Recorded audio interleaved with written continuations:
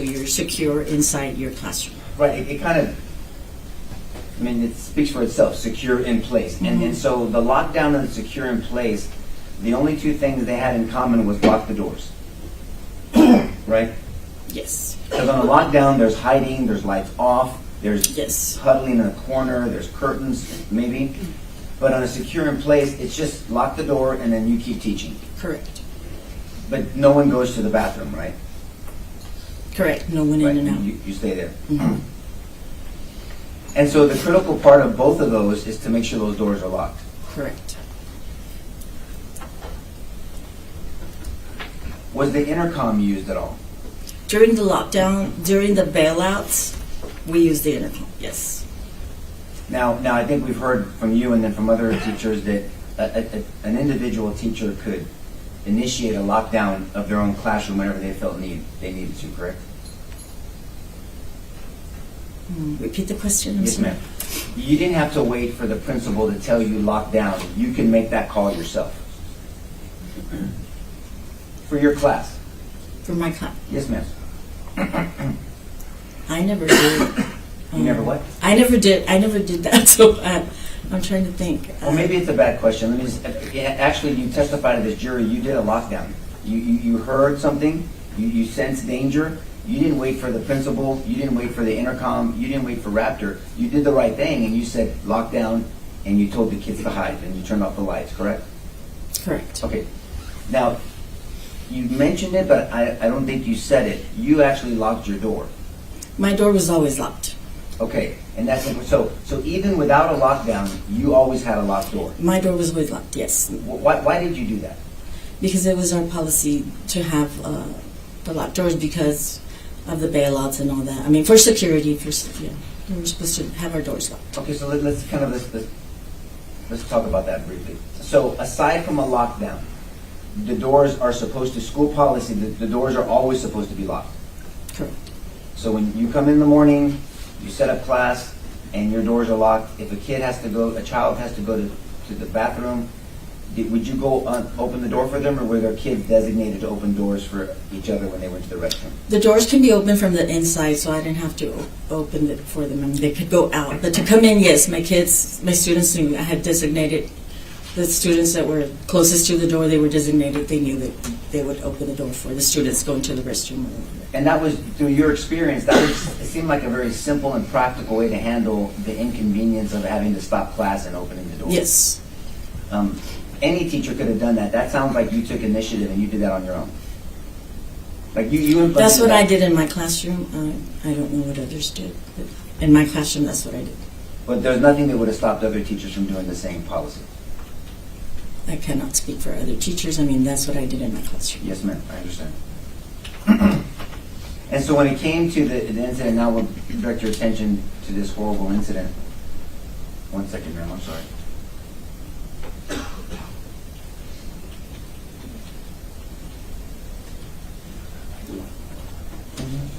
You mentioned the threats, the perceived threats from bailout. What did you perceive as a potential threat from a bailout? That the person that was trying to run away, would go into our school and, try to barricade in our school, or something, an unauthorized person entering our school. And so you understand about what a barricade is, right? Well, somebody hiding inside our building. Yes, ma'am. And could one of the potential threats be hostages as well? If someone's trying to get away, they get into the school and they'll maybe use you or a student as a hostage to get away? That could be a threat, yes. And so now I want to bring your attention to May 24th. So you described the award ceremony and you described what you were thinking and what was going on and the nature of the classroom and what you guys were doing with the STEM project. But when you said that one of the students alerted you of some type of danger, do you know now how did she see that if she was in line? Did she look out a window? Did she hear something? Yes, our door has a window, so she was looking out the window, yes. So she was earlier in line, and so she was looking out the window, getting ready to go out of your classroom, not the building, right? In my classroom, yes. Okay. So as you get out of your... May I approach the witness, Judge? Yes, ma'am.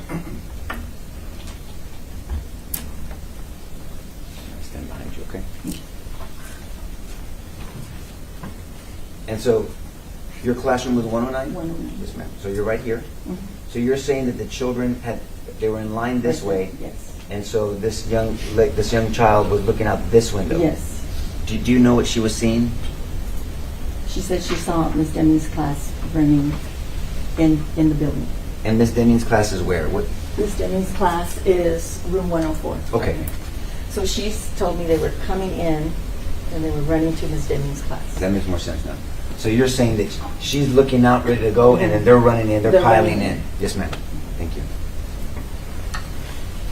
And then so you took the initiative to look out the door to see what was going on, and that's when you heard a female voice, "Get back in your classroom." Mm-hmm. Do you know now that that was probably Amy Morin? Yes. Right. And so she was yelling down the halls to get down to the classroom. You could hear her. You understood what she was saying. Yes. And so then you didn't even have to take it another step to lock the door because you have a policy in your classroom. That door is always locked. Yes. So you focused on the children. Yes.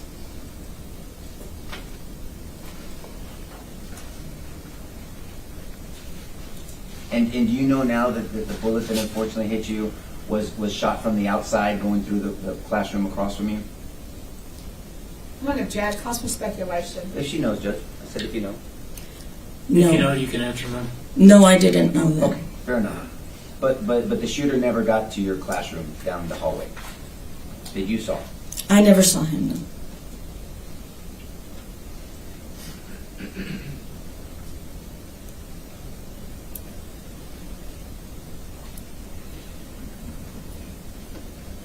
At some point you said that you heard footsteps and yelling in the hallway. Mhm. You now know that officers from the south door rushed into the building I'm going early to on. object. Calls for speculation. I don't think he's like a predicate for these questions. Well, and the predicate is you know now, and if she doesn't know, she doesn't know, Judge. Okay, ma'am, just tell them if you know or not, and move on. Yes. You do know that officers came in the building, Yes. and early on in the process, earlier on. I'm not talking throughout the whole incident where there was 376 officers there. I'm talking about early on, a number of officers came in to that side, the south entrance. Do you not know that? Now do I know that? Yes, ma'am. After the fact, yes. Okay. But I'm just trying to correlate it. Those are the footsteps maybe that you were hearing and the talking, the yelling back and forth. That's all. I'm correlating it to that. I don't know. I just heard noises. I don't know where they came from. Yes, ma'am.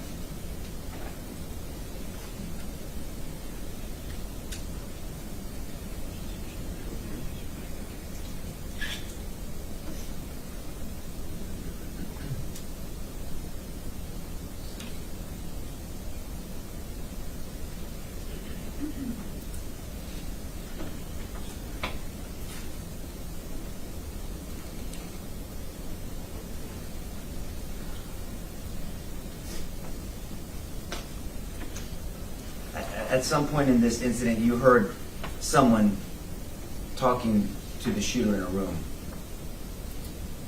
Correct. and you heard them asking that individual, that boy is talking to the shooter, talk to us, and telling them that we don't want anyone else to get hurt. They were trying to get him to get out. Correct. And so, from your experience, if you know, that was what they perceived or what you perceived as a barricaded person. I heard a voice saying, sir, we need you to stop. We don't want anyone else to get hurt. That's what I heard.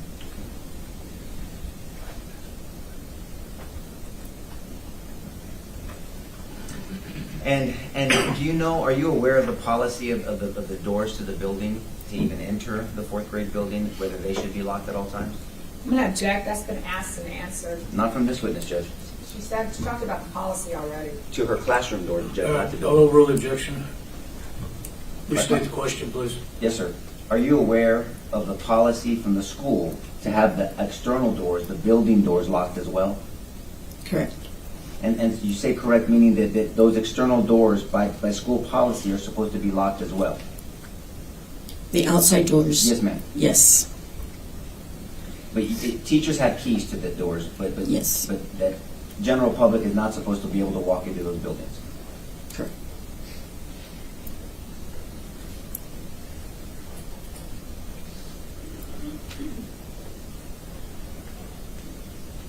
Ms. Abed, thank you for your testimony, and I'm very sorry that you went through this incident. God bless you. Good. Yes, ma'am. With regard to your door to your classroom, you said it was always locked, but did you have to lock it from the inside or the outside? From the outside. And in order to get it locked, did you have to slam it, or would it just shut on its own and lock? No, we had to slam it. Even the students already knew you had to slam it because sometimes the lock wouldn't catch. Even though it was locked, if you didn't slam it, the lock just wouldn't catch. So they knew to slam it every time we closed it. And you slammed it that day? Yes. Pass the witness. No further questions, Judge. Recall? Anybody? No, Your Honor. No recall, Your Honor. All right, ma'am, you are excused, released from the subpoena. However, the rules have been invoked in the case, so I would ask you not to discuss the case with anyone until you're aware the trial is over. Thank you very much. Your next witness, please. State calls Aaron Robin.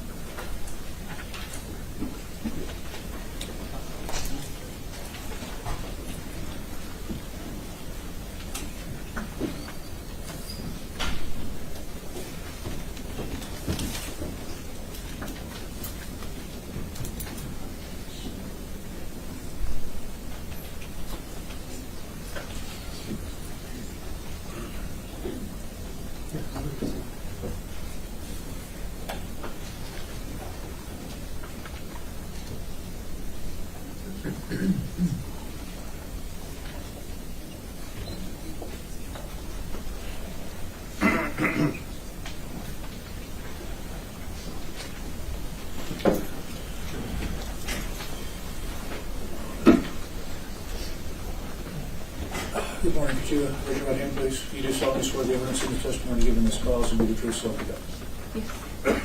Just have a seat over here and adjust that microphone, make it comfortable for you, and the state will proceed when they're ready.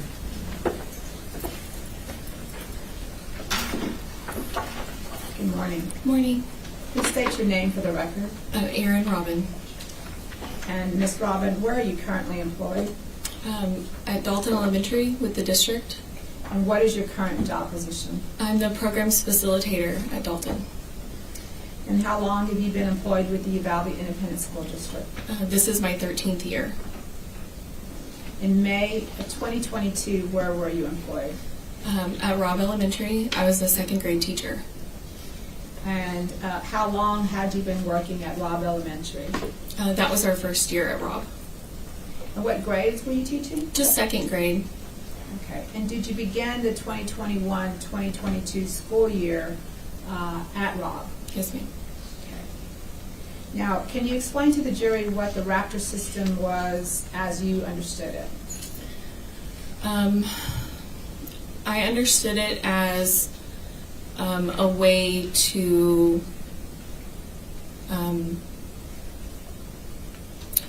let all staff or faculty that are on the campus know of any kind of emergencies or anything like that. And can you explain to the jury what your understanding of what a lockdown is? A lockdown is when the procedures are simple, like lights, locks, out of sight. We usually have one drill, maybe two, the whole school year. That's an actual lockdown. We'll have monthly drills, but they're not always a lockdown drill. Usually at the beginning of the year, we go over what to do, and it's just lock the door, make sure the door's locked, turn the lights out, and hide. And who provides this training? The principals. And what about the students, the children? Who trains them? The teachers. Okay. And you said what the training was, but can you tell the jury specifically and for the record, what are the students trained to do? So when I train my students, we kind of have a very calm discussion beforehand, kind of prepping them of like when we would have this scenario, when we would do a lockdown. You know, I always tell them like there might be a threat on campus, there might be somebody, you know, that's not supposed to be on campus. It could be an angry parent, you know, things like that that aren't like scary. And I always told them, you know, look around the room, find somewhere that if somebody looked inside the window, they wouldn't be able to see you. And we kind of talk about just like hiding. Okay. Now, with regard to the training as to a lockdown, what are you expected to do as to the termination of the lockdown? How does it end? Will you repeat that? Well, while you're in the lockdown, what are you waiting for? We're waiting for an announcement to be made that the lockdown is over and that all is clear. Okay. And that's if it's a drill. Yes, ma'am. And if it's not a drill? Wait for instructions somehow. Okay. Now I'm going to take you back to May 24th of 2022. What were your hours that day? 7:30 to 4. And may I press the witness, Your Honor? Yes. There's a pointer there, Ms. Goffin. Uh-huh. To show you what's been marked as State's Exhibit number 1. Can you explain to the jury where your classroom was on this map? So my classroom is right here on this wing, and it is next to the restrooms. This concrete piece right here are water fountains, and my classroom is right here between the bathrooms. There's a boys' bathroom and a girls' bathroom, and then my classroom sits right here, and then there's 2 more. And for the record, you're pointing down to the 4th building south, which would be the D wing. Is that what you said? Yes, if this is A. A, C, D. That's the 4th wing down going south. And you already pointed out what the bathroom is, and the bathrooms are on the south and further south on that wing. Is that right? They're right here, yes. Okay. We just need to make a record. Okay. Now, is this part of the campus, this eastern part of the campus, is that known as the old part of Robb Elementary? Yes, ma'am. And what is this area right here? That would be considered the new building. And is that where the 4th graders were housed? Yes, ma'am. That's a 4th grade wing. Yes, ma'am.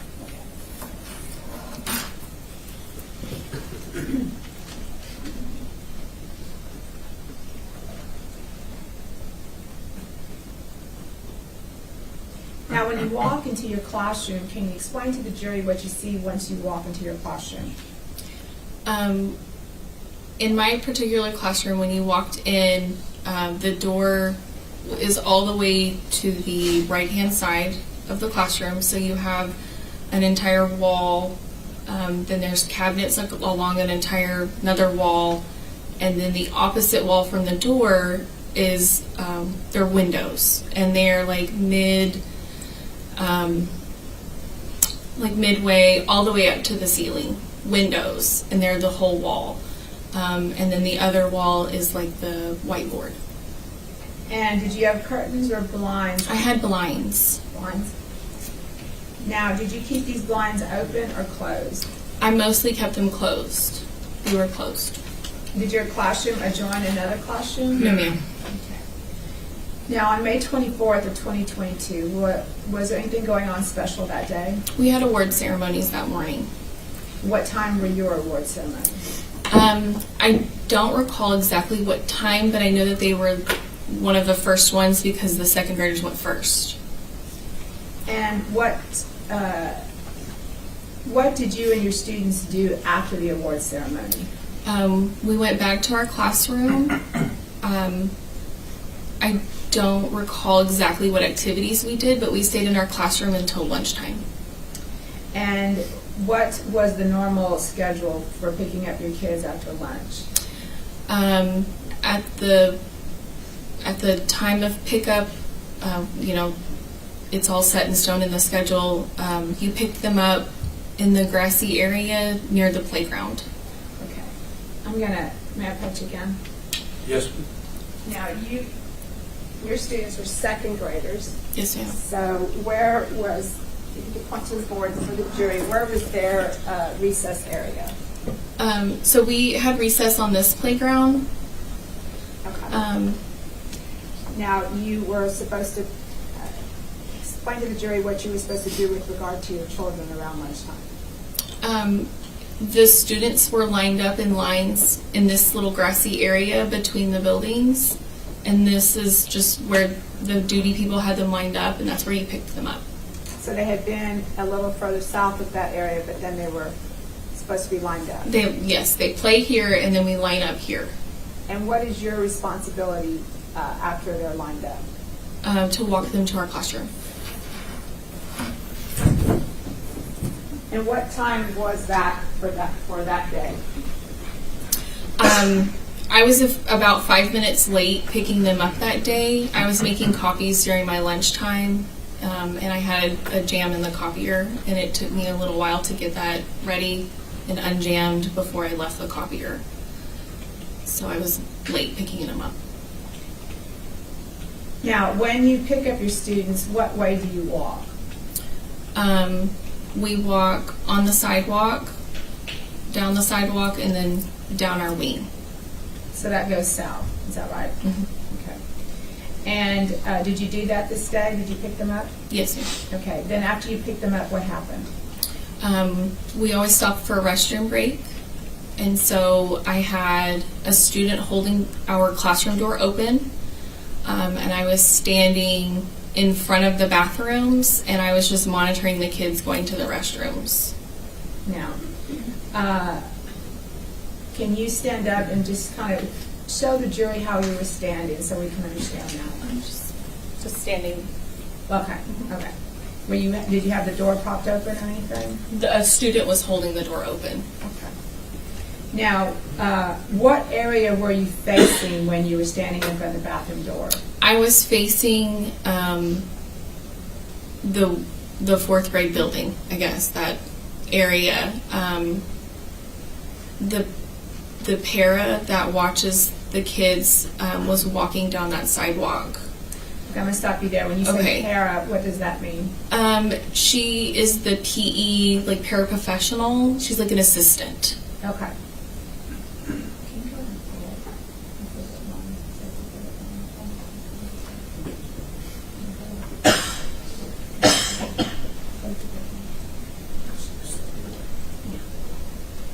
Now, I'm going to pull up State's Exhibit number 1 so I don't have to keep going up there. Sure. So, and I think we have a pointer up there for you so that you can point. I want the jury to understand where you were coming from. So. Okay.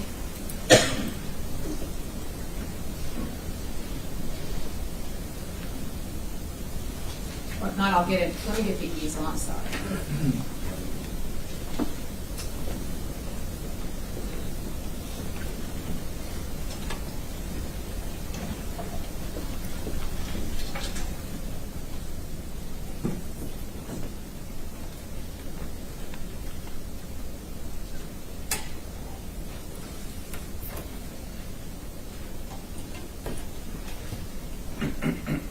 Okay, Ms. Robin, if you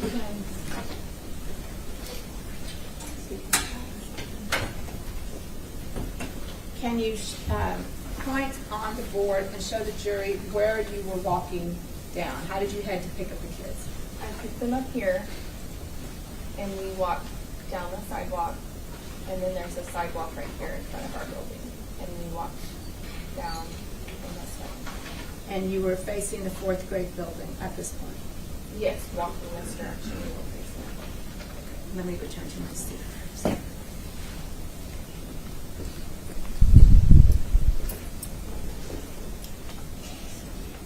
When you were standing there facing the fourth grade building, you said you saw a para, Yes. a paraprofessional, which is a teacher's aide, so to Yes, speak. ma'am.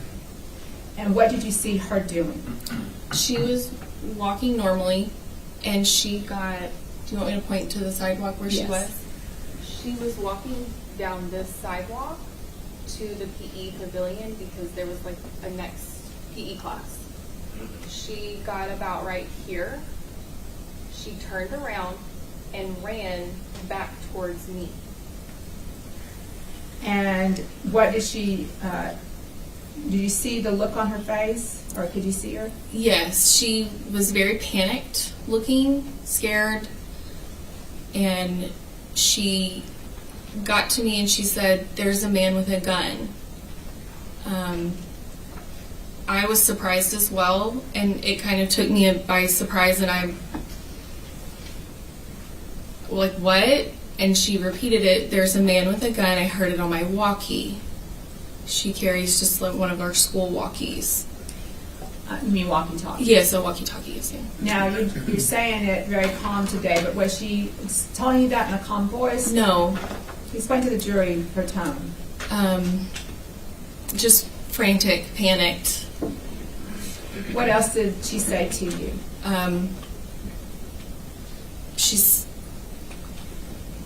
There's a man with a gun. Did she tell you to go on lockdown? No. Okay. No, she said to get inside. Okay. I told her, I said, I have children in the bathroom. I have students in the bathroom. And she said, I'll help you. And I went in and got one student. She went into the girls and got the other student. And we all went, my students and I went into our classroom, and she went further down the sidewalk. And I'm not really sure where she ended up for the lockdown. Okay. Now, at this point, all you know is that she said that there's a man with a gun, and so you immediately go into your training. Correct. Okay. So once you got all your students into your classroom, what did you do? I made sure that the door was shut and locked. I removed the magnet from the door frame. We were issued these magnet strips that kept the door unlocked, essentially. I pulled the strip, my door locked. And I stood there for a second just kind of thinking of, like, what do I do next, and trying to remember my training. And I heard 2 pops. I knew that they were gunshots. One of my students looked at me, and his eyes were so big, and he said, "Miss Robin, was that a gunshot?" And I just looked at him and said, "I'm not sure, I don't know," just trying to not panic them. Okay. So let's just kind of clarify your door. Was your door locked or unlocked at this time? My door was locked. Okay. And was that a practice of yours to keep it locked? Yes, ma'am. I kept my door locked this year because we were exposed to the outside. At my previous school, we were inside the building, and so I didn't keep it as locked as I probably should have. And you described a magnet. Why did you have the magnet on the door on this particular day? It was like that every day. And why is that? Because kids go in and out to the bathroom all day long, or people, counselors, whomever need to come in. Okay. But you pulled the magnet and I did, and it was locked. Okay. Now, after you just showed, the child said, "Is that a gunshot?" Did you hear any more pops? I don't remember. Okay. Did you receive a raptor alert that day? I did. Do you remember the time of that? I believe it was 11:34. Okay. But by the time you got the raptor, you were already on lockdown? Yes, ma'am, in my classroom. Okay. Now, what were you doing in the classroom while you were on lockdown? Could you describe to the jury what your actions were? Once we heard the gunshots, I told my kids, let's get over here to this corner. I chose the corner of the room that the door was on. It's a concrete center block wall, and the other wall is the cabinets. There's a table over there, so we got underneath the table. most of us all fit under the table. I sat down beside them and just kind of scanned the room. You moved over. I did. I moved some furniture over. While I was sitting there next to my students, I kind of scanned the room and I kept looking at the windows, and that was kind of the direction of the gunfire or the sounds we could hear. And so I thought to myself, I'm going to die today. I felt like a sitting duck, just waiting to die. Sorry. Did you rearrange the furniture to make like a cover for the children? Yes. So we have these little square wooden desks, and I started flipping them over. And I flipped them over their side, and I made like a wall, and I stacked a desk on top of the other, so I had 4. And I kind of crouched behind those, and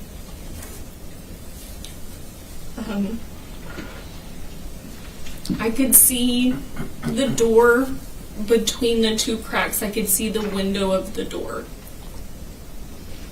And we just sat there waiting. Did you keep your eyes on the door? I did. And can you explain to the jury why that was? While I was sitting there, my students complied with everything that I told them. They were very quiet. I did have some students crying.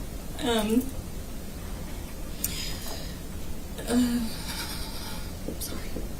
So then, while we were sitting there, they were very quiet, and I heard something outside my room, like a voice. It was either like a shouting, yelling, something.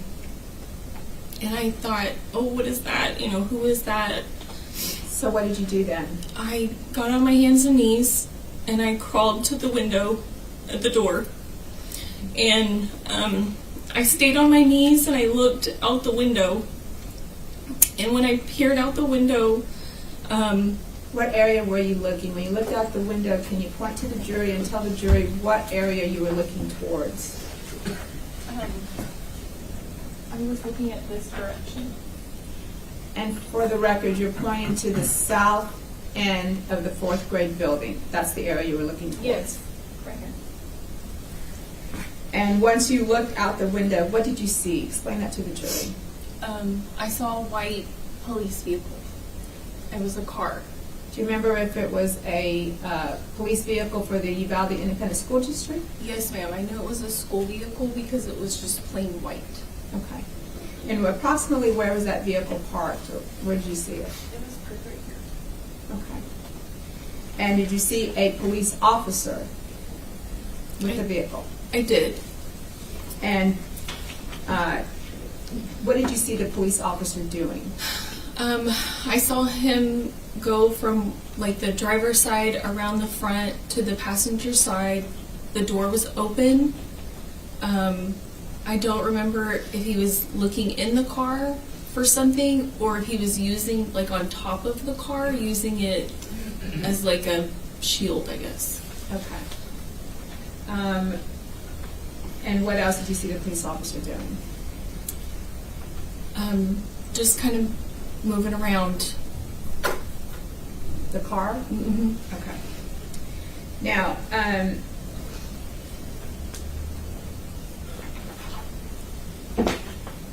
was he saying anything? I didn't hear anything. Okay. You didn't hear him yelling anything? No, not while I was looking out the window. Now, Miss Robin, once you saw, let me back up, did you recognize the police officer? No, ma'am. Once you saw the police officer, can you tell the jury what your thoughts were at this time? My first thought was, the good guys are here. The police are here. We're going to be okay. You know, they're here. They responded. Now, after you saw the police officer through the window, what did you do? I got back on my hands and knees and I crawled back to my students and I sat with them and I told them, you know, it's going to be okay. The police are here. I still sat there continuing to monitor through the crack between the two desks that I could see the window. Now, what was your initial thought process regarding where you had put the students? And I just want to clarify, where did you have the students along what wall? Along the center block wall. And did you question that decision of yours at some point as to whether or not they would be safe there? Yes, and then I thought I need desks, I need more, so I moved more items closer to us. Okay. Now, were you eventually evacuated? Yes, ma'am. Okay. And how were you evacuated? We sat there for a while. I continued to look through the crack of the desk, and eventually a man stuck his face into the window of our classroom. And at the time he said, "I'm officer," and then I don't know what he said. I don't know if he said his name and then who he was with, or I don't know. He identified himself as "I'm officer," and that's all I remember. And then he left. And so I got up from where I was sitting with the kids, and I went to the door. And when I looked out the window, I could see another officer that was like a cross in the grass, wearing a vest, and he had a gun. And I also saw another officer, and then I could see him going down to the other classrooms. Was this time that you saw these officers, was it a considerable amount of time after you saw that initial police officer with the car? Yes, ma'am. Okay. So can you tell the jury how you got your students out of that classroom? The officer did come back to the door, and so I went ahead and I cracked open the door, and he came to the door, and he said, "I'm Officer so-and-so with whatever agency." He said, "Prepare your students to evacuate." And I said, "Okay." So I'm just thinking back to, again, our training, and, I'm thinking we just need to make sure we stay together. I went back to I closed the door, went back to my students, I crouched down, and I said, "Guys, we're going to be okay. We're going to evacuate. We're leaving." I said, "Hold each other's hands and don't let go." And they did. They did exactly what I told them. Did you explain to them that they were going to see a bunch of police officers? I did. I said, "There's some people outside. They have guns." I said, "It's okay. They're the good ones." And at that point, you all were evacuated? Yes, ma'am. And in thinking about that day, Miss Robin, what are your thoughts about your students that day?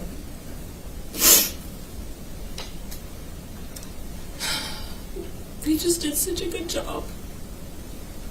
They were such good listeners, and they followed me, and they did exactly what I said, and I'm just glad that we made it out. And just to clarify, Miss Robin, you are still a teacher as of today with the Uvalde Independent School District. Yes, ma'am. That's the witness. Procedure. Please. Do you need a moment, Ms. Robin? Yes, ma'am. Okay.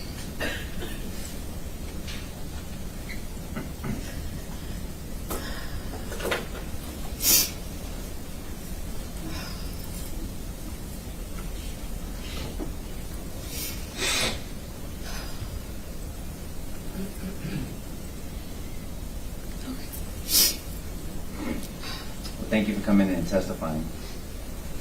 It's apparent it's very difficult for you and many other witnesses, so I think we all appreciate that. My name is Nico LaHood. I'm one of the lawyers that represents Adrian. Okay. You've never testified before, I'm assuming? No, sir. Okay. So this is cross-examination. I've been explaining that to each witness. I'm not going to go at you.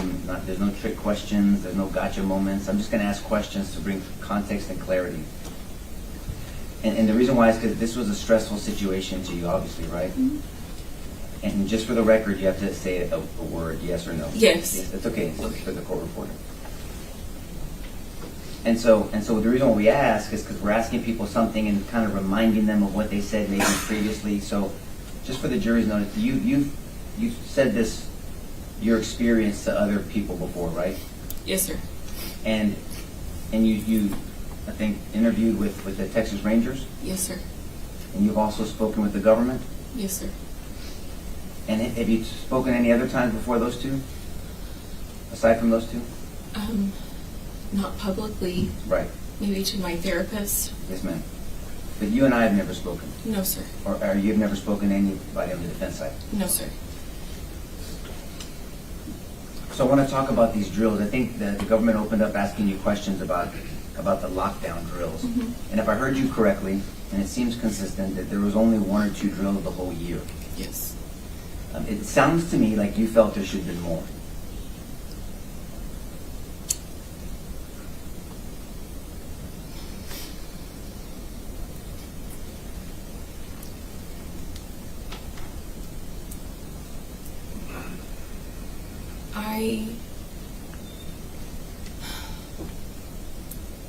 Do you still work for the Uvalde Independent School District? Yes, sir. I'm not trying to put you in a bad spot. If you don't want to answer that question, you don't have to, and I'll move on. Okay. Is that better? Thank you. Yes, ma'am. Okay, so, and it also sounds like you prepared your students yourself.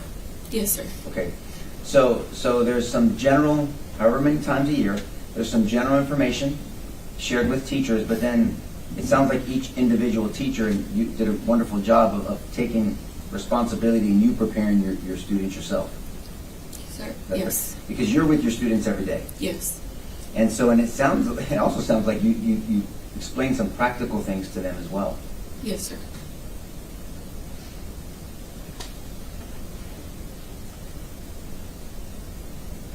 You said something, and I want to make sure we can get a feel for why you said it. You said you felt like you were a sitting duck out there. Yes. Is that because you were in a separate wing outside of a building, or is it because the school did not have a designated police officer full-time? I felt like a sitting duck because of my room, of the wall of glass. Okay, so we know that you're in the wing, you're in the D wing, D for Delta, right? Okay, so A, B, C, D, E, you're a D, and you're in room 16? Yes, sir. Okay, and so you just felt because you were kind of winged out, you weren't within the confines of a building, felt like a sitting duck. Correct. But I guess the second part of my earlier question was, it's also a fact that Robb Elementary, unfortunately, did not have a full-time officer assigned to it. Are you aware of that? Yes. And so the high school had a full-time officer, but not the elementary school. Yes.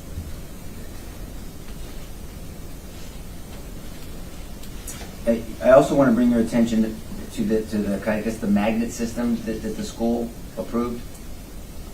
I believe you testified to this jury that these magnets they were used every day. I used mine every day. And that was allowed by the school? Yes. And I believe you said they were issued by the school? Yes. Okay. So the school issues these magnets. Is it because that the school, and I'm not ragging on the school, they just didn't have the resources to do like a key fob for the teachers and install that? Correct. Have you worked at other schools where they had that, where it was easy access through some type of security mechanism that way? Yes. Okay. But Robb Elementary didn't have that? No, sir. Okay. So there seemed like that the school district had to adjust with the teachers, and from a practical standpoint, these magnets were used, but you testified that you could easily remove the magnet and it would automatically lock. Yes. So there's a latch in these doors, and so the magnet would stop the latch from catching on the frame. That's right. Am I using my hands properly? Yes, sir. Okay. And so then on the inside, when you open it, the catch would come up and you open out, and it would come back. It would automatically lock on its own. Right. And the magnet would be inserted between, and they use terms like it would defeat the lock, meaning that it would allow it to be open and closing as you want. Yes. Okay. And was it was obviously approved and issued by the school, so most, if not all, most teachers use that procedure. I'm not sure. Okay, but they were issued by the school. They were. So the school approved this. Yes. You were not violating a policy. Not that I'm aware of. Right. So the policy was to keep the doors locked. Your door was locked, but there was this magnet used just to make it Yes. easy access. Okay.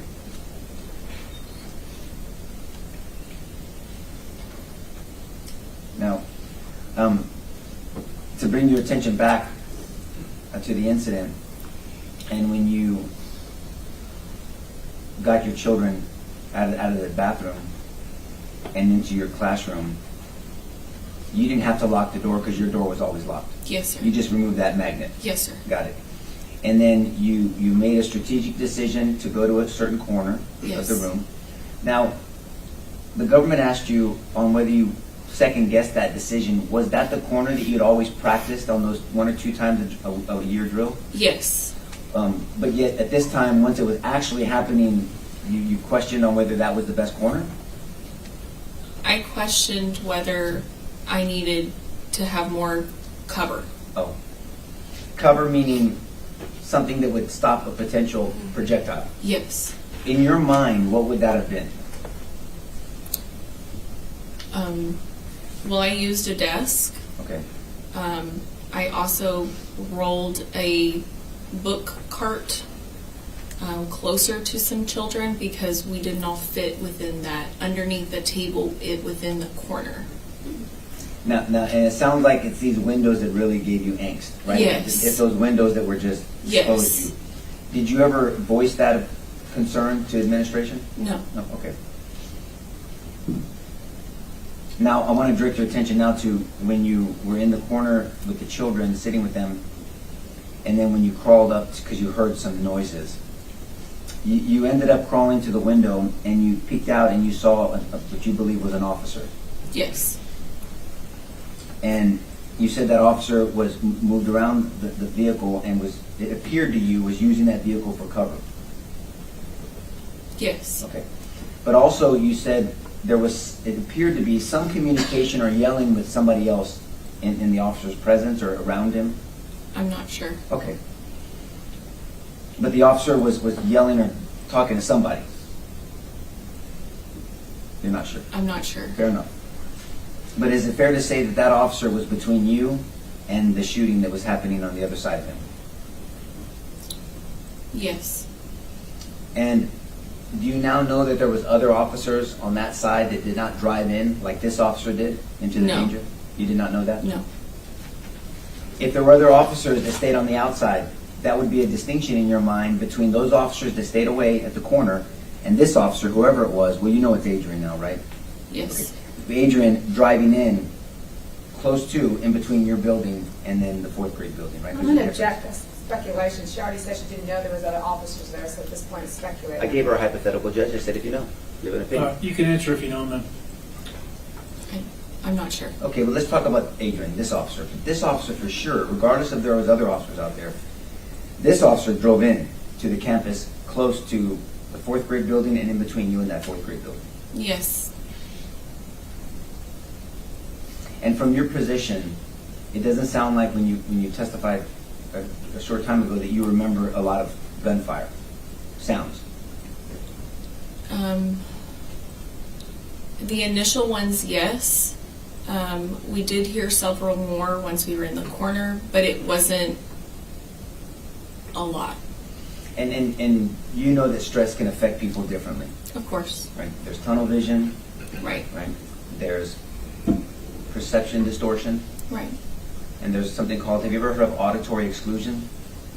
Yes. Right, there's things kind of, and it sounds like maybe that was happening, understandably, a little bit to you.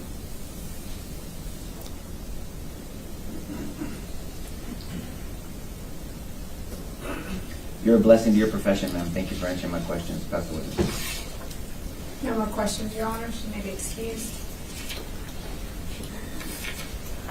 Excused, Mr. Hood. Oh, yes, I'm sorry, Judge. Yes, sir.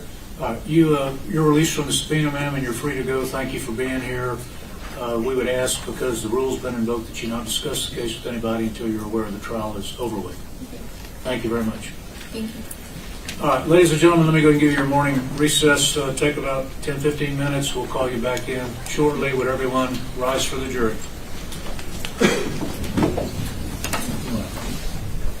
Do you want to open up that?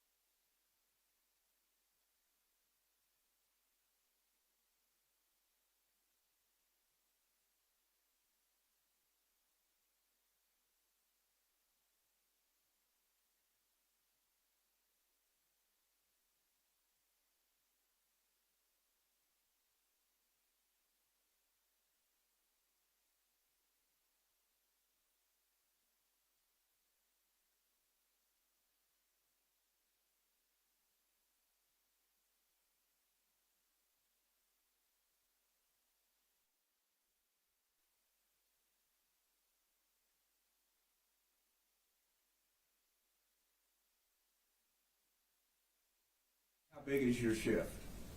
12 hours, 10 to 12. And how many men do you have working with you?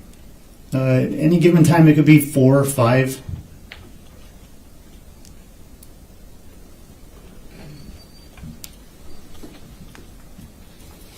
And I'll direct your attention then, if we could, go to May 24, 2022. You recall that day? Yes, sir. Were you on duty that day? I was off duty. And around 11:30, what were you doing? I had just finished up a run. I was on the way to the gym in my patrol unit. They let us take it off duty. What do you mean by I just finished up a run? I just ran. I was on the way to the gym. It was my day off. But I had my patrol unit. They let us take it to the gym. They don't pay you to work out, but they let you do it on your time off. So on your time off, you were doing running. I mean, just jogging, is that I had done a couple miles and I was on the way to this gym. to do weights? Yes. Okay. And did something keep you from getting to the gym? I got a text message. There's a group message with it's the sheriff, the chief, the deputies, and that's when I heard about an active shooter at, well, they said a school. I didn't know what school yet. So I turned around. You heard active shooter and you turned around? Yes, sir. Where did you point your vehicle? I was going westbound on 57 towards La Pryor. I turned eastbound, headed towards Batesville to take 117 towards Uvalde. So the active shooter, you knew it was in Uvalde? Yes, sir. And is that your jurisdiction? No. Is it your county? No. And yet you went? Yes. And how long did it take you to get there?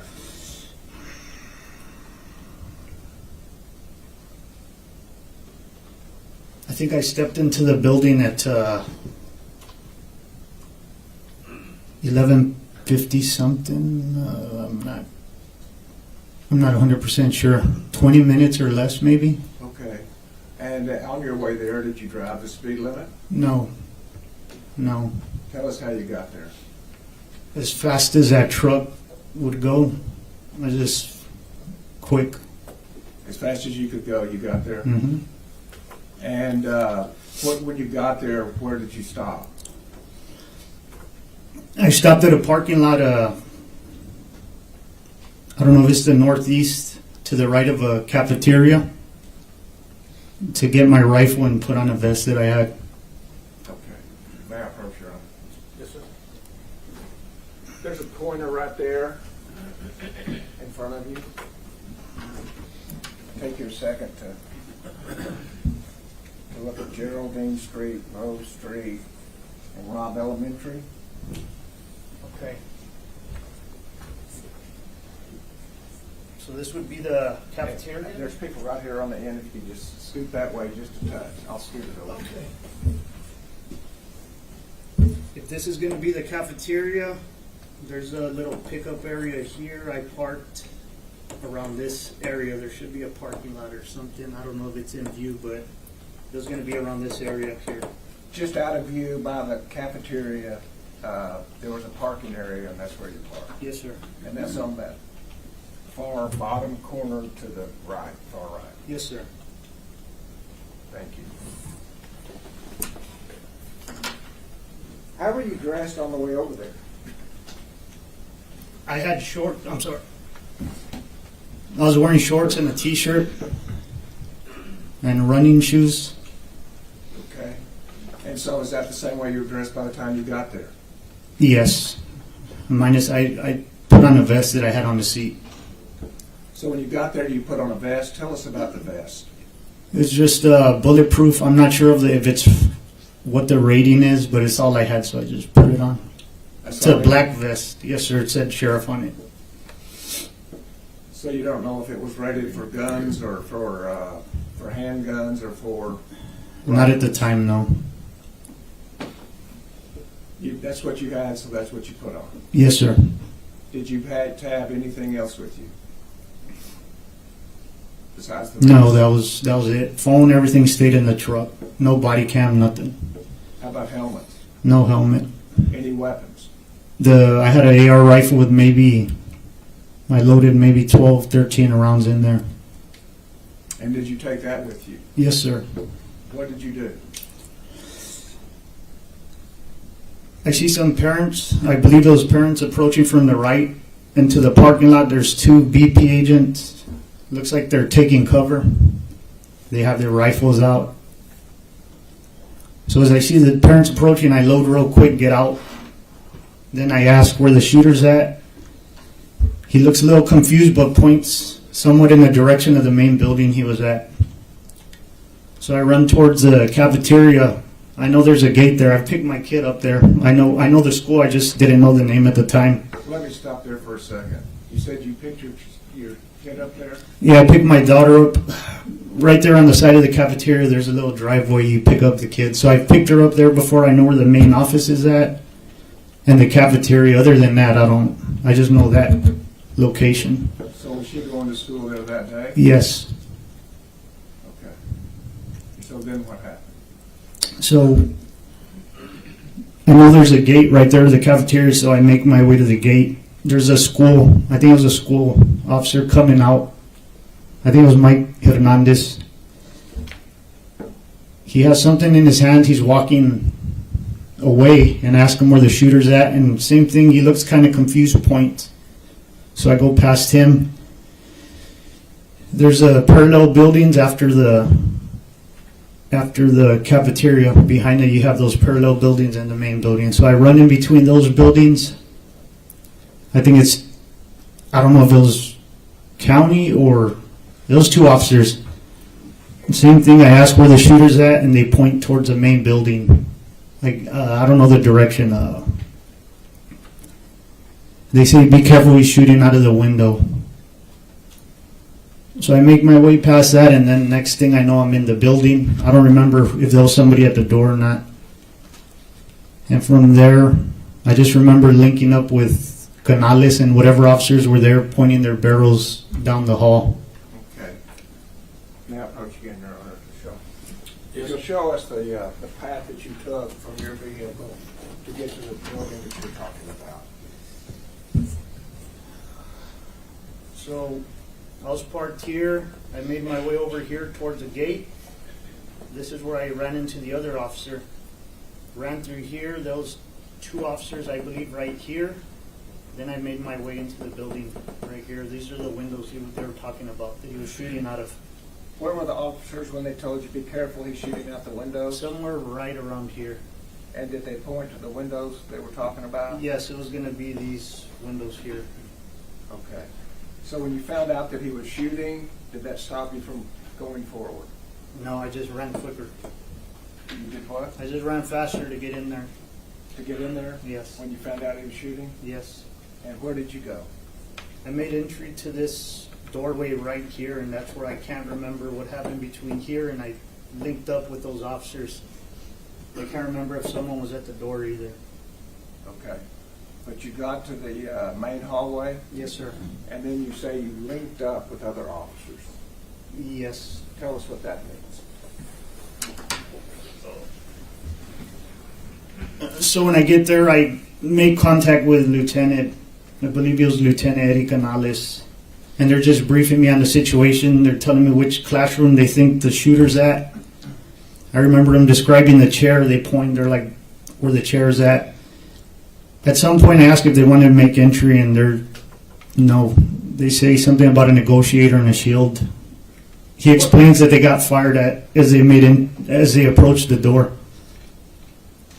And so what did you do when you found out that that police officers had been fired at? There wasn't really much I could do. Whatever they needed, I just joined in on whatever they were doing. So what did you do? What did you join in on?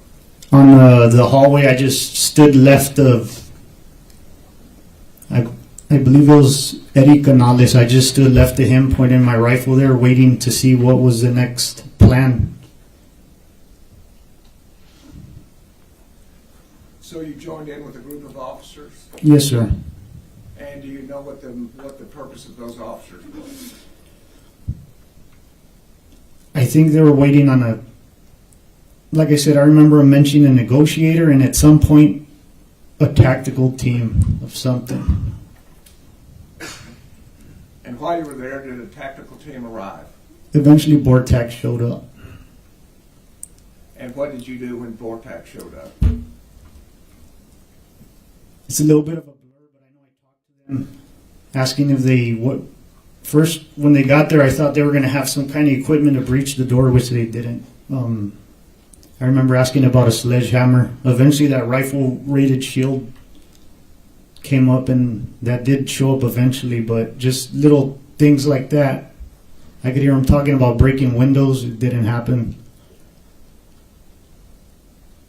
And so, with Bortak, you expected there to be some equipment, Yes. and that equipment wasn't there. No, just what they were wearing. Okay. Well, and one thing specifically you said was a sledgehammer. So anything to maybe break the door handle. That's what I was thinking at the time. And then the shield, because I don't know how many whacks it's going to take. But just little things crossing my mind. What do you mean by how many whacks it's going to take? To break the doorknob. For what purpose? Or I don't even know, at the time I don't know which way the door opens. Just to try and break the door down.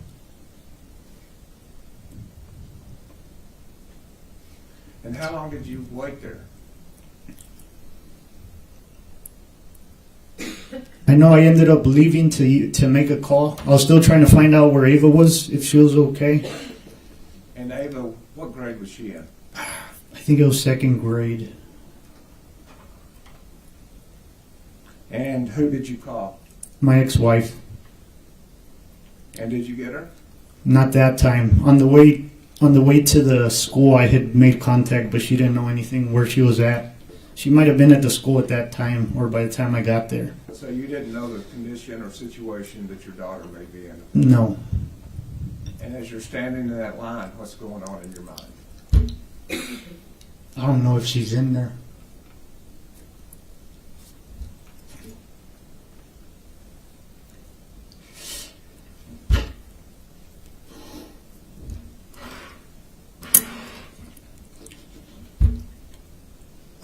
And what, was there any further delay?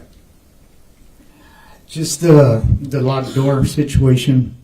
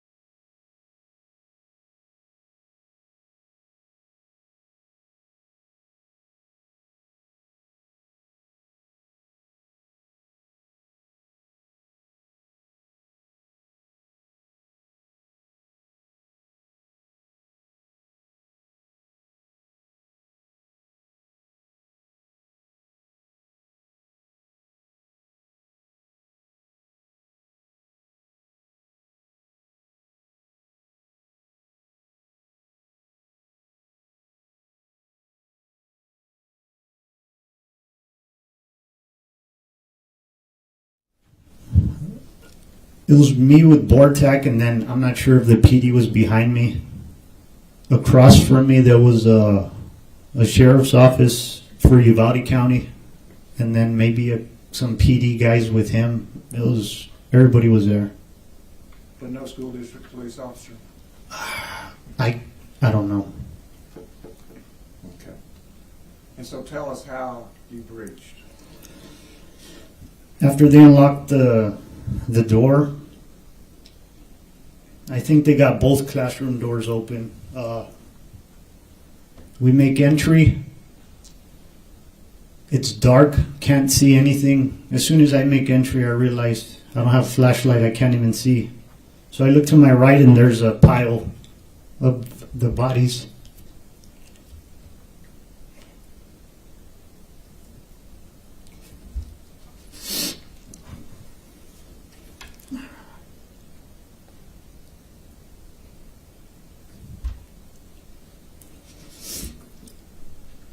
We didn't get shot.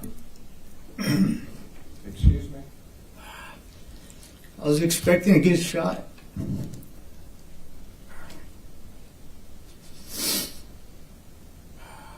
You didn't know where the shooter was? No, I thought he was going to be to the right as soon as we made entry. You thought he was going to be where the bodies were? Yes. So that's where you focused your attention? Yes, but it was hard to see. It was dark. And then the door, you hear a door creak open in front, and then the shooting starts. When you say a door creak open in front, what do you mean? Where was that door? It was directly in front of us. Whoever was in front of me, whether it was a guy with a shield or a Bortac, I don't know if he was in the stacks a little. I was either 2 or 3, so I don't know if someone peeled right. But whoever was in front of me, the door was right in front of him. So the guy with the shield, more than likely. Was it across the room? It was straight in front of the door. In front of the entrance door, there's another door across the room. Yes, sir. Thank you. And so, tell us what you heard and what you saw. So the shots ring out From where? directly in front. I could hear the shots coming. I'm carrying my rifle left-handed, so I can't even pick it up because we're so close together. Eventually, I transition to the right, fire a couple rounds, and it jams. Something happens with it. I'm still not sure. It felt like a long time. I know the video's fast, but it felt like a long time. Eventually, shooting happens behind me, and then it's over. And in front of me, there's someone with long hair face down, and I thought it was a teacher at first because he had long hair. They flip him over, and I could tell it's the shooter. He's in all black.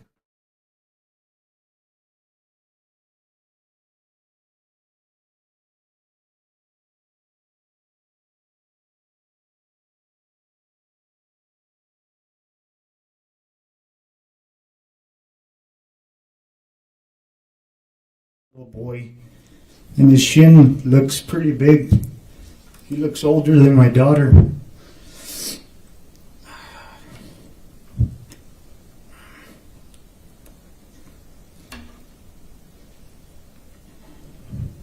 So I think maybe she's not in here.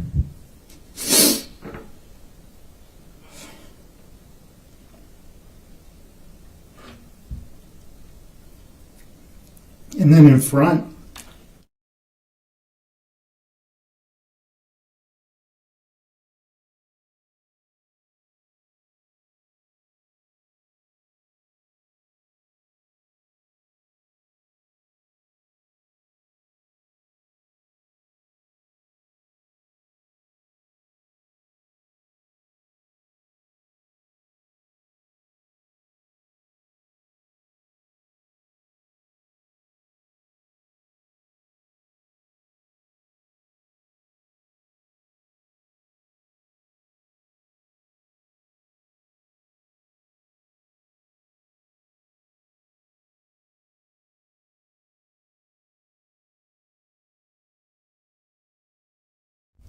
So you took care of the shooter, and then you went to look for your dog. yes, sir. Mr. Turner, microphone. I'm sorry, I moved away from the mic. And where did you look for your dog? From where I parked to the east of that towards Highway 83, there was a little field there. Somewhere along the way, I got info that there was kids there, like a staging area. So I made it there, looked for Ava. She wasn't there. The superintendent, Dr. Harold, was there. There was a teacher there, a teacher aide, and I asked for Ava, and she said she's at the Civic Center. So I felt a little relieved, and I asked her, "You saw her get on the bus?" And she says, "No," and it makes me mad.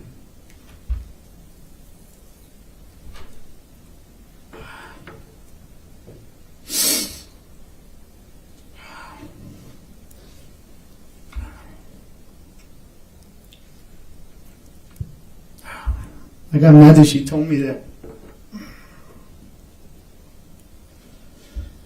So I asked Dr. Harold if I can get on the bus and go to the Civic Center, and he says yes. So we get on the bus. We're near Highway 83, and on the way they say there's kids at a car wash. So I tell the bus driver to stop there. I don't know if she was already going to stop, but I tell her stop at the bus at the car wash on 83.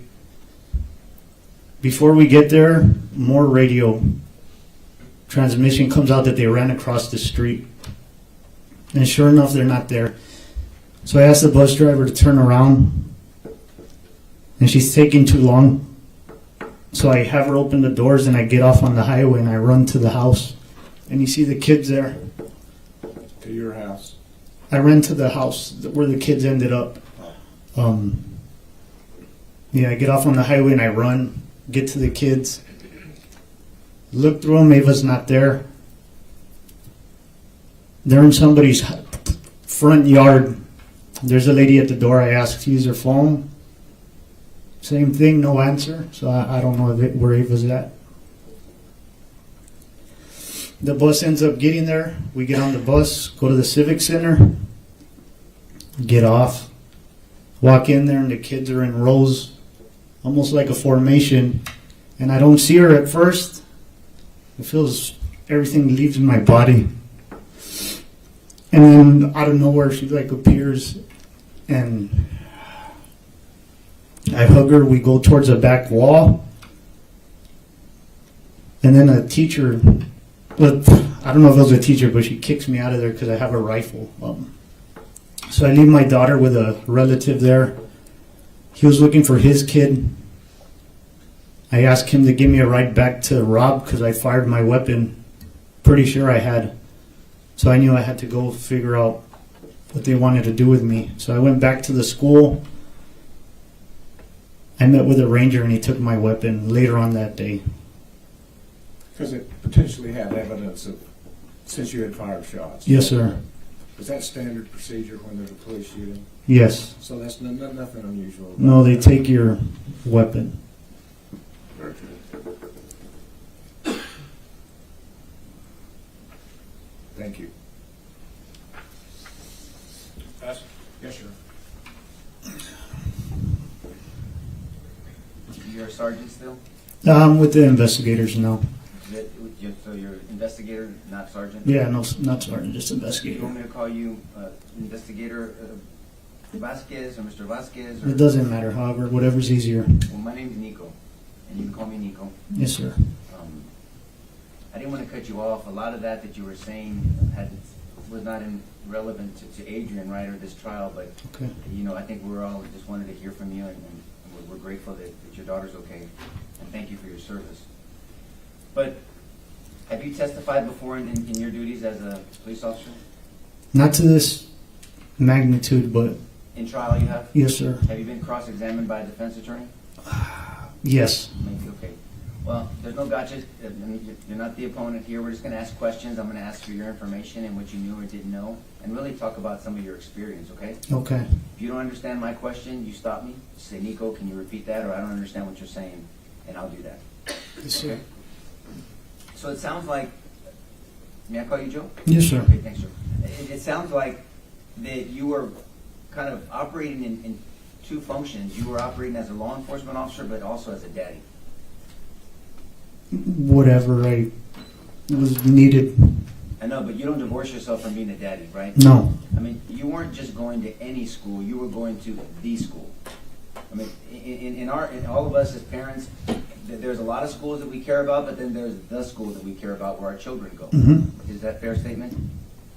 Yes. Okay. And no trick questions. Just No, I tell me if you understand. understand me if I'm not.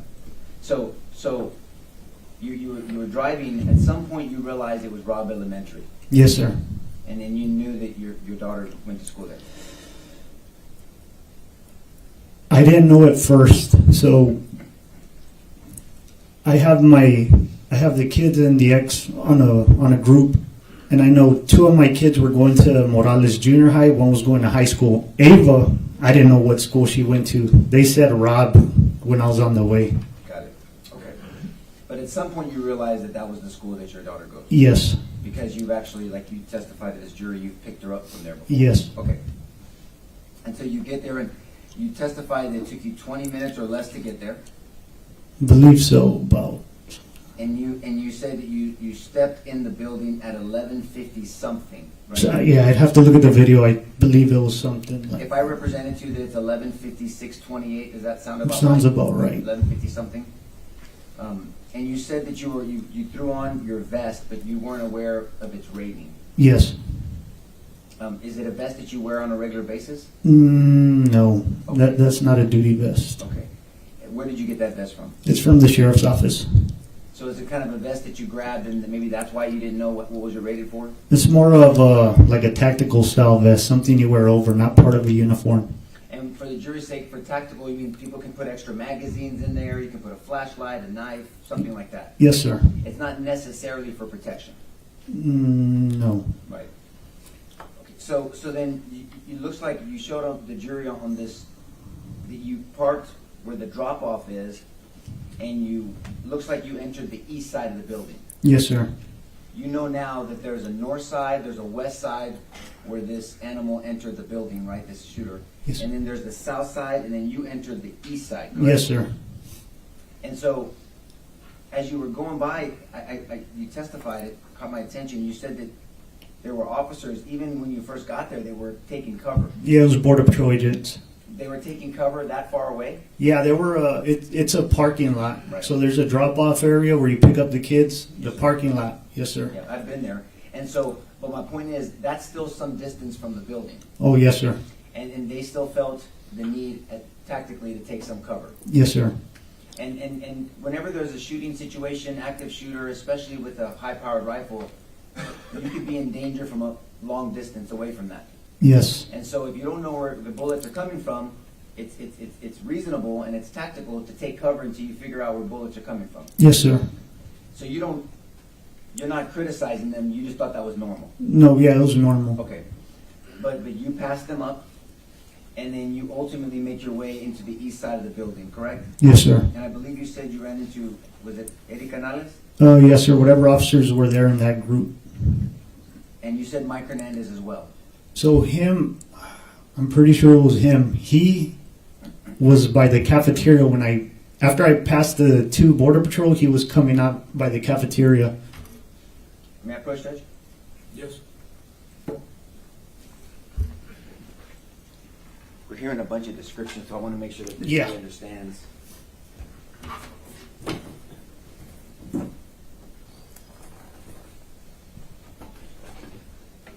You understand what this says, Mr. Barkley, but can you show us what we're against for clarity?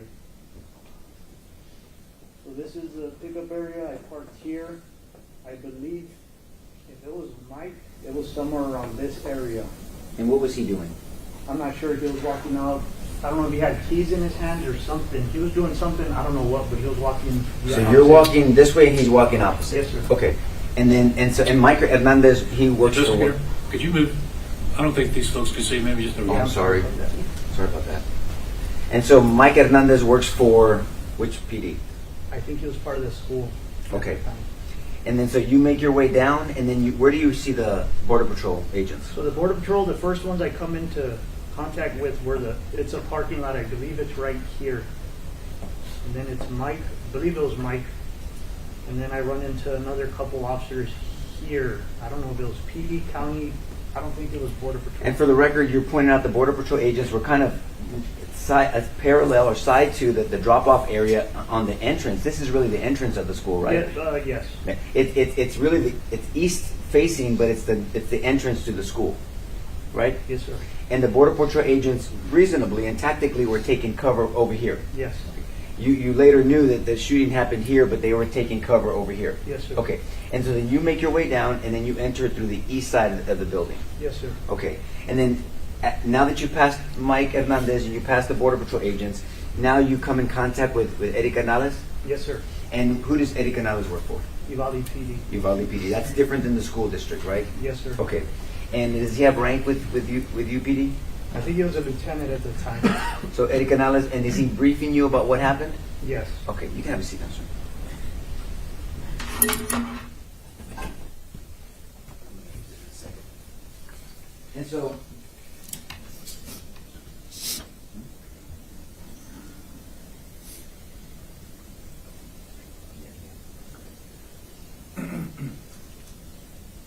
And so, you got briefed by Lieutenant Canales about the attempted breach, initial officers that had went into the building, and the fact that the shooter shot at those officers, and 2 of them were hit. Yes. One of them was skinned in the head, and the other one was hit in the ear. Yes. You're aware now that officers early on initially tried to get into that building and tried to breach that classroom, right? Yes. And one of those officers was Adrian Gonzalez. You know that, right? Now. Now, yes. Yes. At the time you didn't know, but you knew there were early officers before the 376 officers showed up. There were early officers, 5 to be specific, that tried to breach. They went into the building, and 2 of them were hit. Yes. Do you know now that they came in from different angles? One came some of them came from the south, Adrian and another officer, and others came from the north side. Yes. And tactically, that's not wise, but you had no choice, right? Yeah. So may I stand up, Judge? Yes. So if you and I are in this hallway, and you're standing over there, Joe, and I'm here with a weapon, and we're both going to a danger, what could potentially happen between you and I? Crossfire. Explain to the jury what crossfire is. Crossfire is pretty much as he explained it. I'm not going to want my partner on the other side of wherever I'm shooting. You got to keep in mind the backdrop, right? Make sure nobody's on the other side of the bad guy, pretty much. Stay out of the path of fire. But you later found out that those initial 5 officers, they didn't even think of their own safety. They went in and they subjected themselves not only to this shooter, but to crossfire. Correct? Yes. It's called friendly fire or blue on blue fire. Right? Yes. Okay. And that happened. And so that might not have been explained to you at that moment, but you were prepared to help out in any way possible. Yes, sir. And by the time you showed up at 11:56:28 roughly, there were numerous officers there. Yes, I'm not sure of the number, but those officers. Did you later find out that there were 376 total officers there? Yes. And so then you offer your help to Lieutenant Gonzalez to go in, correct? Well, not me by myself, but I did mention making entry. So you suggested, are we going to try to make entry? Yes. But not by yourself. No, not by myself. Why? You need a team, and there was enough of us there to form one. So I don't know if that's been explained to the jury. So explain, well, why do you need a team to breach a door? Of course, they teach if you're by yourself, you go by yourself, but if there's enough for a team, you're going to form a team. The first guy, the second guy might get hit, second or third, the rest can return fire and take out the shooter. And there's a difference in breaching a door. There's a difference between an inward breach door, inward swinging door, and an outward swinging door, correct? Yes. And we're going to talk about some techniques of breaching, but explain the difference between an inward swinging door and an outward swinging door and what the complications are. An inward door, you'd be able to probably kick open. It's easier to breach. Outward door with a steel frame, you're not going to be able to kick it open. Usually those open towards hallways, corridors. Judge, may I stand up? Yes. So if we have an inward swinging door this way, if this is our room we're trying to breach, this is the hallway, and you agree that a doorway is a fatal funnel. Yes. We explained to the jury, they've heard it before, but from your perspective, what a fatal funnel is. Fatal funnel is this is where you're gonna die at the door. It's easy to, like right now, you can point where you came in through without even looking. That's the advantage this person has. They know where you're coming in, you don't know where they're at. And you're funneled in, and so it's a narrowing of an area that subjects the person coming through the fatal funnel to high vulnerability. Yes. And that's what you said, you're going to die in a fatal funnel. Yes. And so officers are taught to, at almost at all costs, to avoid a fatal funnel, Yes. tactically. So an inward swinging door, you said you can either get a ramming device or you can kick open a door and then you can breach it. Correct? Yes. And then actually the inward swinging door tactically is to your advantage because if there's someone back here, it's used as distraction or some type of distortion so you can tactically. Yes. But an outward swinging door is different. Mm-hmm. So let's talk about that briefly. So Judge, may I use the witness for a demonstration? Yes. Joey, do you mind coming here, please? Do you mind if I use you in my demonstration? No problem. Okay. So what is it called stacking if we're going to breach a door? Speak loud, please. So stacking is going to be me and 2-3 officers. They're going to line up behind me. That's a stack team. Do you need a shield to have a stack, or can you do it without? Without. But a shield is better. Shield's better. Okay. And so if you breach an inward swinging door, you go where you need to go and tell me where I need to go because there's corners and then you don't know where the thread is, right? Yeah, well, it depends. If it's without a shield, you're probably going to have the second guy peel right. The second guy's going to do the opposite of the first guy. Okay, so let's go. So you go first, and so peeling right would be as you go in, I would peel to this corner, correct? Yes, sir. And then I would clear the corner, you would clear the corner, and we would try to see where this thread is. Yes, sir. Okay, and so so one peels right, you would peel left, who would go for? Who takes what role? So like I said, if it's somebody with a shield, you might stay behind the shield. Especially if you're going to get fired at, you're not going to really be able to peel away. So your cover is going to be behind that shield, and hopefully he takes care of it. And so the shield person, depending on the rating, and there's different rated shields, right? There's one for handgun and there's one for long rifle. Yes. The one for long rifle is much heavier. Yes. Right. And so usually the person covered with the shield, and then is it called the stick, the stack? Is it called kind of a stick sometimes, slang? And so people are back here, the person with the shield, and the person holding the shield, that's their duty. They don't have a gun, they're holding that shield. Well, yeah, it depends on the training, but there's some Right. that he's going to be in charge. He's going to be point, and his weapon's going to be out. Like if it's a hall, then the other guys will pop out. But it's different tactics. And so different people have different opinions about tactics, right? Yeah. Can we talk about an outward swinging door? Yes. Okay, can we use, Judge, may we use the jury room for a second? Just the door, we're not going in. Yeah, I mean, they can see. Can you guys see? Okay, so this is an outward swinging door, right? Yes. And will you explain, if you can, I know that the juror's behind you, can you stand where I'm at so they can see you? Explain what the complications are to an outward swinging door in a breach. So the outward, like I said, this is something you're not going to be able to kick in. If you don't have a pry tool or something, you're not going to open that door. Okay, you mentioned something. So explain to the jury what tools are needed for an outward swinging breach. You said a pry tool. What else? What is that exactly? Why don't you explain what that is? So a pry tool is something you're going to jam in there, usually like a Halligan, but you're going to need a sledgehammer to wedge it in there and pry it open. So one step at a time. So a Halligan tool has two sides to it, right? One of them looks like a pick and the other one looks like a pointy thing. And so you get this Halligan, some people say hooligan, right? Yeah. A Halligan tool, you put it in there and you're going to want a sledgehammer or some type of battering ram to jam it in. Yes, sir. Right? Now the threat on the inside, as you're making all this noise, that someone on the inside, if they have bad intentions, they can be shooting at you through that door. Yes. Or they can be attacking you, whether it's one or more attackers, correct? Yes. Okay. So you need the Halligan tool and then you need a sledgehammer as well. Yes. Then what happens once you do that? Is somebody covering you? Is there a shield? Or there's people at the door trying to wait for it? Yeah, you're going to have some people lined up with you. Hopefully, they're going to make entry once you pop the door open. Who's responsible for opening the door? Whoever has a Halligan tool, it could be the point guy. So I'm positioned here, you're positioned there. Hopefully there's a shield in front of me, but this person's vulnerable. Slam, slam, slam, break the lock, and then I pull and I open up this way, and then you guys Yes. breach. And then is it the same peel off right and left? Pretty much depending on the layout of the room. But now that shield has to be first. Yes. Thank you, sir. So is it fair to say there's much more complication to an outward swinging door? Yes, sir. Do you know? I think you mentioned that they did not have the tools needed. No. Did you later find out that they were working on getting the tools?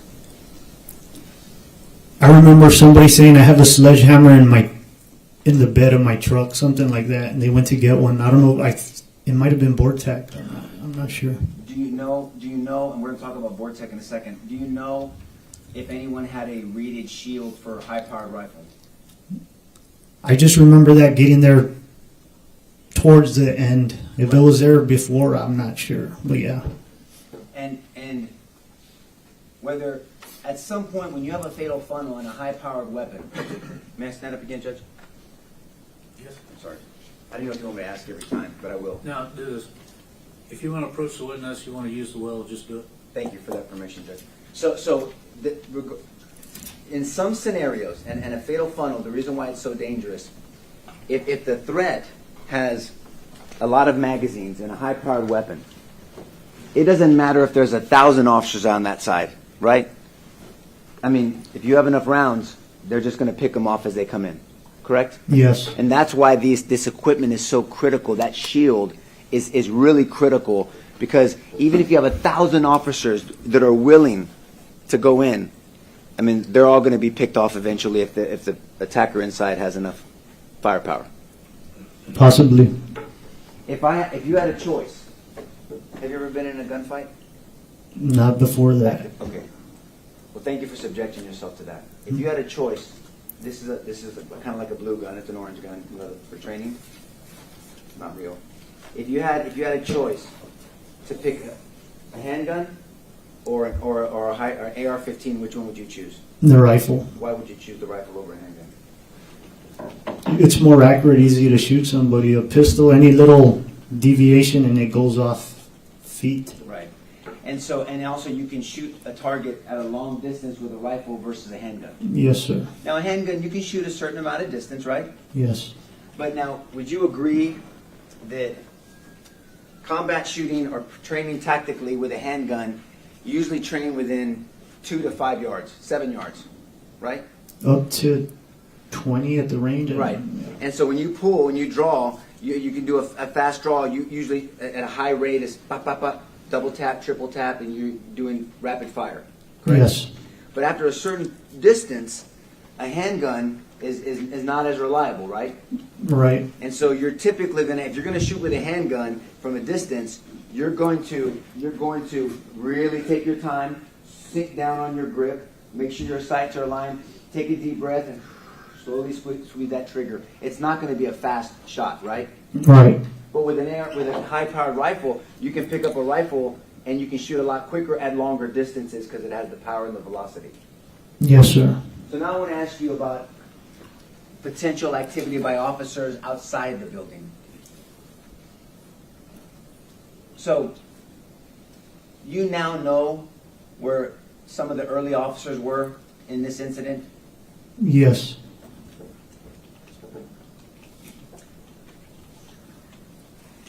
And just really quick before we get to this part, the breach to that door was at 12:50, correct? Yes. It was almost an hour after Yes. you guys, everyone got there. Yes. Okay. And that wasn't your decision, by the way. No. I'm going to direct your attention to the Defense Exhibit 10. So, are you orienting yourself now? This is Robb Elementary. Oh, yeah. Yeah, so Geraldine, Okay. right? Groves over there. And this is the east entrance is over here. West entrance where the shooter came in. South entrance. Yes, sir. You now know that Adrian Gonzalez drove all the way into this incident early on, and the jury will hear about the dispatch later. And he was parked over here. Do you know that now? Are you telling me now? Yeah, now you can. Yeah, now okay. And so we can see that. Yes, sir. Can we start there so you can see? Yeah, give me a different view. Thank you very much. Thank you. You want to get oriented a little bit? I got it. I This understand the side. west, the east. Yes, sir. You see that vehicle over there? Yes. Okay. That's. Excuse me. That's the police officer unit. Yes, sir. And that's where Adrian Gonzalez parked. Okay, and so if an officer is here, there's no line of sight to a shooter that entered into the west building, correct? Correct. And so, and this officer here, after hearing gunfire without a line of sight, it's reasonable to take cover for some period of time to observe and orient yourself to what's going on and what's going on around you, correct? Makes sense. And if the officer's by himself, it's different. Do you think tactically it's different than an officer that shows up to a potentially dangerous situation by themselves versus having backup? Yes. And so your tactics have to be a little bit different, right? Yes. As you described and educated the jury about tactics of breaching, there's tactics of trying to assess a situation when there's shooting if you're by yourself, Yes. right? And so, would you agree with me that in this area there is no cover that you can see? Just the car. But I mean, it's not going to stop bullets. Okay, I want to talk about that. Why did you say that? Why did you tell this jury that a car is not going to stop bullets? I mean, it could travel on the hood. It can go through doors. It'd have to hit the engine block to stop, more than likely. Right. So with a vehicle, there's the difference between cover and concealment, right? Yes. And the jury's heard this already. Let's say this was covered. I'm concealed. My upper body's concealed from you. I'm not covered from you, right? No. You could shoot through this Yes. TV, but you couldn't see me. So a car is mainly concealment, and only portions of it is cover, right? Yes. And you said the engine block is pretty much maybe the wheel frame, whatever, Yeah. but is the only cover in a vehicle, right? Yes. A tree is not cover. No. An open field is not cover, correct? No. This tree is not cover, right? I can't tell how large the root is, but Fair that's enough. all you got, yeah. Right. And so an officer is by themselves is going to take some time to assess sounds of fire, right? Not visual of the fire, sounds of fire. Would you agree with that? Yes. And there's no special training on being able to hear. If I hear a gunshot, that's a 9mm AR-15 on the south side of a building because there's echo. Yes. So you hear fire, it might sound different vibrating off this building versus inside of a courtroom or outside in an open field, right? That's true. And there's no special training that you can tell where fire's coming from. No. So,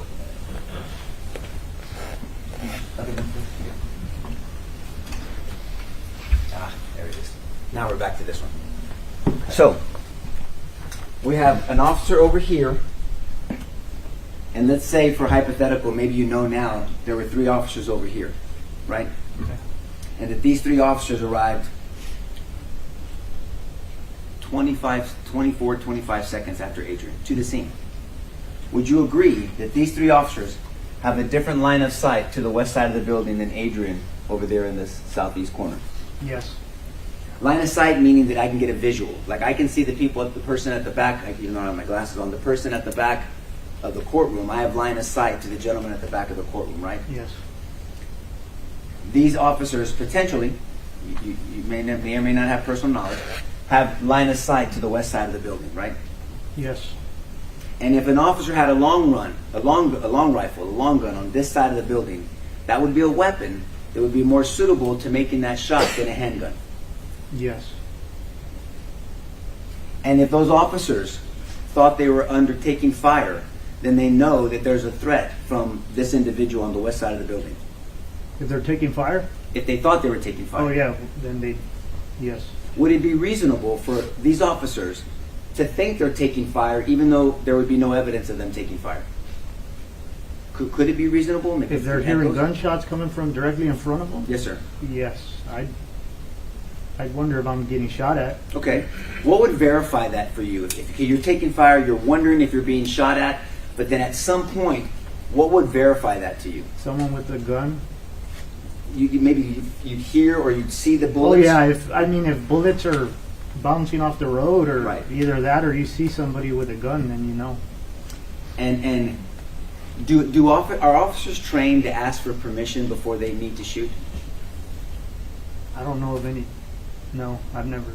So if one of these 3 officers says, I see him, can I shoot? He didn't have to ask to shoot. No, you don't ask for permission.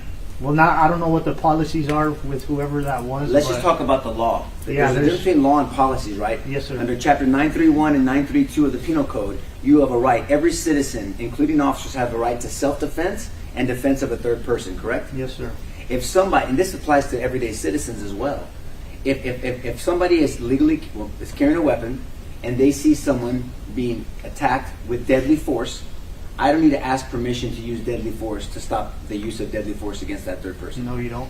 And so if this officer felt they were being shot at, saw an individual with a weapon, and had the time to ask for permission to shoot, that officer didn't have to ask for permission to shoot. I wouldn't. I don't. He shouldn't. He didn't have to ask. And you wouldn't have asked for permission No. to shoot.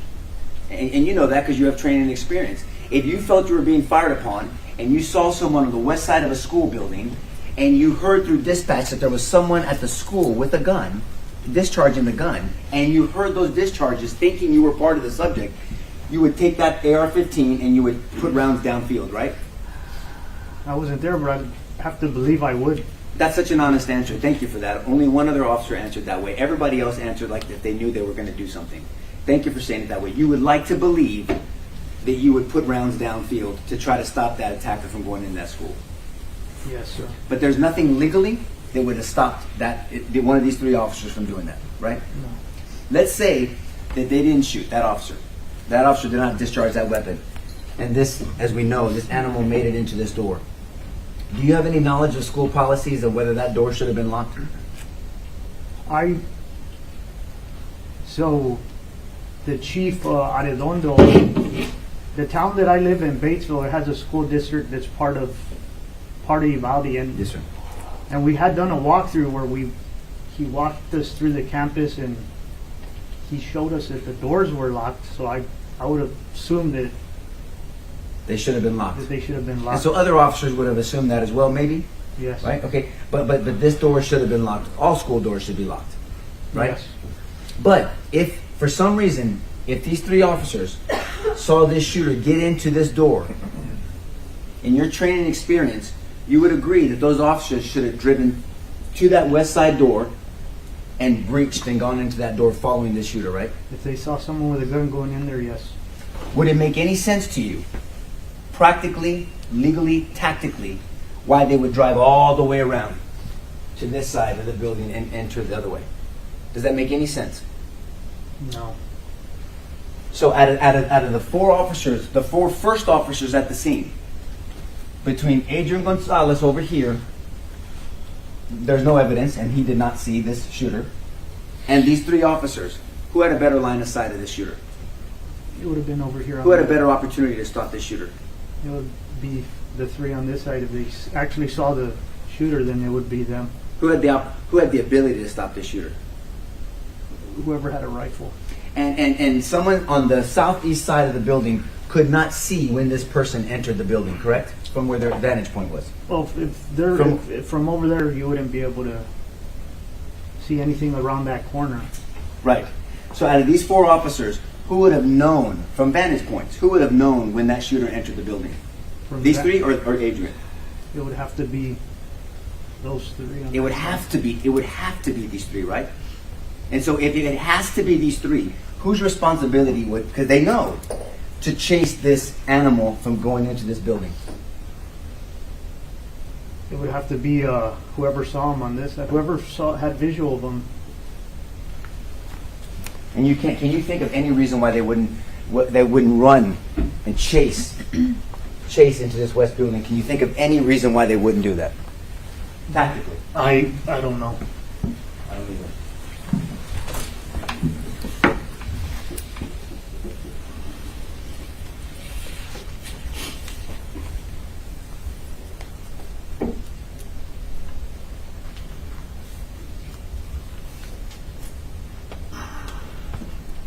I want to talk about the breach briefly. I think you testified that when they unlocked the door, they didn't use a Halligan, they didn't use a sledgehammer, they didn't use a wedge, a pry bar, nothing, right?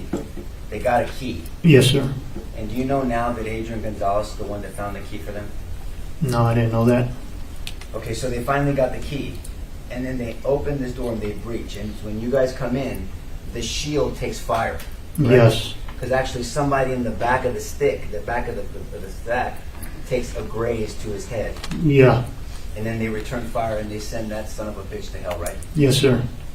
That's what it is. May I interrupt? Yes, sir. I want to start with what you said about waiting for other officers to arrive versus going in by yourself. Yes, sir. What is your training if you're by yourself and you hear an active shooter? Stop the killing. We're going by alert training. It's stop the killing. Do you wait for 3.5 minutes? No. What do you do when you hear the gunfire? Approach it. Stop it. Approach the gunfire and stop the gunfire. Yes, sir. That's pretty standard police work. Is that correct? Yes, sir. Nothing new about that. No. And so if you just hear the gunfire but you can't see the gunfire, what do you do? Can you see that? If you hear the gunfire but don't see the gunfire, what do you do? Try to assess situation, see if you're getting shot at, or if somebody else is getting shot at. And if there's shots and they're not at you, what do you do? Look for where they're coming from. And how do you look for where they're coming from? Take off in any direction where you think it might originate from. And that can be from the sound of the shots fired. Yes, sir. When you got to Uvalde, how did you find out where the shooter was? Just by asking. And you followed the directions from the people you talked to. Yes, sir. And did it take you 3.5 minutes after being told where the shooter was for you to act? No. Did you stand there for 3.5 minutes trying to decide if I should go forward? No. What did you do? I just ran wherever they told me he was at until I met with the other officers. Even though it could be dangerous for you? Yes, sir.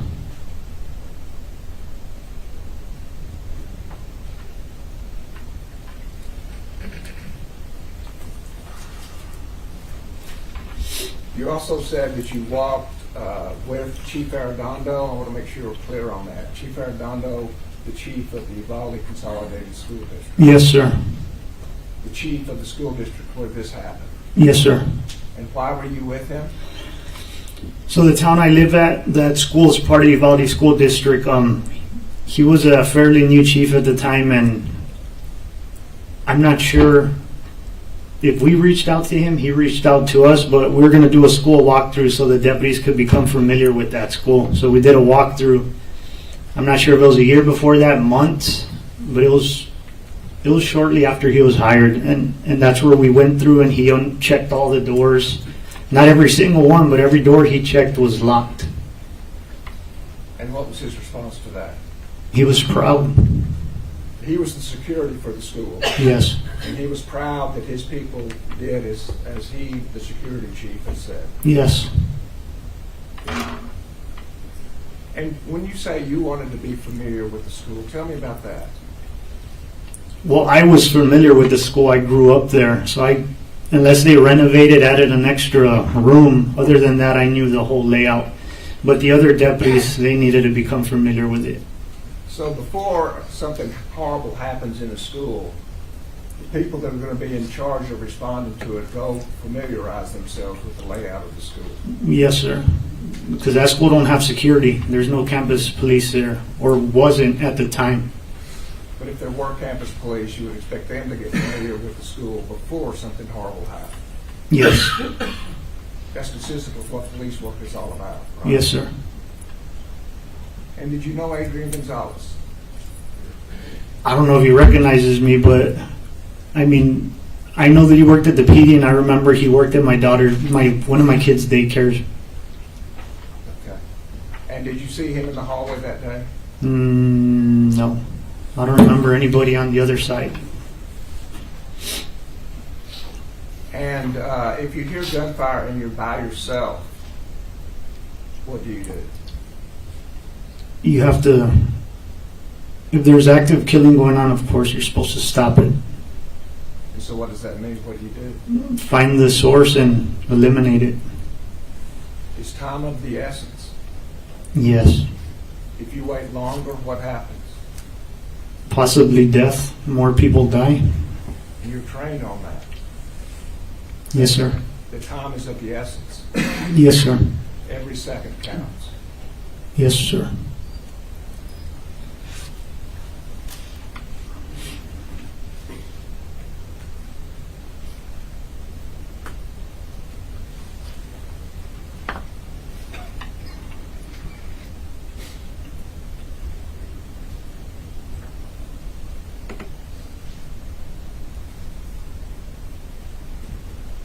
And because you've been trained, and the defense has sponsored you on that issue,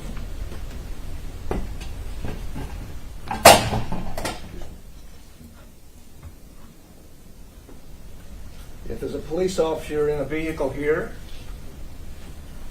by this 1, 2, 3, 4, 5th building, in front of the 5th building, Okay. and you hear gunfire over here, and you're by yourself, what do? You have to head towards the gunfire. And so what direction would you take? The direction where I heard it. Would you show us with the...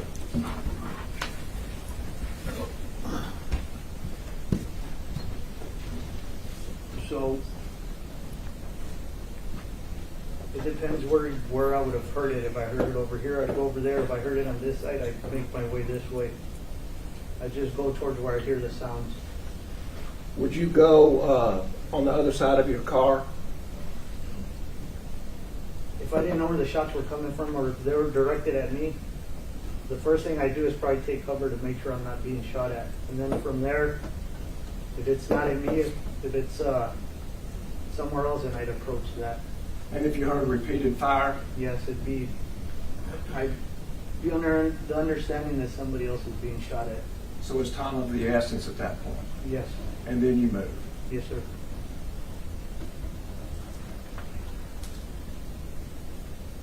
And if you're alone, Same thing. Take cover if I think I'm getting shot at. If I realize it's someone else being shot at, approach that area. and if you believe the shots are coming from the teacher's parking lot and you start here, what happens? I mean, is this building covered for you at that point? It's brick, yes. If it's brick, it is covered. But what happens as you get to the end, to the edge? There's something in the way, so you'd have to stand far away from it to get a pretty good view. But you just pile around here and see what you see. And if you see the shooter, what do you do? Eliminate them, shoot them, whatever you can do. And if you have a handgun? That's all you have, you use it. Preferably you want to get close enough so you don't miss, but you use what you have. What if he has a rifle? I try to get close to something as I shot to get stable. But you would still shoot, Yes, even if you had a handgun and you knew he had a rifle. yes. Especially if there's other officers over here, they'd probably follow suit if I started firing, and maybe they'd have a better chance. And you might be able to distract him. Yes, suppress something. And fire, you could delay him, Yes, even if he missed. yes, Is that correct? yes, sir. So just engage. You would engage. If I see someone with a gun as I cross that corner right there, yes, I have to. And would you distract Either or, or delay yes, or eliminate? yes, But you do what you could do to do one of those things. yes, sir. And do you know how full the parking lot was that day? With cars? I made it out after, I didn't come out of there till it was over, so 12:51, 52. By then it was flooded with everybody. So I don't know before how many cars were there. Thank you.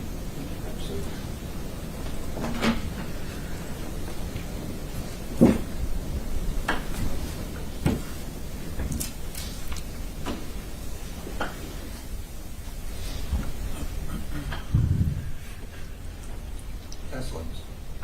By the time you got there, you were being briefed by people. Yes, sir. So by the time you got there, you were taking instruction by fellow officers that you trusted. Yes, sir. And they had been there longer than you, so you knew the circumstances. You already been heard. You had heard some of them. So you taking direction from officers that have already been at the scene and are briefing you because they've been dealing with it for a while is different than you arriving at a scene with a potential witness. Would you agree with that? Yes, sir. So the first officer that showed up, if there's a witness there with him on the southeast side of the corner, and that witness could be hysterical, you don't just take directions from a potentially hysterical witness, do you?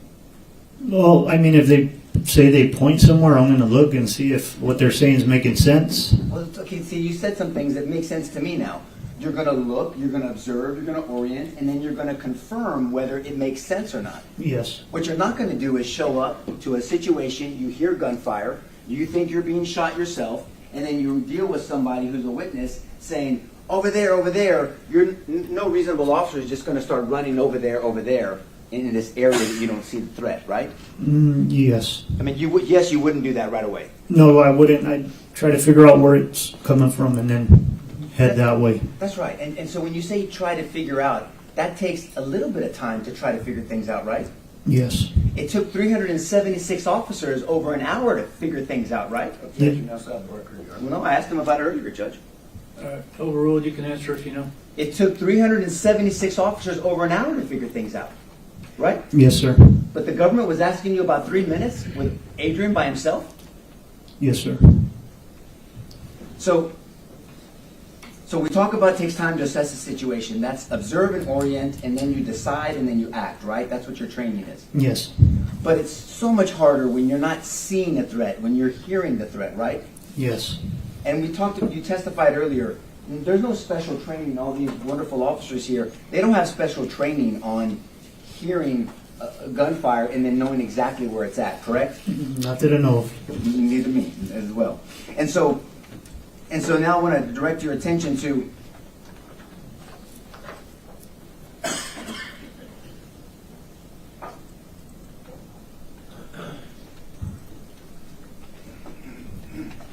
So I want to talk to you about what you know now, maybe what Adrian did. They were looking for a master map, a layout of the school, correct? Yes. Because you said you were familiar with the school because of your daughter being there.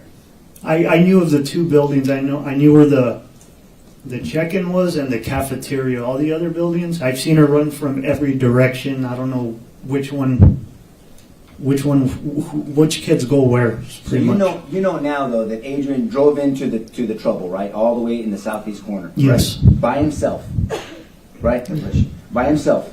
Yes, sir. Okay. And then you know now that he was one of the first officers, one of the first 5 in the building.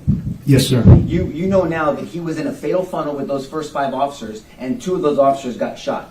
Yes, Right? sir. You know now that he stayed in the fatal funnel until he got directions from a supervisor to go call SWAT, right? I didn't know Do that. you know that now? I know that now. But if an officer is told by a supervisor, once there's other officers in a fatal funnel or in a situation, to go get help, get SWAT, would it be reasonable for an officer to leave the school or leave a situation to call SWAT? If the supervisor tells you to, you're going to follow his instructions, more likely. Right, and that's reasonable because other officers are there covering and containing, right? Yes. And you would agree that animal that was in room 111 and 112, he was contained, right? Well, he couldn't leave without us That's my point. shooting him. So Yeah. he was contained, right? Yes. And if it wasn't for those first 5 officers, let's forget the 376 for a second. If it wasn't for those first 5 officers, that shooter potentially could have walked through the whole school and done the same thing to all those other precious children. Yes. Potentially. Yes. Because without those first 5 officers to contain that animal, there would be nothing stopping him from going to the other rooms, right? Yes, sir. So those first 5 officers played a key role in containing, which is part of your training, containing the threat. Would you agree with that? Yes, sir. And then so you also know that Adrian ultimately, not only did he go to the danger initially by himself, not only did he go into the school as one of the first 5 officers, not only did he stay into the fatal funnel, not only did he take instruction from his supervisor to call SWAT for backup, he ultimately found the map of the school so they can make further assessments. You know that now, right? Now I know that. And you also know that he's the one that found that master key to give to them to breach, so you guys could breach. Correct? Now I know that, yes. And you also know that he, with other officers, once he saw that hallway was covered, they are the ones breaking the windows and helping those other children get out. There's pictures and video of him getting out, Yes. right? You know that now. Yes. So Adrian wasn't just standing around for 3 minutes doing nothing. You would agree with that now that you know this, right? Yes. Would you think that's a mischaracterization of his behavior? Everybody has. Standing around for 3 minutes? Everybody says different things. What I say doesn't matter. They're going to have their own opinions. That's right. And really what ultimately matters what these 12 people think. But what I'm saying is everyone has an opinion, and we're trying to talk about some of the facts. Okay. Right? Do you agree that facts matter over people's opinions? Yes. We have to analyze the facts, and so I'm presenting facts to you, and you're just sharing your thoughts with me, right? Yes, sir. 1 second, Joe. Did you have knowledge, did you come to find out that radios were not breaking in the school? Do you know what I mean by breaking? No, I understand. Yeah. We have that problem in my town, but I found out about it later. Okay. Yes. Will you explain to the jury, because that's a term of art, breaking, if a radio breaks, will you explain to them what that means? It's pretty much if you don't have signal, like inside a building, it's hard to make communication with dispatch or anybody else who has that radio. It's just a brick. It doesn't work. And so maybe that makes more sense why the supervisor instructed Adrian to go outside to call for SWAT, because radios weren't breaking just like in your town? Yes, sir. And direct your attention to that breach that you and the other board TAC officers did. That, and again, this wasn't your decision, but that took an hour to happen. That breach took an hour before it happened. From when you got there, it Yes. took an Yes. hour. Yes, sir. Right? But the government asked you about 3 minutes of Adrian being by himself, right? Yes, sir. But it took over an hour for that breach to happen with 376 officers there? Yes, sir. That's the witness, Judge. Yeah, I'm sure. Yes?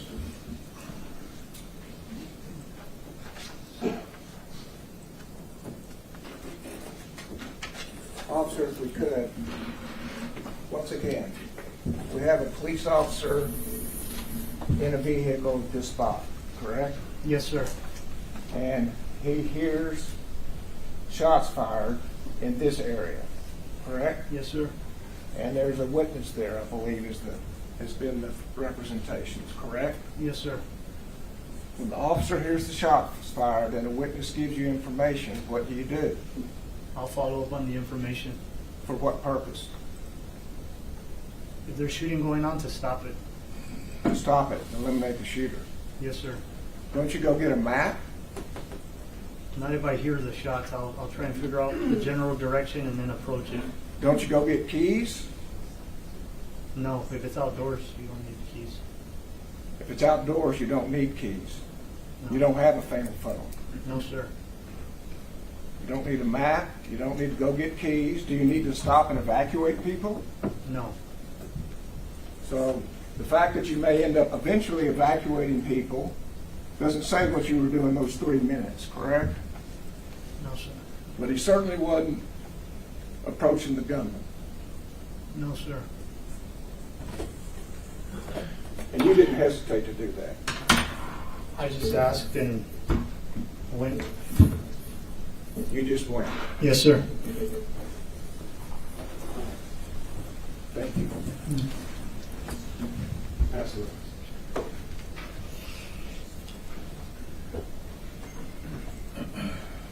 You asked about there's no fatal funnel outside, right? Yes, sir. You ever heard of a fatal field?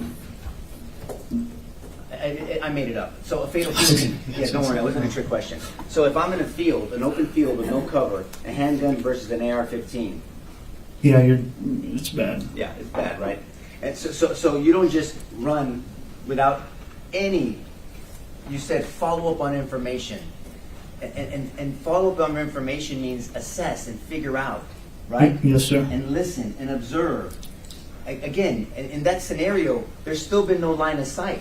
A shooter is not in your view, in Adrian's view, right? Yes, sir. No, sir. I mean, so and then we can see the distances. These are long distances, right? Yes. And so you talked about taking that corner, and it's called cutting or slicing the pie. The jury's heard about that. Yes, sir. But you also acknowledged that AC unit with that fence changes the tactics on that corner, right? Yes. First of all, we know now, and they're not even contesting this, Adrian does not see this shooter, correct? Right? Yes. And Adrian can't tell if it's on the west side or the north side. He just hears shooting, right? Yes, sir.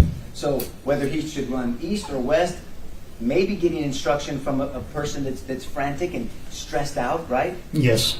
And stress, as we've heard other witnesses, but you know through your training and experience, can do interesting things to your sight, your perception, and your hearing, right? Yes. You've heard of tunnel vision. Yes. You've heard of auditory exclusion. Yep. You've heard of perception distortion, correct? Yes. Perception distortion means that what really happened is distorted by stress, so your perception becomes your reality, and you think that that's what really happened. Yes, sir. And that can happen. And that's why you're trained that if somebody is excited, understandably, by the way, nobody is criticizing this young lady at this point, but that you're not going to just do whatever they say immediately. You have to wait, assess, follow up on the information, meaning it takes a little bit of time, Yes, sir. especially if you don't have line of sight of the shooter, right? Yes. If you have line of sight of a shooter, like those 3 officers in the corner, you don't have to, your assessment's going to be a lot quicker. Yes. Right? So the 3 officers in the corner, if they were getting information from a very understandably excited witness, but they can assess that words that they're getting because they have a visual, because they're following up and they're observing and orientating themselves to the circumstance because they can see what's going on, right? Yes, sir. Very different, right? And so those officers had a line of sight. One of them asked for permission to shoot and had the ability to shoot and stop, right? Objection repetitive, Your Honor. I will sustain that objection. But what we know for sure is nobody from that corner followed the shooter into the west building. No, sir. No.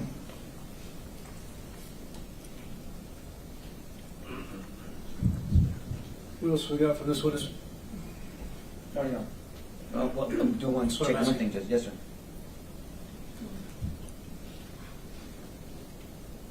Do you know now, but by the time that Adrian radioed in potential position of the shooter, he was already in the building? Yes. Pass the witness, Judge. Okay, recall either side. No, Judge. Okay, sir, you are excused with our thanks. I'm going to tell you the rule's been invoked. You know what that is. Yes, sir. Just try to avoid talking about the case until you know the case is over with. Yes, sir. It's your time today. Thank you very much. You know who went into the fatal funnel? My Ma'am? sister went into Yeah. the fatal funnel. Ma'am, Did she need a key? Why do you need a key? ma'am, go ahead and have a Wasn't it seat. locked? No, I see that she didn't lock her door. She went into the fatal funnel. She did it! Not you, bastard! Okay, ladies and gentlemen, I'm going to ask you to disregard the outburst. I forewarn these folks, if they do, that there's not going to be any warnings. They're going to be removed for the rest of the trial. That's unfortunate, very unfortunate. So thank you very much. We'll see you back here at 1:30, and remember my instructions, 1:30.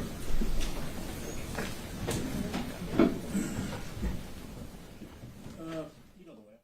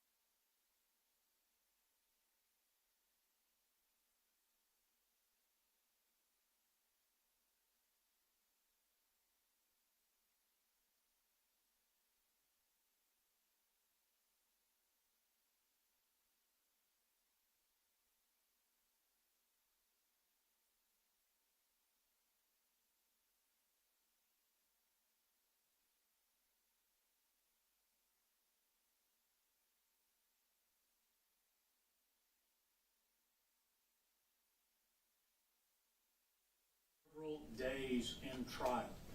I want this case to go to verdict. Any further outburst will just echo the attempt for another motion for mistrial. So please think about that. We're trying to get this case to the jury, and these are not helping. And soon enough, if it continues, I will have no choice but to grant a mistrial. So please think about that. All right, we're in recess, 1:30. All right.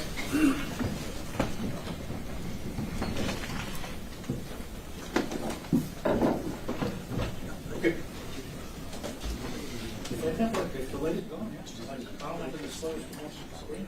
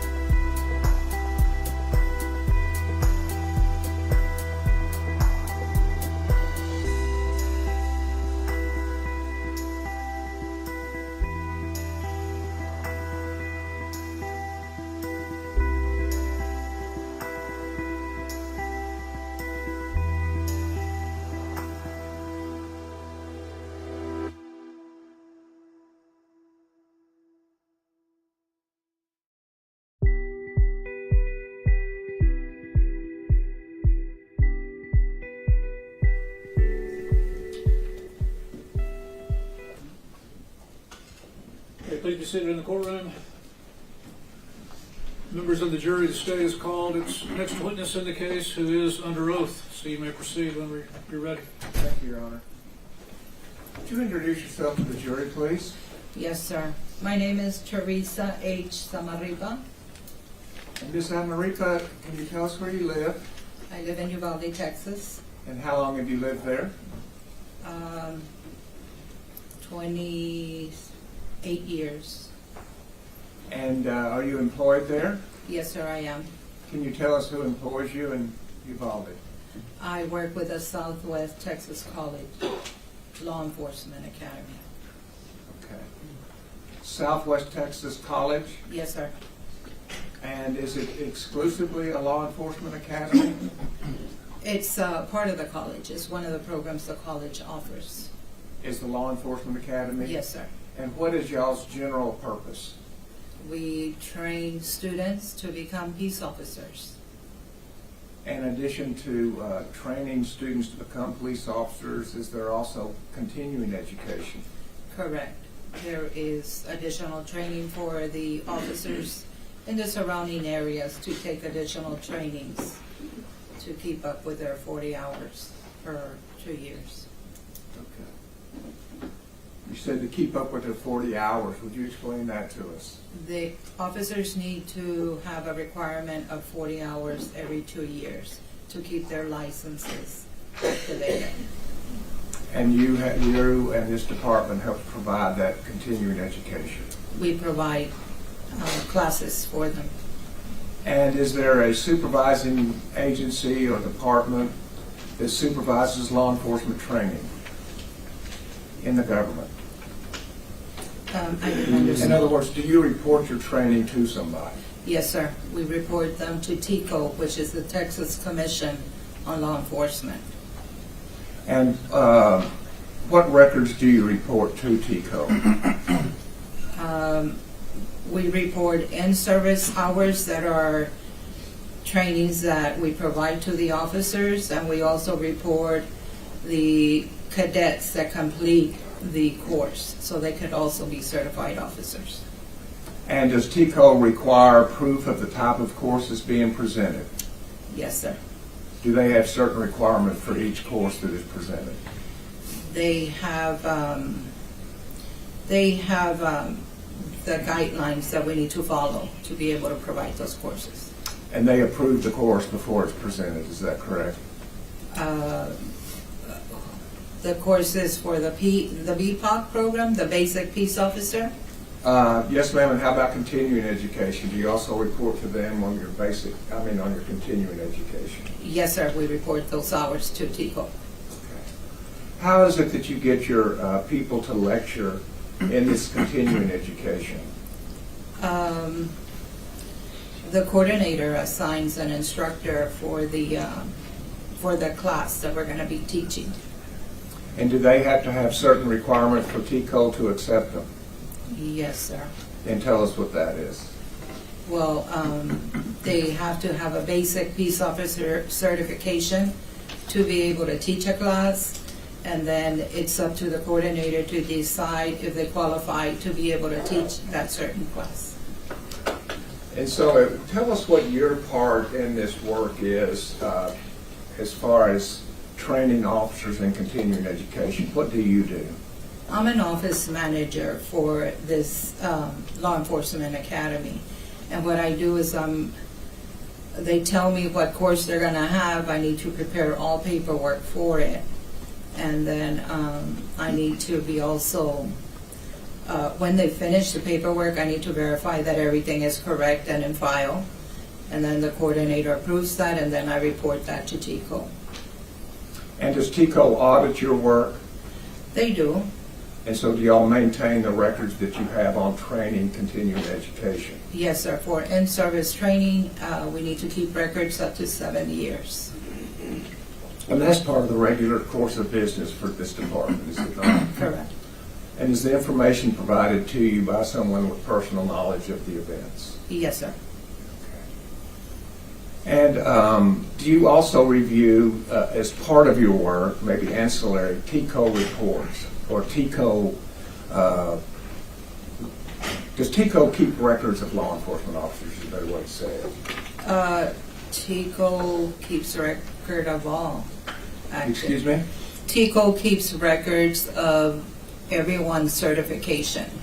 Every police officer certification? Yes. And that's where you go to find out if somebody is certified or not? That's, yes, And if they're a basic police officer or not, yes, as well as their training? correct. And you reviewed those kind of reports a Yes. number of times? Yes, sir. If the coordinator says we're going to have a certain class, he asks me to run their PSR, which is their personal status report, and it indicates all the classes, all their licenses, what they're certified in, and then all the classes they've taken. And have you done that kind of running the PSR, the personal status report, for Adrian Gonzalez? When I was asked to, yes. And does Adrian Gonzalez, did he train also for you, for your school? What happens is that the departments sometimes request that we need a certain class, and it's up to the coordinator to say we have the class or not.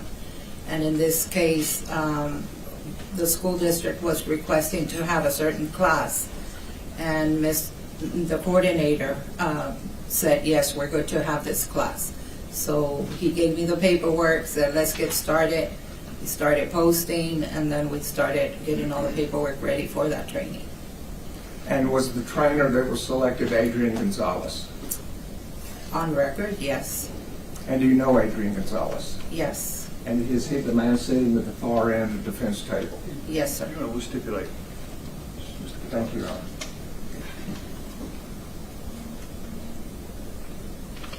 And so you've talked to me about you gather all of the paperwork for the training, is that Yes, sir. correct? Yes, sir. And then as training day comes, do you have additional duties? Just make sure I hand all the paperwork. If it's in-house in the office area, I make sure I give the paperwork to the instructor, or if it's off our area, out of our area, I give that to the coordinator so he can take that over to wherever the training is taking place. And how do you keep up with who attends the course? I see the sign-in sheets. Excuse me? I see the report of training and the sign-in sheets. That paperwork is all given back to you as well? Yes, sir. And then what do you do with the paperwork? And then once I check attendance, I check everybody that signed in on the reported training and everybody that signs in on the attendance sheet for the AM and the PM, because if it's an 8-hour training, we do 2 sign-in sheets, one for the morning session, one for the afternoon. So I just verify all the attendance signatures are on all paperwork. Okay. So is it safe to say that you take care of the paperwork for the continuing education for law enforcement from start to finish? Correct. May I approach, Your Honor? Yes, sir. So in showing you exhibits 1027 through 1035, do you recognize what that document is? Let me get my other glasses, please.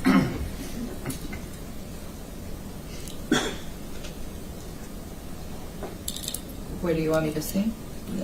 Can you tell me what that document is?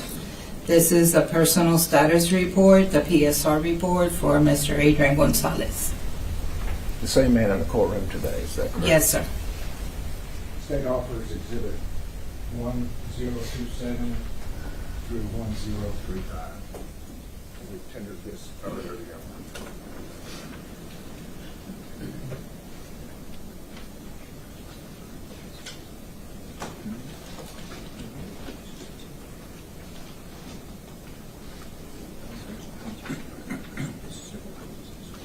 Yeah, just give each page.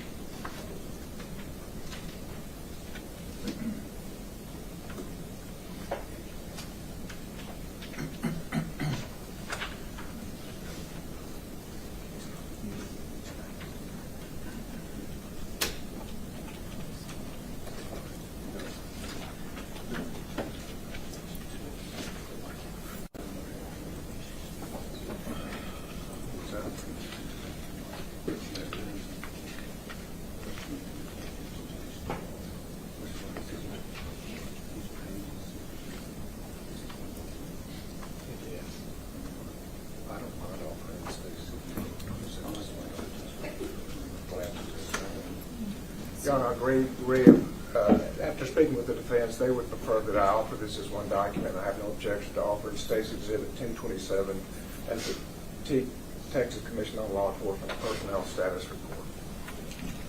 We don't, no objections presented there, Judge. All right, submitted. May we display that to the jury? Yes.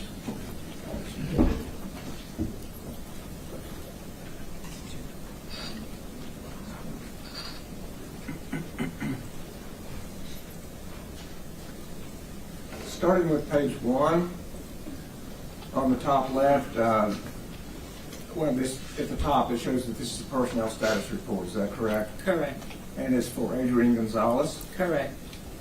And the next section, could you tell us what career and professional training is? You're talking about the service history? Where? Excuse me? I'm sorry, what did you ask?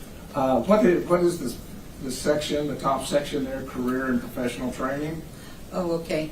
It just, it says where he received his training hours. It's got institution, it's got Southwest Texas Junior College. He has 83 college credits. The total higher educational hours are 83 hours. And then it says total higher educational points, 1,660 hours. Total military hours is 0, so the total is 1,660 hours. Okay. So there's a difference between education hours and total higher education points? Mm-hmm. Is that just TCOL assigns a number of points to each educational credit hour? It means that he submitted his college, Southwest Texas College transcript to TCO, and they recorded 83 hours. Thank you. The next section is service history. Okay, yes, sir? And does it indicate how long Adrian Gonzalez has been a police officer? Yes, sir. It indicates when the service started and when the service ends. And what was Adrian Gonzalez's first work with law enforcement? He started back in 2010. He started working as a peace officer for the Uvalde Police Department. And the service ended on 7/16/2021. And then he went to work for the school district starting July 19th of 2021 through November 18th of 2022. And you say the school district, is that the Uvalde Consolidated Independent School District Police Department? Yes, sir. And so was he working there on May 24th, 2022 Yes, sir. as a police officer? Yes. So how many total years did he have with the Uvalde Police Department? It shows here with the Uvalde Police Department as 10 years, 10 months. And with the school district? 1 year, 4 months. Thank you. Mhm. If you'll now go to the second page. Okay. Award information. Could you tell us what information is contained in that? What is contained in that is his level of certification. Whether he's a basic peace officer, intermediate officer, advanced officer, master peace officer license, and the school-based law enforcement officer. And those certifications that you just read out, Adrian Gonzalez has each of those. Yes, sir. Not just the basic peace officer, but all the way up to master peace officer, Correct. as well as certified as a school-based law enforcement officer. Correct. Thank you. And then we have a major section called courses completed. Mm-hmm. What are we speaking about here? That is that's where the officers take all in-service trainings. It starts with the very last training that they've had all the way to the beginning. So it starts with the most current, It starts with the most current, yes, sir. so it kind of goes in reverse order. Yes. Thank you very much. Mhm. And if you would, could you go down to the bottom of page 2, Okay. and could you tell us what course that is? That is the SBLE Active Shooter Training that was held on December 17th of 2021. And how many hours credit did Adrian Gonzalez get for taking the active shooter training course in December of 2021? 8 hours. And was that at your institution? No, well, we reported it, yes. Oh, so But- this just means you reported it? Yes, sir. I believe that, yes, that's what it says, Southwest Texas Junior College, LEA. And that's your group? Mhm. Thank you. And on the next page, page 3, Okay. at the top, school-based law enforcement training. Mhm. Is that also at your, No, sir. okay, where was that? That was taught at the Texas State University Texas School Safety Center. Thank you. And then to finish out 2021, is there a total number of unit hours that he took that year? Yes, sir. And how many was that? 101. Thank you.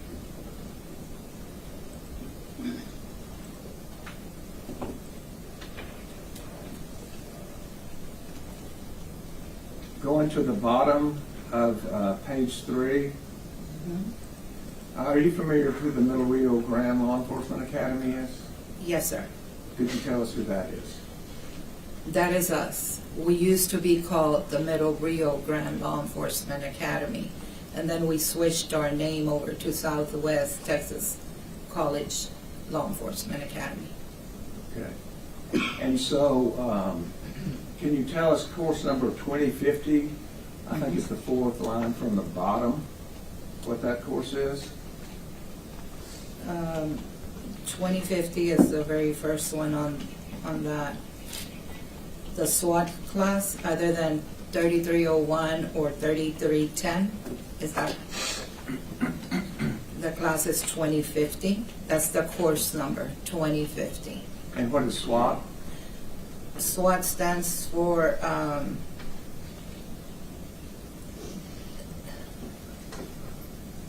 don't remember. That's sorry. fine. That's fine. How many hours of SWAT training did he get? He received 60 hours of training. Thank you.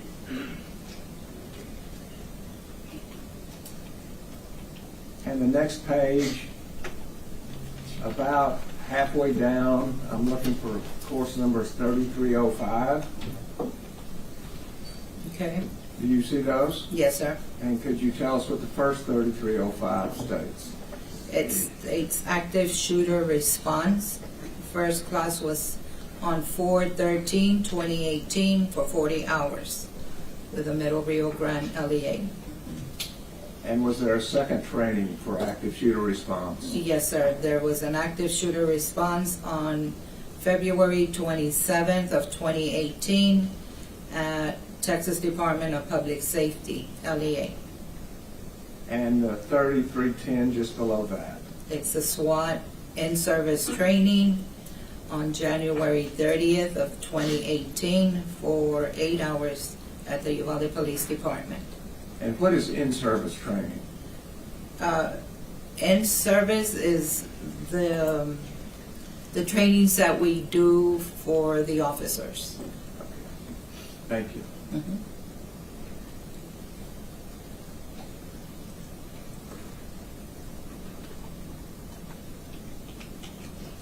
Going to page number 5.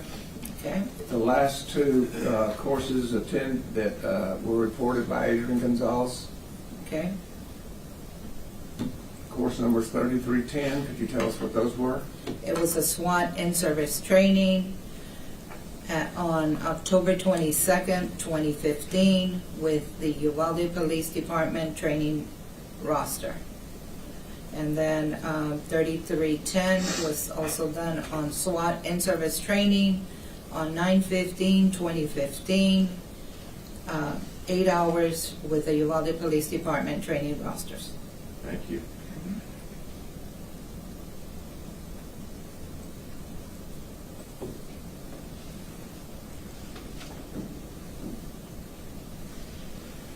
Turning next to page 7, toward the top.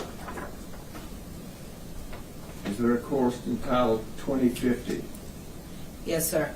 And could you tell us what that was?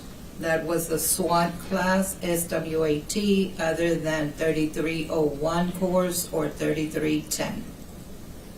And when was it taught? This was done in November 22 of 2013 for 60 hours with the Middle Rio Grande Law Enforcement Academy. 60 hours? Mm-hmm. Thank you.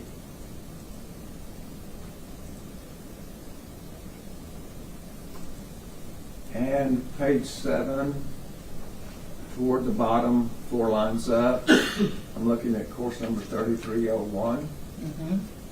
Could you tell us what that was? Yes, sir. Basic SWAT course on October 12 of 2012 for 60 hours by the Middle Rio Grande Law Enforcement Academy.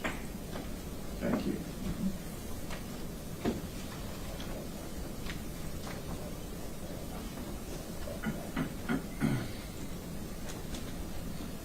And so then, the last page, page 9, under total hours, Yes, sir. there's 2 sections there. Can you tell us what those 2 sections are and for how many hours he was given credit? Okay, the total hours were 1,948. It says total career professional hours, 1,660. And then total TCO course hours was 1,948 for a total hour of 3608. So 1,948 specifically 2 TCO approved courses. Correct. And at the bottom, is that the certification to show that TCO issued this document? Yes, sir. Thank you.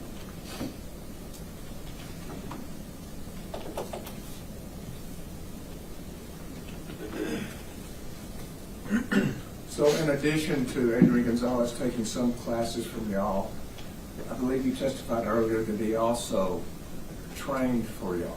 Is that correct? He was an instructor in one of our classes, yes. And did you provide us the paperwork for that class that he trained? Yes, sir. And I'll show you State's Exhibit 927 and ask you if this is the instructional lesson plan that Adrian Gonzalez provided.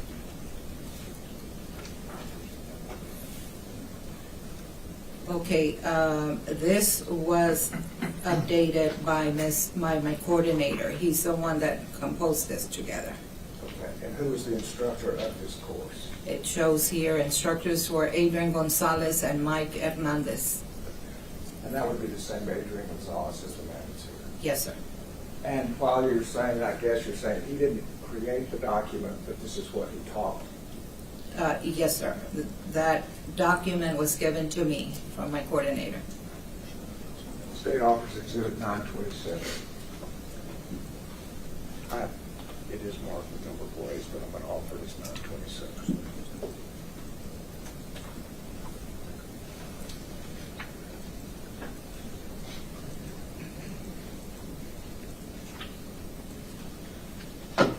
I'd like to take the witness very briefly on board, I. Okay. Good afternoon, ma'am. Good afternoon, sir. My name's Gary Hillier. I've got a couple of questions for you. Yes, sir. We'll, if I'm speaking too fast, just let me know. I was going to ask you a couple of questions about this document Yes, that sir. the prosecutor just handed you. Did you get a chance to review it? I didn't review it right now, but I believe that's the lesson plan objectives for that class. Your may I approach the witness very briefly? Yeah, that's correct. Now, I just want to, in the interest of fairness, I just want to show it to you. Okay. Right.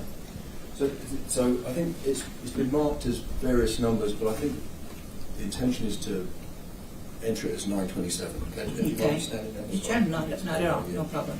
So I think, Bill, is that right? We're not doing individual pages? That's correct. So it's just been marked as this number. So I believe you said this is a lesson plan, right? Yes. So you is it your testimony that you had anything to do with putting this together? I did not put that together. So you've got, and when I say that, I mean putting the information on the pages, No, that is something the coordinator does. Right, okay, that's what I wanted to. So you've got no personal knowledge of any of the contents of this document, Correct. it's just that it exists. Yes. In that case, Your Honour, we have no objection to 927 as labelled. Submitted.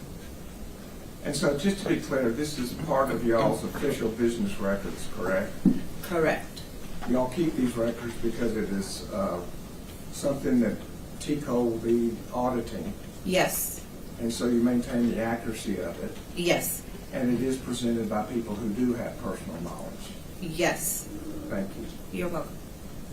And I'm going to do the same thing and hand you Stacy Exhibit 927 so you can refer to that. Okay.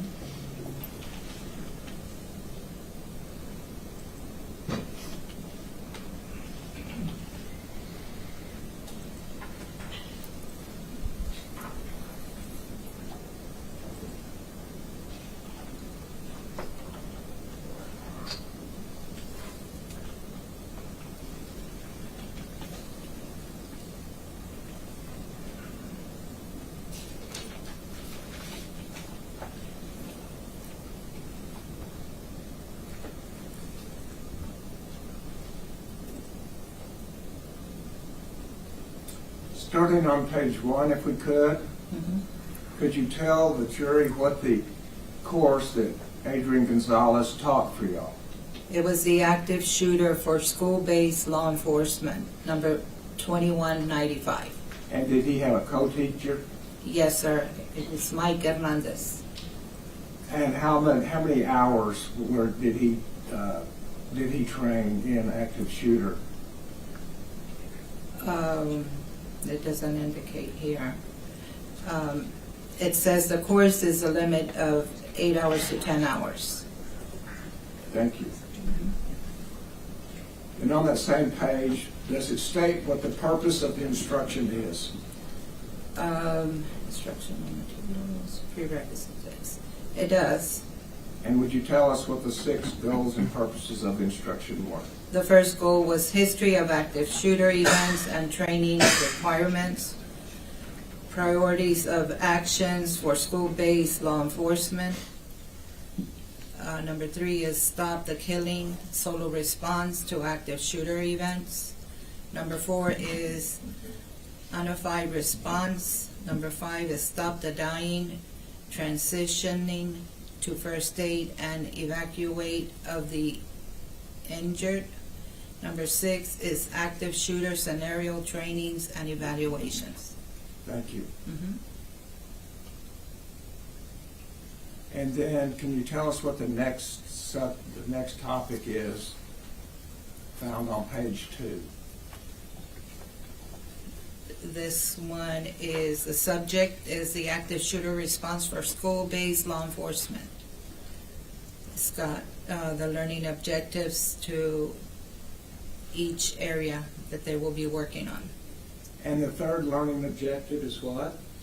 The student will be able to compare, contrast an active shooter event and a hostage or barricade crisis. And then the 5th learning objective, 2 down? Is the student will be able to identify expectations of school-based law enforcement officers during an active shooter event. And the next learning objective? The student will be able to identify response prioritized during school shootings. And then the very next one, please. The student will be able to explain the need to potentially adopt a solo response to an active shooter event. Thank you. And then from there on, does it talk a lot about tactical operations that are the learning objectives in addition to what you just discussed? Yes, sir.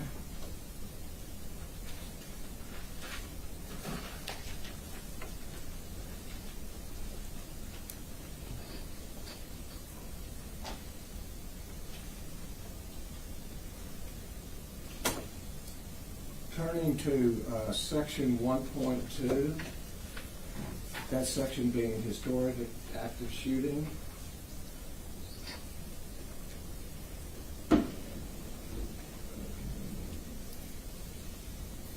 What is the first historic active shooting that was discussed?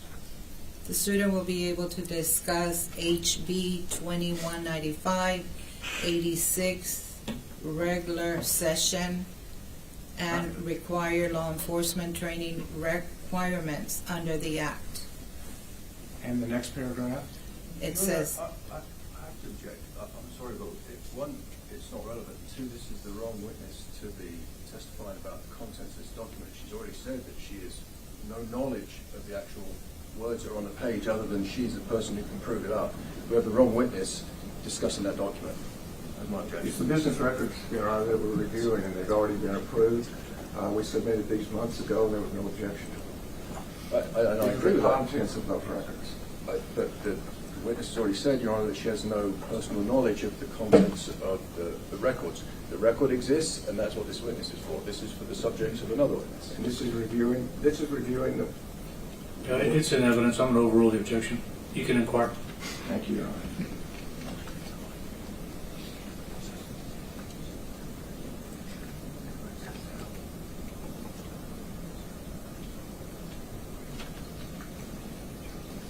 And moving to 1.2, the Columbine High School shooting.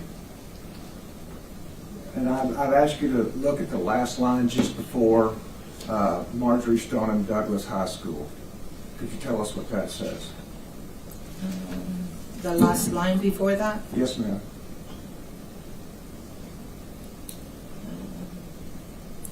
It says organizations such as the National Tactical Officer Association, which stands for NTOA, and Texas Tactical Police Officers Association, stands for TTPOA, started developing and delivering first responders based response tactics for active shooter situations. Programs like the Rapid Response to Active Shooter from the Alert Center in San Marcos, Texas, grew out of this period. And if you will move now with me to 1.3. Okay. And then not the first sentence, just the second sentence. Does it describe what an active shooter event is? An active shooter event involves one or more persons engaged in killing or attempting to kill people in an area occupied by multiple unrelated individuals. And the next paragraph, the last sentence before the 2 bullet points. The number of deaths in the active shooter event is primarily affected by 2 factors. And what 2 factors are those? How quickly the police or other armed response arrive and engage them, and how quickly the shooter can find the victims. Thank you.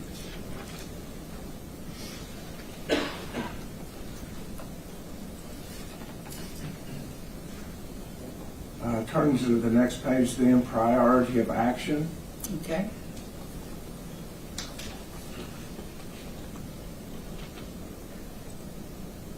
Excuse me, I'm going to go all the way down to 2.2.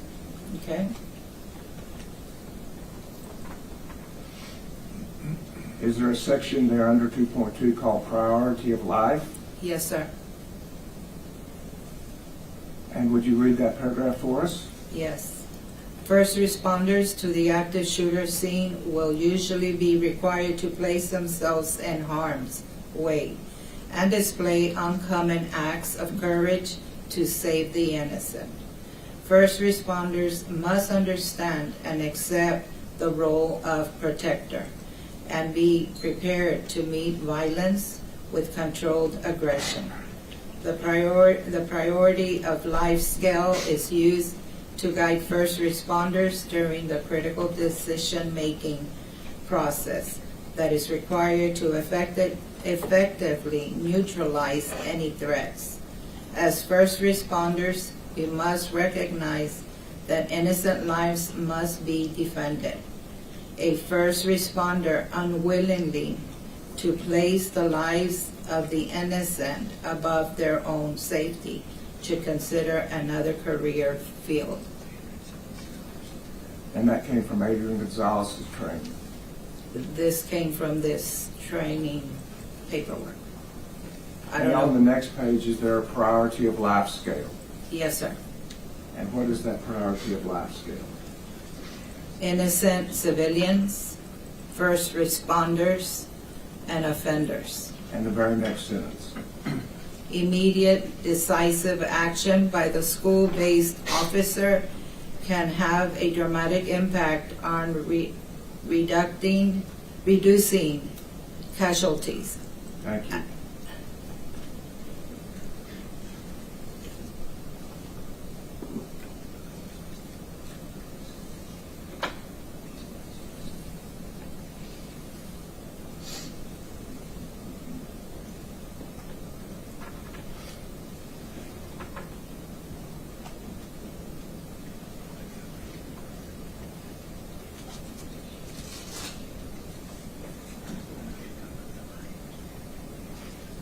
And the paragraph right after that, it begins with "in the event."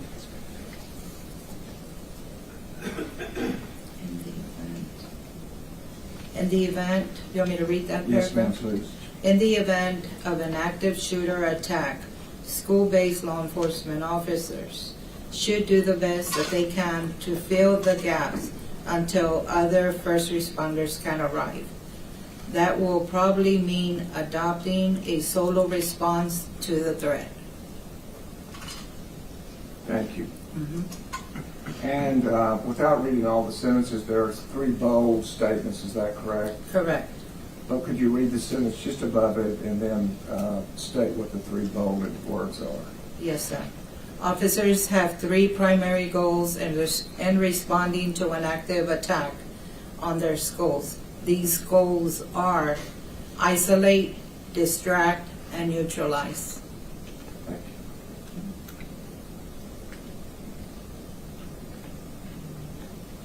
And just a couple more, but on the page 7, 2.3. Okay. Could you read the first of that sentence, please? The student will be able to identify responders' priorities during school shootings. In the next sentence? Officers responding to an active shooter event should be working through the following list of priorities during an event. And the first priority? Is stop the killing. And what does it say about stop the killing? Officers' first priority is to move in and confront the attacker. This must include bypassing the injured and not responding to cries for help from children. And the next Stop. priority? Stop the dying. And what does the first sentence say there? Once the threat has been isolated, distract and or neutralize, they should begin providing medical aid to those most seriously injured. And the third priority? Evacuate the injured. And when do you evacuate the injured? As soon as the scene can be secure, every effort should be made to quickly evacuate the severely injured to medical facilities where they can be properly treated, where they can get proper treatment. And finally, Unit 3? Stop the killing, solo response to active shooter events. And the first sentence of 3.1? The student will be able to explain the need to potentially adopt a solo response to an active shooter event. And finally, the last paragraph on that page. Time is the number one enemy during the active shooter response. The short duration and high casualty rates produced by these events require immediate response to reduce the loss of life. In many cases, The immediate response means a single solo officer response until such time as other forces can arrive. The best hope that innocent victims have in that officer's immediate move into action to isolate, distract, or neutralize the threat, even if that means one officer acting alone. Thank you. And from there, we move into muzzle discipline and tactics. Is that correct? Correct. Pass the witness. Proceed. Hi again, Matt. It's me again. Have you ever testified in a trial like this before? Never. Have you testified in court before? Never. You haven't? Okay. And how are you feeling right now?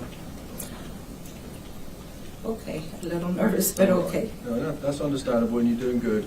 Again, my name's Gary Hillier. I've got a couple of questions for you, okay? Yes, sir. And I'm going to have to ask you a couple more because of some of the things that I objected to and the prosecutor asked you. But So Okay. I'm going to start generally with your role, Okay. if that's okay. Yes, sir. Right? And if I'm speaking too fast or you don't understand me, please say, Gary, hold on, and I'll slow down Okay. because I've got a habit to do that, all right? So you've been employed at Southwest Texas College of Law Enforcement Academy Yes, sir. right now. Yes, sir. And because on the records, that some of the evidence that's gone back to jury, it's got different names in it. So that was formerly Middle Rio Grande Law Enforcement Academy. Correct. So when we see those two names, is the exhibit up there, by the way? The exhibit up there? Yeah. May I approach the exhibit judge and just retrieve it? Yeah. Thank you. Sorry, I'm just going to come and grab the first. This is what I'm going to talk about, then we'll be Okay. in a second. So when the jury sees those two notations for this learning institute, it's the same thing. It's, yes. It just changed its name. We changed our name. Yes, sir. I mean, like, is there a reason it changed its name? Or? I don't know. It doesn't matter. So either way, so your role, I believe that you said is, so you're the office manager for the Law Enforcement Academy, right? Correct. And so basically you are the person who is in charge of the records. Correct. And so like I said, that's, you don't know the contents of these lesson plans. Correct. I mean, you can read them if the prosecutor asks you to. Yes. But you're not testifying to say you have any knowledge of the subject matter in here. Right. Similarly, you've got no knowledge of any of these classes that are in this TCOL report. But other than numbers and titles, that's it. That's what I mean. Other than the title, and TCOL is the Texas College of Law Enforcement, Texas Commission of Law Enforcement, right? Correct. And that collates for the whole state any training that a police officer does Yes. that's reported. Yes. There's a section on it, and the jury can see it because it will go back with them. It says any awards. They get awarded a certain certification, yes. Yeah. They're the ones that. And have you ever seen it? And you've seen a lot of TCOL reports before. Yes. Have you ever seen any with disciplinary action on them?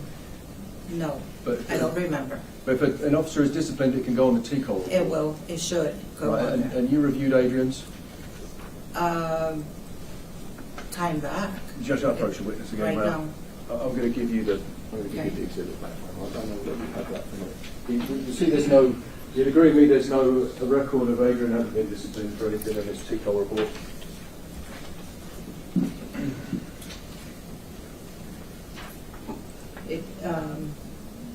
There's no record on there. I don't see one. It usually says not in compliance if they don't do their additional training hours. So he's obviously in compliance with his training hours. It looks like that he has a lot of hours, and of course that report goes back over a decade, right? I don't know how far it goes. It goes as far as when he started with his Yeah. license. So I mean, obviously this incident happened in 2022, and the record I believe goes back to testified back to 2012. This record goes back all the way to December 7th of 2029 when he completed the academy. When 2029 or 2009? I'm sorry, 12/7/2009. So it goes back even further than 10 years. Is that right? That's the point I was making. So that is a record of any training that Adrian has ever done as a police officer that is reported. Correct. And the reason for that is, of course, as you said, a police officer to keep their certification has to do a certain amount of hours every 2 years. Correct. Right, I think it's 40 hours you testified to. Yes. Right, so you're not here to testify to the jury. You weren't present during any of this training. Correct. No. You can't testify to the quality of that training. Correct. You can't testify to its content. Other than the paperwork that I received, but that's it.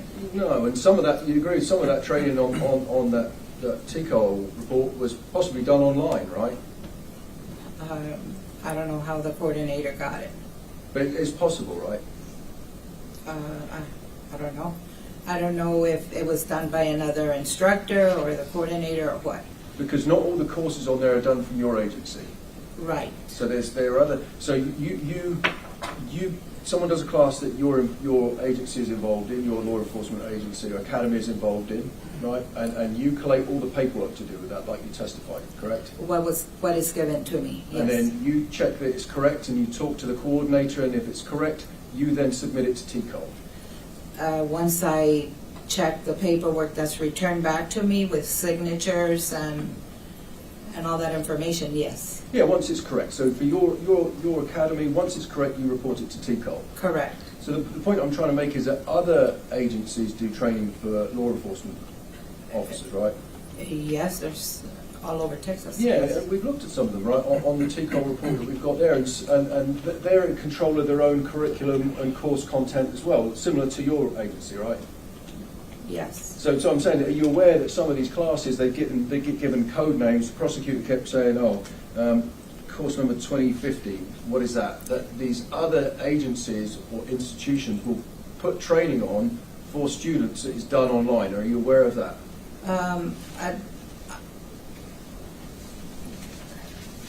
Some of these trainings must be done in person, and some can be done online. Right, okay. So I wanted to talk to you very briefly about how a person gets to be an instructor for one of these classes. In order to be an instructor to teach a class for us, they have to have a basic instructor certification. Right, and so precisely, so that comes from TCOL itself. Yes, that is a class that they take. It's a 40-hour class, number 1014, and then they submit that information and get a certification for that. Yeah, and that is a certification, that's a general certification just to teach other adults who are police officers, right? Correct. That doesn't mean that you are a subject matter expert in something you're teaching, right? It just means that you have taken the TCOL authorized class in teaching. To teach classes, yes. To teach at any class. I don't know about any class. The coordinator's the one that says he's qualified to teach a certain class. I don't. And let's talk about that, because that I wanted to talk to you about the coordinator, because you said the coordinator a couple of times. Now, the coordinator is in your agency, right? Yes. So, because we've got two things going on here. We've got the training that's done through your law enforcement academy and other training that gets reported to TCOL, right? Right. So just to straighten that out. So in order for a police officer to be able to teach a TCOL sanctioned or authorized class, they have to do the TCOL 40-hour instruction class. Correct. And we've already had some testimony before the jury. It's almost like train the trainer, teach the teacher, right? And it's like, this is how you make pancakes. And this is so you then can teach people to do things. Correct. Right? And that could be teaching an officer about investigating sexual assault, right? Right. Could also be about reporting a crime. Correct. Right? And it could also be at the other scale, firearms tactics. That's what we've got here. But by value of nature of having done that 40-hour TCOL instructors class, that just means that you are qualified to facilitate classes for TCOL. That's all that means, right? Right. And then going on from that, in your institution, because that's what you've got knowledge of, right?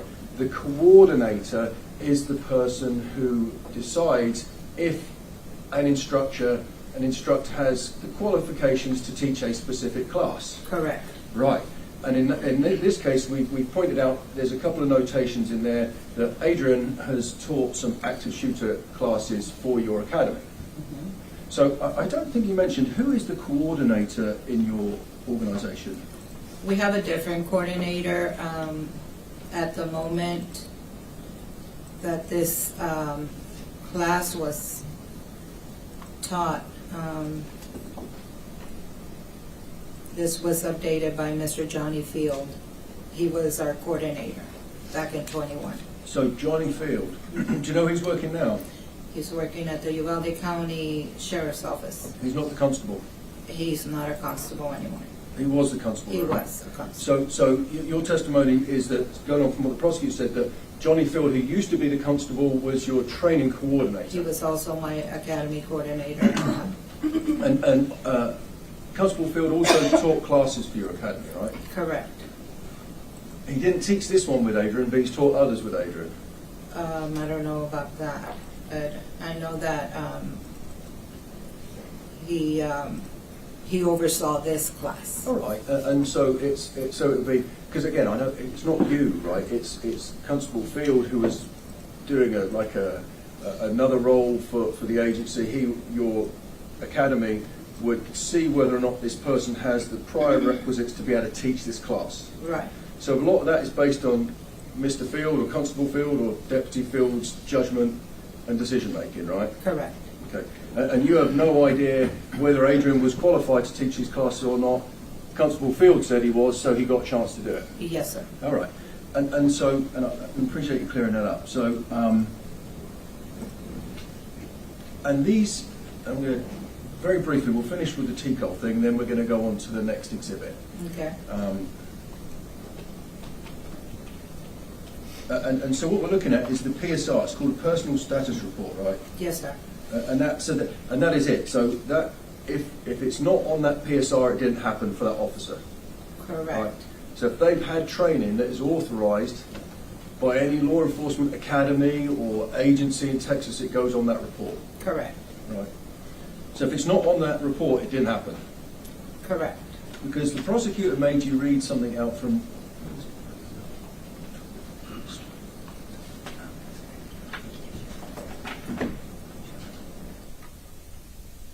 So my approach with this to retrieve, it's 927.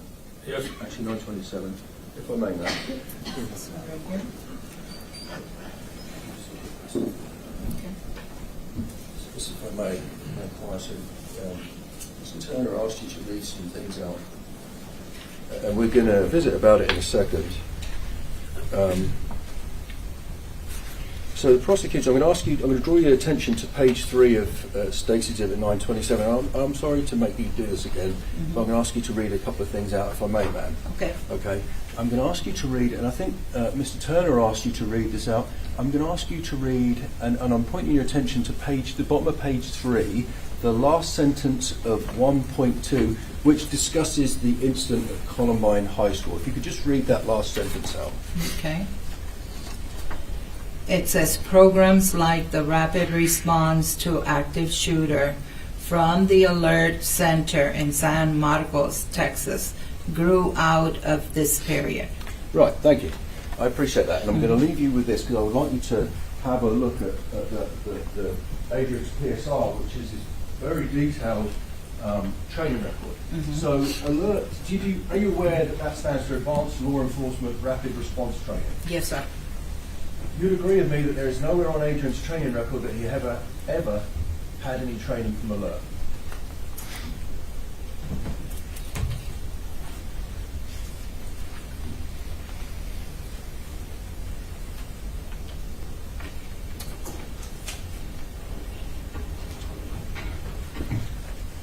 I'm looking at the list of classes that he has taken.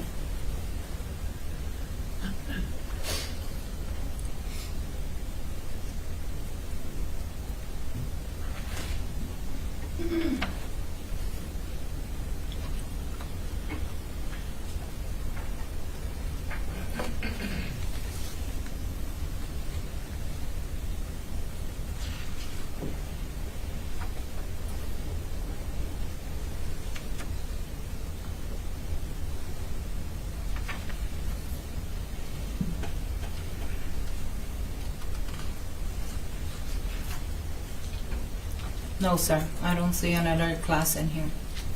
We don't see an alert class in there. That's because, and again, like we said, and I've asked this already, if a police officer, a licensed police officer, has training, it gets put on that record. Correct. If it's not on that record, that means that someone hasn't had that training. That's what it indicates. So we can conclude and we can say to this jury here today that Adrian has never had any training from the alert centre in San Marcos or any alert training according to his record, right? Yes, sir. So you'd agree with me, if anyone was to judge him by alert standards, that would be inappropriate, right? If anybody, what, I'm sorry? Judges him by alert standards, that would be inappropriate because he hasn't had any training. Correct. Right. Thank you. So I want to move on to, and I think I might have left the exhibit up there. May I approach again, Judge? I want to inquire about an exhibit. We've made a blanket rule for this trial. If you want to approach, you want to use the well, just do it. Thank you, Judge. And I'm going to come up there, ma'am, and I'm going to talk to you about the next document. And again, it's, I want to talk to you about State's Exhibit 927. Right? And we've already, that is an instructor lesson plan that was prepared by someone in your agency, correct? No, I don't know who that person is. But it was updated by Mr. Field, Yes. Constable Field, right? Yes. So this lesson plan and these documents and these materials are provided to an instructor to facilitate to a class, right? Correct. Right. And so in this case, I mean, we've already established that Adrian Gonzalez and Mike Hernandez facilitated this class, Correct. an 8-hour class. Yes. And that would be to fellow law enforcement officers who are school-based, right? Yes, it says active shooter for school-based law enforcement. Yeah, and so if Adrian wasn't, let's pretend for 1 minute that example, let's say I was instructing this class, these materials would be provided to me if I was a peace officer and I was chosen to do it. I would be facilitating the same materials. Correct. It's not my materials. Right, it's what was provided. By Constable Field. And you know, you read some things out, and I'm going to leave you with that and then ask you to work from my notes. The prosecutor asked you to read some things out to the jury, right? Yes. And again, we've already established you're not a firearms instructor. Right. You're not a peace officer. Right. You haven't been trained in rapid response. Right. Or active shooter training. Right. But the prosecutor's asked you to read a couple of things, so I'm going to do likewise. Is that okay, ma'am? Okay. Yes, sir. I appreciate your help. So, on page 1, it says the goal, purpose of the instruction, right? Yes. And it goes through units. If you read the units out for me again, please, if you would mind. Unit 1 was history of active shooter events and training requirement. Number 2 is priorities of active for school-based law enforcement.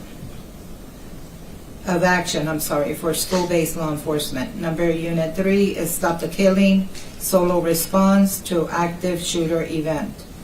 Unit 4 is unified response. Number 5 is stop the dying, transitioning to first aid and evacuation of injured. Unit 6 is active shooter scenario training and evacuation. Thank you, ma'am. And I promise you I'm not going to make you read the whole document out. There's like 15 pages, right? But I'm going to focus on a couple of things. If we turn the page over, we see that it says lesson objectives, and then we're going to go into it later on, whether or not those objectives can be met by the materials provided. Okay. But if we look at the objectives, and don't read it yet, because otherwise you'll lose your voice, because there's a lot of it.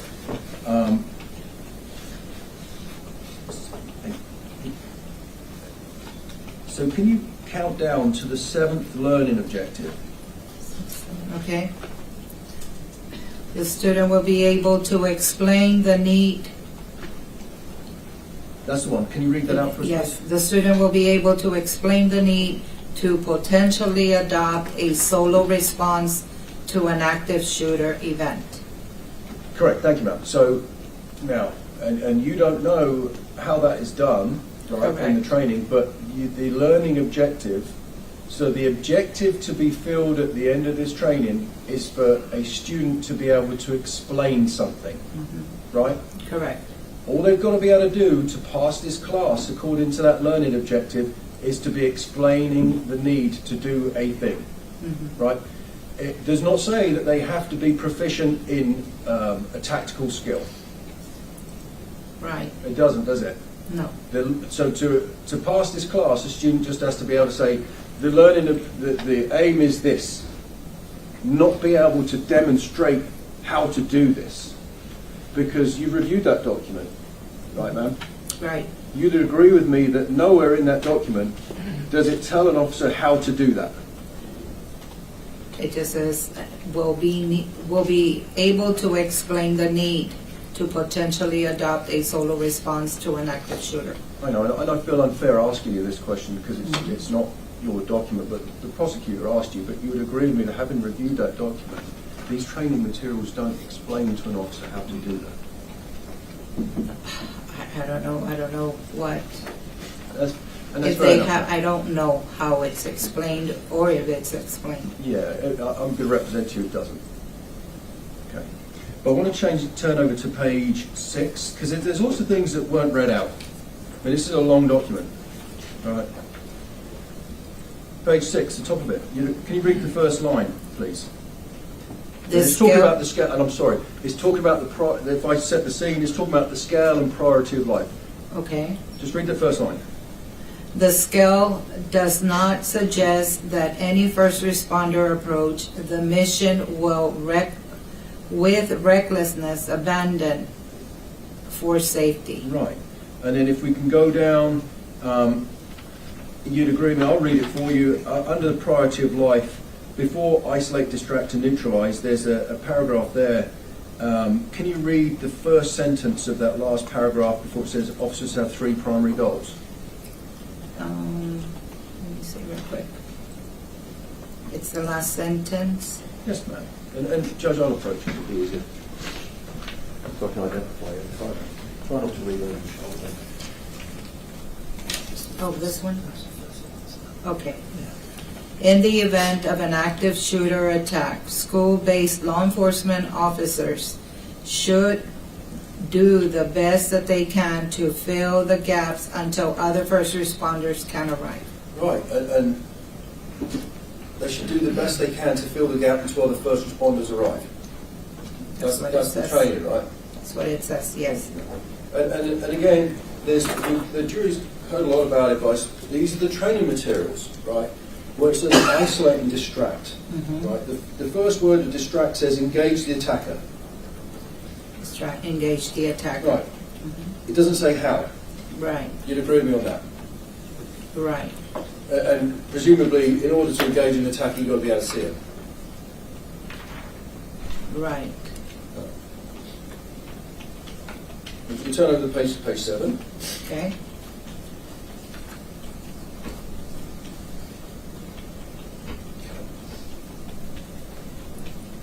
And it says stop the killing. Can you read that first sentence? This one? Okay. Officers' first priority is to move in and confront the attacker. Right. Again, it doesn't say how. No. No. Well, I represent you that Mr. Gonzalez did in fact that. He moved into the school. You're asking me? No, I'm just telling you. Oh, okay. And again, Well, I'm going to object to sidebar comment, Your Honor. He said it's not a question. This is fine. I'm going to move on to Unit 3 further down. Again, and we may have already covered this. Can you read 3.1 out?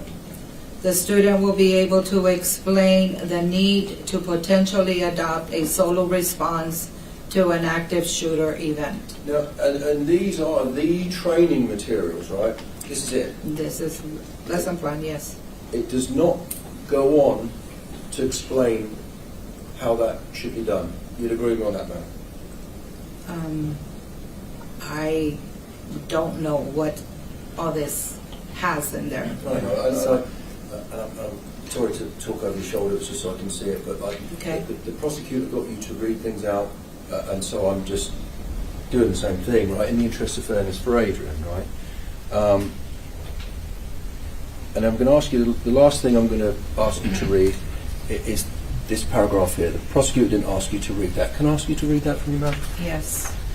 Most response to active shooter training has been based on team tactics that normally leverage 4 or more officers operating as a cohesive unit to search for and neutralize the threats. Training historically involves forming a diamond or a T formation to rapidly advance towards the sound of the gunfire. The tactics and techniques have a great deal of value when the resources to use them are immediately available.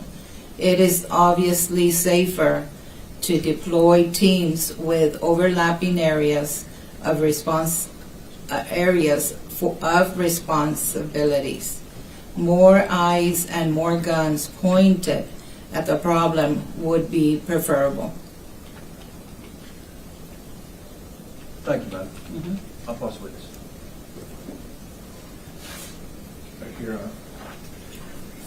Is State's Exhibit 950, is that the flyer that went along with this training?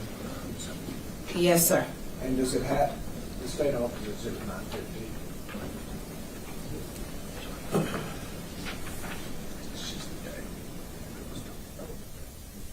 No objection, Your Honor. Submitted.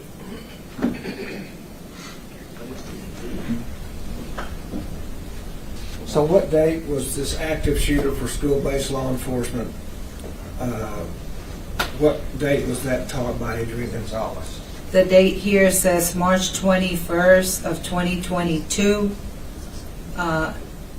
It's from 8 a.m. to 5 p.m. March 21st, 2022, Yes, 2 months before May 24th, yes, 2022. correct. Thank you. Pass the witness. You're going to need to retrieve the exhibit. Ma'am, I've got a couple more questions for you, if I may. Okay. Oh, there you go. It's up there. So, will you do it, Bill? That one is right there. So I want to ask you some questions about this one, ma'am, 950. So this was a prosecutor just pointed out. I can sit down and we can look at the TV behind you. This was a class that was from May of 2022. This March, was sorry, I apologize. March. It's March Yes. 2022. And if you turn around and look at the screen, Okay. we can look at it. Okay. This was a class that was taught at the Uvalde High School, correct? Yes, sir. Do you know if any classes or training was ever conducted for law enforcement at Robb Elementary, the elementary school? I don't recall. It wasn't.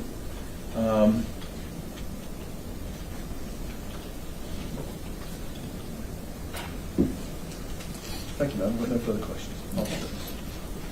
Okay, is she excused? Yes. Yes, Your Honor. All right, ma'am, you are excused, not subject to recall. Please don't discuss the case until you're aware the trial is over. Okay, You're sir. done today. Thank you very much. Thank you. Next witness. Rick Gerardo.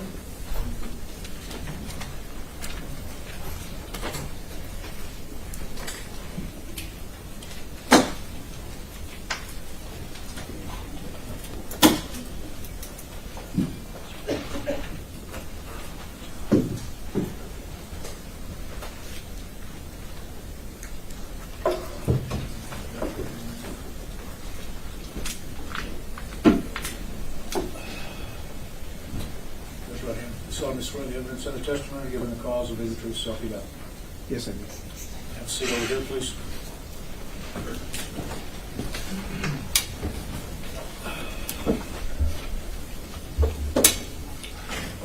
You may proceed.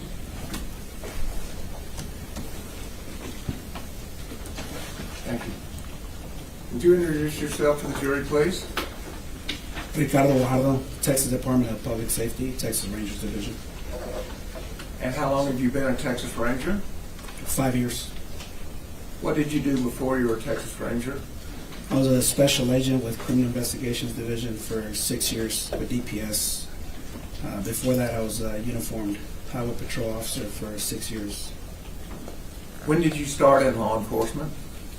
January 2004. 2004? Yes, sir. So now you're sitting on over 20 years, is that correct? 22 years, yes, sir. And so has that time been with DPS, or have you been with other agencies also? For 5 years, I was Eagle Pass police officer. I was assigned to patrol a motorcycle and SWAT team until September 2008 when I was hired by the Texas Department of Public Safety. And where are you currently assigned? Crystal City, Uvalde County.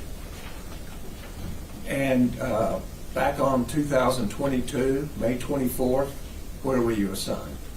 I was assigned to the Cotulla office, which is in LaSalle County, but my secondary county was Zavala County. So you had two counties. Yes, sir. Okay. And why is it that are all rangers assigned to a county, or how does that work? Most of the rangers are assigned to, they have an office in a certain county. Some rangers cover more than one county, often up to 3 counties at one time, depending on the terrain. And you were assigned 2 counties at the time. Yes. So how far was your home base from Uvalde? I would say about 40 miles. Okay. On May 24th, 2022, did you go to Uvalde? Yes. For what purpose? I was told by my lieutenant that we were responding to an active shooter in Uvalde. And how long did it take you to get there? I don't remember. Okay, fair enough. Well, when you got there, were you given assignments to do? Yes. Can you tell us what assignments you had? When I arrived there with my lieutenant, one of the first things I was assigned to was we had children that were leaving the Robb Elementary through the south side of the school. So we were assigned to keep them off the street and get them to a vacant lot so that they could be later transported by school buses for accountability purposes.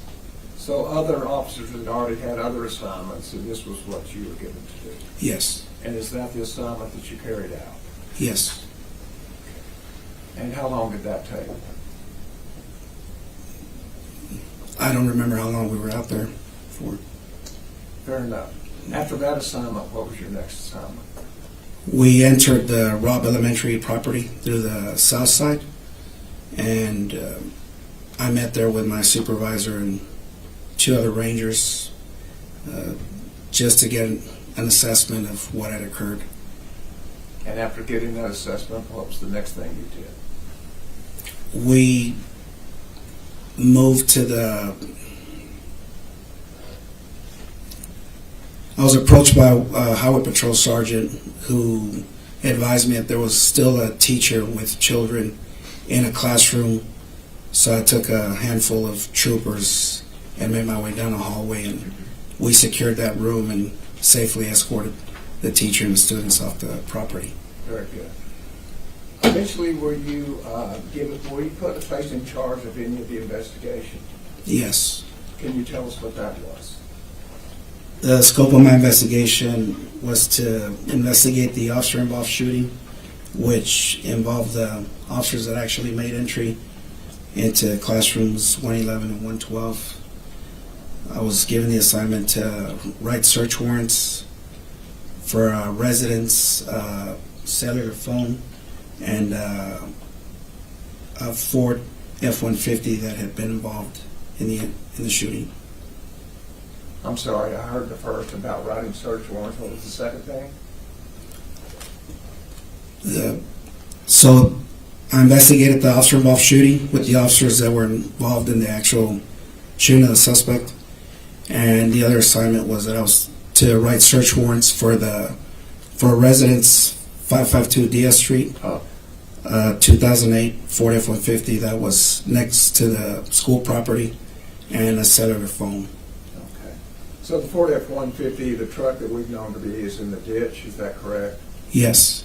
And I believe earlier it was referred to that 522 DS, that's where the grandmother was shot, is that correct? Yes. Thank you. Eventually, after securing search warrants and getting that out of the way, did you begin questioning witnesses? Yes. And was it all, what was the purpose of questioning witnesses at this point? To gather as much information as we could as to the accounts of what had occurred at Robb Elementary.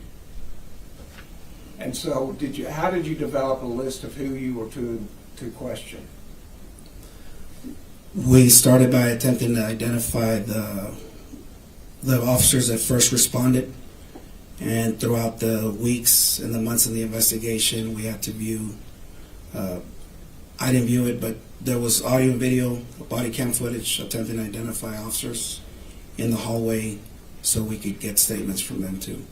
Okay. And so, how did you pick where to begin questioning witnesses? My supervisor brought us all together and basically gave us a list of officers and witnesses and victims on a daily basis. So we cut them up between however many rangers were working that day, and then we go down the list and just start calling witnesses or the officers or victims to get statements. At that point, had any suspects been developed? Yes. As to the officer-involved shooting? The only suspect that we identified was Mr. Ramos at the time. I apologize. Yep. The gunman is the suspect that you're Yes. talking about? Yes, sir. Okay. And so, even as to officer-involved shootings, there were no suspects involved at that point? No. It was just general gathering information about what happened? Yes. And did you talk to Adrian Gonzalez, this defendant? Yes, I did. When did you talk to him? May 25th, 2022. May 26th? Excuse me, May 25th. So it was the day after this event? Yes. And how many witnesses did you end up interviewing? I don't remember. It was several. We interviewed over the next several months, so I don't have an approximate number of how many interviews I conducted. Was it in the dozens? Yes, easy. And how many Texas Rangers were out collecting interviews? At any given day, we could have approximately 10 or 15 Rangers doing various assignments. We have Rangers coming into the area and then having to go back to their respective areas, so there's no telling how many Rangers we had. We never had an approximate number. It was just whoever they were deploying that was available to assist. What was your purpose of talking to Adrian Gonzalez? To gather an account of what he saw, what he heard, and what he was told when he responded to Robb Elementary. When you take a statement, is there any way that you preserve that statement? Yes. How do you preserve the statement? We record it using an audio-video recorder when it's possible, or an audio recorder. And you did that in this case? Yes. And did Adrian Gonzalez come in voluntarily? Yes. This was not a custodial interrogation? No. So there's no reason for Miranda warnings or those kind of things? No. And have you had a chance to review that statement? Yes. Is it in completed form, that is, complete from start to finish? Yes. And does it include your entire questioning of Adrian Gonzalez on that day? Yes. Your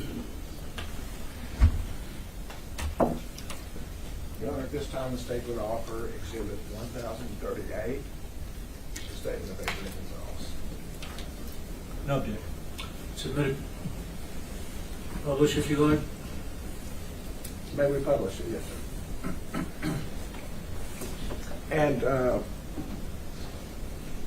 Ranger, there may be a couple of times where I hear language that may be police talk that I may ask to stop and explain, if you know what that police talk is.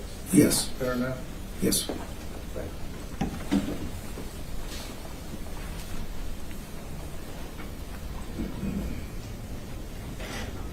And if you'll stop it right there. Is this the interview that you had with Adrian Gonzalez Yes. on the day after the event? Yes. Thank you. May 25th, 2022, approximately 4:41 p.m. We're at the Uvalde DPS office in Uvalde, Texas, 78801. In the interview room is Rick Wahada with the Texas Rangers. Full Crucia, Texas Rangers. And Officer Adrian Gonzalez with the Uvalde CISD Police Department. Okay. What's your date of birth, sir? 515 and 73. And it's Gonzalez with an SFD.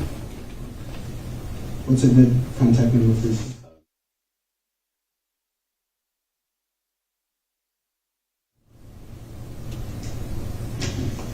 And your address?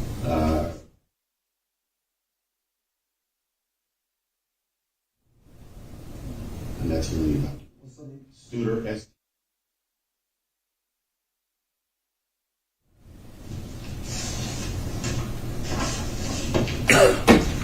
What's your radio number? 422.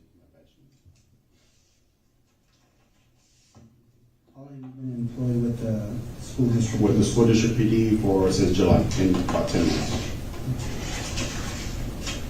So you started in July 2021? Yes. Okay, 2000. And before that, sir?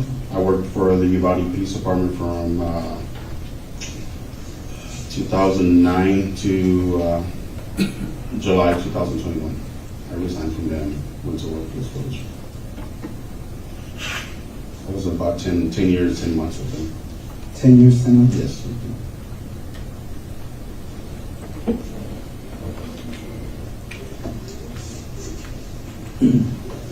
So working for the school district police, what school are you assigned to? The Uvalde High School. How long have you been there? I've been there since school started.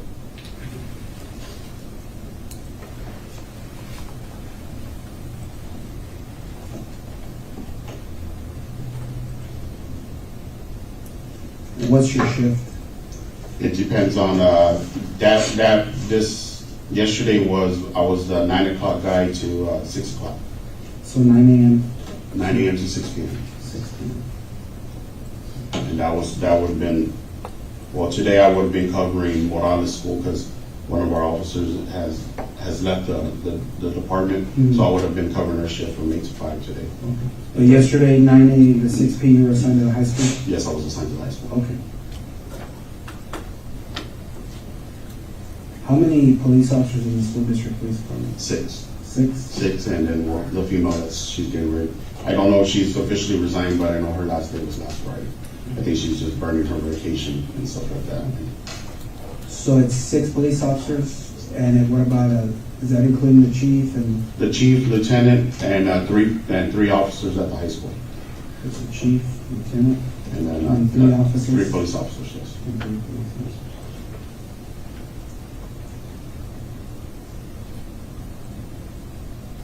So the 6th one would have been the female that just? The 6th one's actually housed. She covers her campus is Morales Junior High, which is the junior high. Which you said she's leaving? She wasn't on scene. Actually, Officer Ruby Gonzalez was covering the school over there. Okay, Officer Ruby Gonzalez? Ruby, Okay, and that one's Gonzalez with a Z. okay. She was covering Morales Junior High Monday and Tuesday.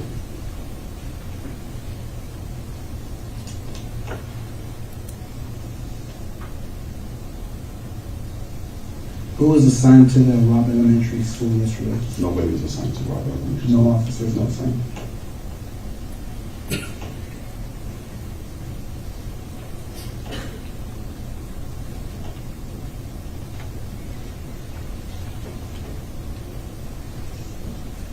How many schools do you have in Uvalde that you guys cover? Uvalde High School, Mm-hmm. Uvalde Morales Junior High, Flores Elementary. Mm-hmm. We have the Dual Language Academy, which is Anton School. If you actually look it up, it's Anton School. Mm-hmm. Robb Elementary, and then we have Crossroads, which is the kids kind of they work at their own pace, to get their GED or their diploma and things like that, and for expecting mothers. And then we got a campus at Batesville Elementary. Yes, and Dalton Elementary, which is our pre-K and kindergarten class.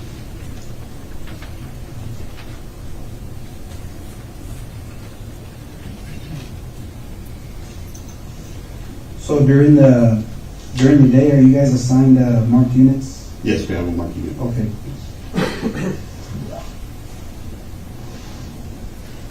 They're actually we take them home. Okay.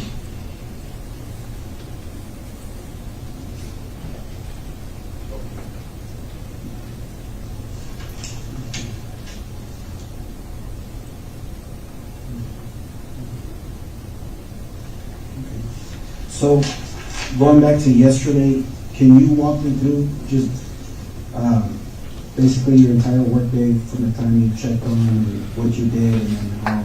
Okay, I checked in at the high school right before 9 o'clock, and I actually met one of the sergeants from the police department. We're out there talking for a little bit. He asked me if I was going to go to the park, which is we call it the Western Park, the Mexican Park. It's actually named the Parque de Jardín de los Héroes, Park of the Heroes. The senior class was having activities out there for them, which is a senior class because they're getting ready to graduate. He goes, "Are you going out there?" Because they told us to actually patrol the park. I go, "No, nobody's told me." Then my Lieutenant Mike Hernandez texted me and said if I can go out there from 9:30 to 11:30 with the seniors. Okay. So I got on location to the Western Park, drove around because there's some of our local, I guess, drunks hang out there just, waiting, just, doing whatever, utilizing the restroom, taking baths and everything like that. So patrolled it. There was a couple of people there, just drove around because the kids, like I said, towards I want to say the back end of the park, there's a little basketball court and a volleyball court. Some of the kids were playing basketball, and the two people that I observed were actually sitting on the park there. So I just drove around, just let them know that I was there. Okay. Parked a couple of spaces, stopped, to make sure everybody was, nobody was getting approached. Drove around, finally got off, and interacted with the kids and the principal and some of the staff. I want to say maybe about 11, 15, they started debriefing the kids, telling them, we're going to get ready because they bust them out there. So they had about 4 to 5 buses out there in the park. So they were telling them, hey, we're going to give you some packets. The packets were for the pictures for graduation. You need this, and you need to turn in before the day of the graduation and stuff like that. So they were telling the kids before they get on the bus to make sure they're, stuff like that.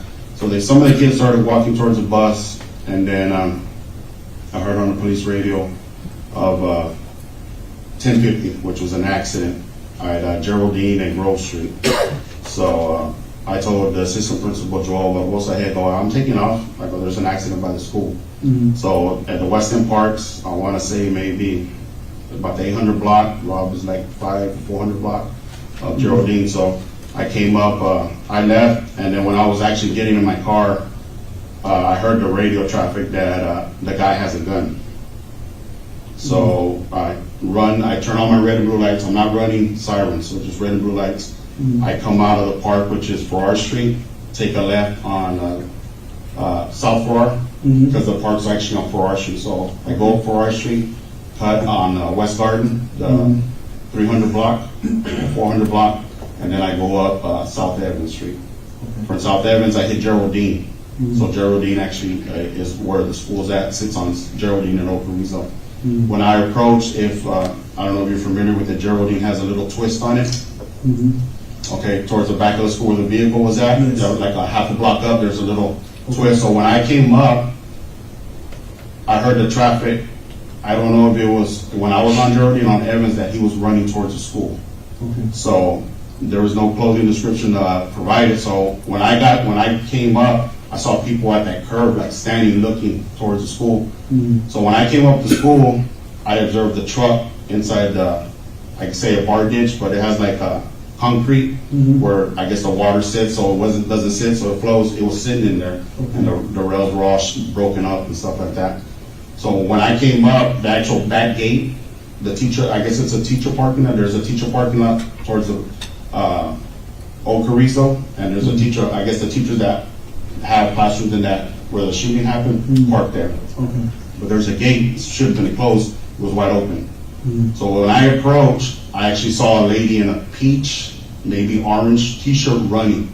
You know, I didn't know it was a lady or not. I knew it was a lady after I made contact with her, but I saw her, went to her because they said they were running towards the school. I was going over there towards her.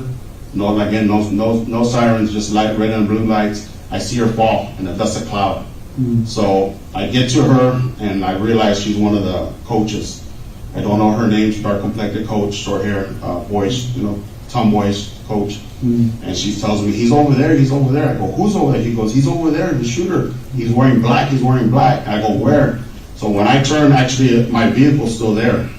At the school, it's the Crown Vic that says UCISD. It's close over there. So when I get out and I approach her, she's like, he's over there. I go, where? She goes, he's over there. He's in black by the teacher parking. So when I look, I start hearing rounds going off. I don't know where they're coming from, but I just know they're getting muffled. They're behind the building. So then I hear like banging. So I think I under my radio, I don't know if I break. I said, hey, shots fired at Robb School. And then I tell him, the general location where he's at. So I start moving up, trying to get from front of my vehicle to the back. There was the only thing that was the tree and then the building. So I started walking towards there, and then I see an officer, one of the PD officers coming, and then all of a sudden I see like glass coming out and firing. Somebody firing in glass. A couple of rounds come out of the glass, and I tell the PD officer, get back. It's coming from over there. So we get there.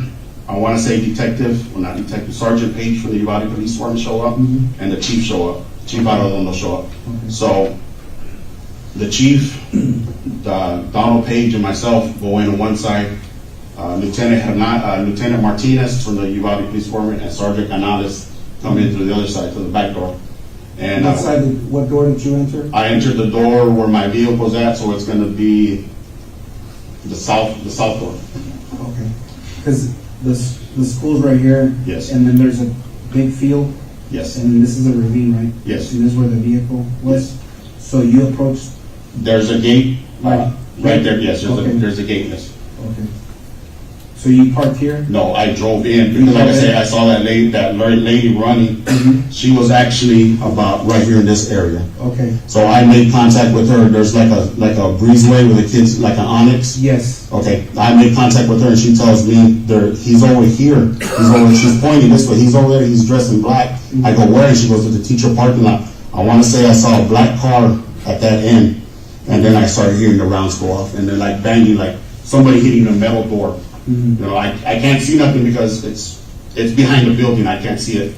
So I notify everybody on the radio the best I could, and then as soon as I start walking over there, I see the rounds come out of the window. Okay. So when you drove through this gate, you said it was open? That gate was open. Okay. And it should have been locked. How far did you drive in? Up to where my vehicles stopped. Yeah. There's a pavilion back here, like a big seat, Yes. big roof. Yeah. So it's in between the school building? Yeah. Okay. So you park here because I know that there's a hallway that goes. Yeah, there's like a walkway, yes. Okay. I'm actually, where the vehicle's sitting at, that's where I actually stopped at. Okay, so you drove up to her, Yeah. and she's pointing that he's over here? Yeah, he's behind the building in the black. He's dressed in black. Okay. And when you drove through, did you see anybody? I didn't see anybody. Okay. Does your unit have a camera? No. So there's no audio, video in your? No, there's Okay. no. Do you guys wear body cameras? Okay.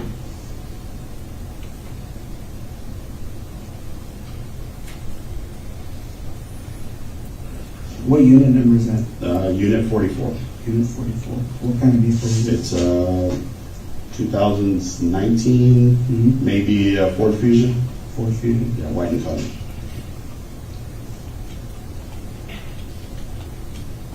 Okay. So you drove up to her, she's pointing this way, and when you're talking to her, that's when you start hearing? Yeah, she said, he's over there. I go, where? She goes, he's over there by the parking lot. And then she goes, he's dressed in black, and then I hear the rounds go off. Okay, because there's a door right here, right? Yes, there's a door, yes. All right. There's actually a door. Here? And then there's a side door right there. Here? Yes. Okay. That's where we made entry with the chief and Sergeant Donald Page. Oh, okay, so you and Paige came through here. Okay. And I want to say Lieutenant Martinez and Sergeant Gonzalez from the PD came in through that back door because we're facing each other. Yes. Okay. In Canales, he said? Yes.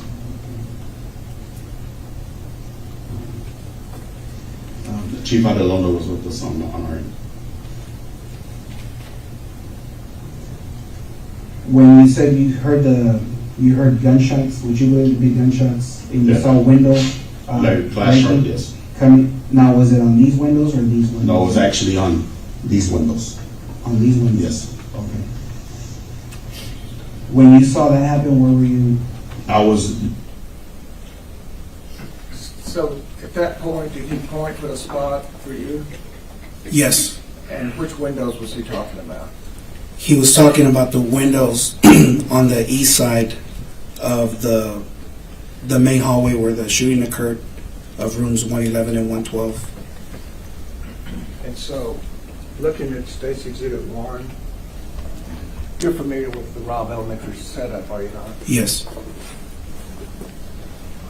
If this is the fourth grade wing, which windows was he speaking of? He was speaking about these windows on the east side of the building. Did he saw shots coming out? Yes. Thank you.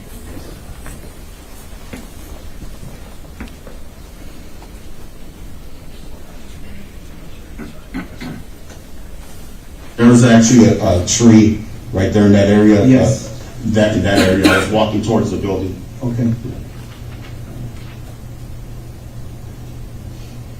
So when you made entry with Adrian and Chief Arredondo, what did you see inside the school? Just, when we opened the doors, it looked like, have you ever seen somebody set off a fire extinguisher? Mhm. The smoke, that's what it looked like. Smoke burn, something burning, So we went in there, we kind of knew he was in that area because I kind of told him, I don't remember if I told him, hey, it's like 3 or 4 windows down. He's in there, so we kind of all, came in together. And I didn't see Lieutenant Martinez get hit, but I don't know what he did. That he started firing, and then you see him go like that, and everybody scooped back. So I think he got hit. So we kind of moved back, as we're departing because he was laying fire. When Donald Page stepped back, you see a piece of the sheetrock come through, a round come through. So we back up, and Page is yelling at Javi, hey, are you hit? Are you hit? And I see Javi holding his inner thigh, and he goes, yeah, I'm hit, but I'm good. So they walk out, and we walk out. Okay. When that's Well, you know what? Sergeant Coronado was with us too. Coronado? Yes. He's with the UPD.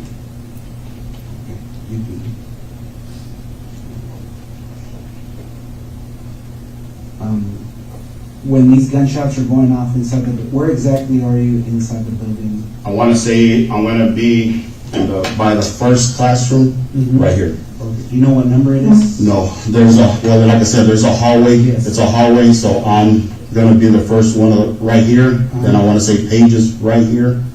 On the same highway, but across the hall? I'm actually on the back hall, the back wall, and Pages on this front wall, and Chief and Coronado's on this side. Okay.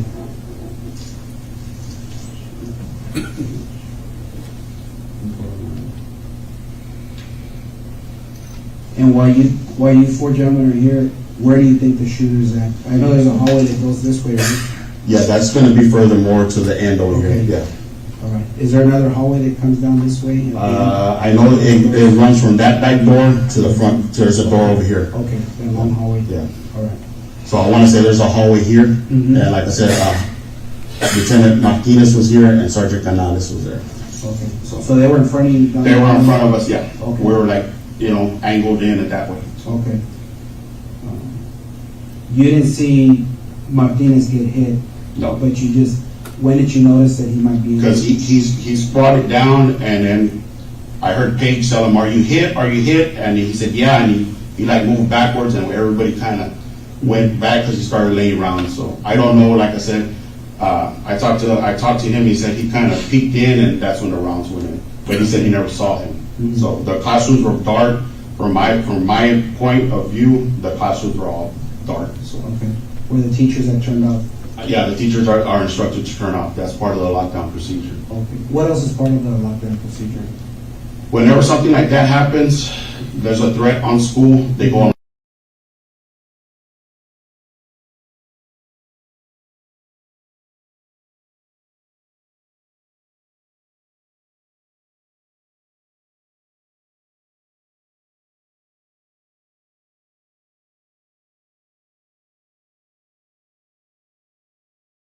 because we have it's called a Raptor system, and that sends automatic notification to everybody on campus, all the teachers either through their laptops or their iPads, whatever they have. It sends them the system and it automatically posts a lockdown. And the front office should deploy something over the intercom saying the lockdown. So. Okay. So, you guys how many rounds do you think you heard when you were inside the building? Inside the building, 7 to 9 maybe. 7 to 9 rounds? And when you were outside? About 13 or 14 rounds. 13 or 14, before you guys actually get into it? it? Yeah. Okay.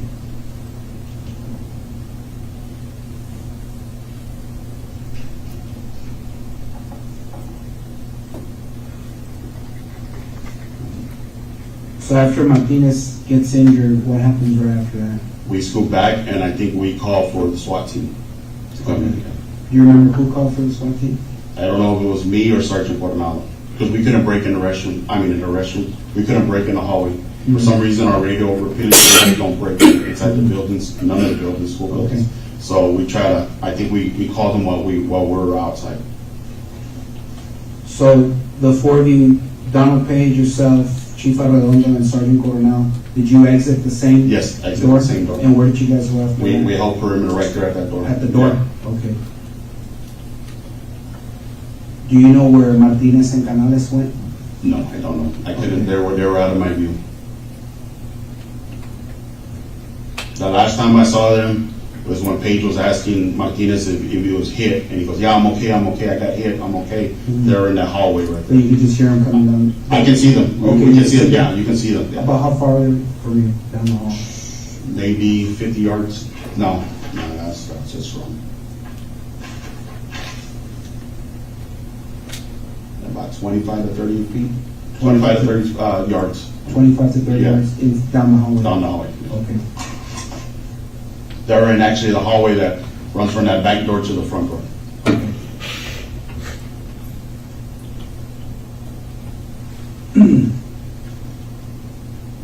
So you guys exit, and then who started calling for the SWAT team? I want to say either I broke or Coronado broke. One of us broke because, like I said, we weren't getting service. So we walked out, and I want to say I called, but I don't know if I called to activate the SWAT team.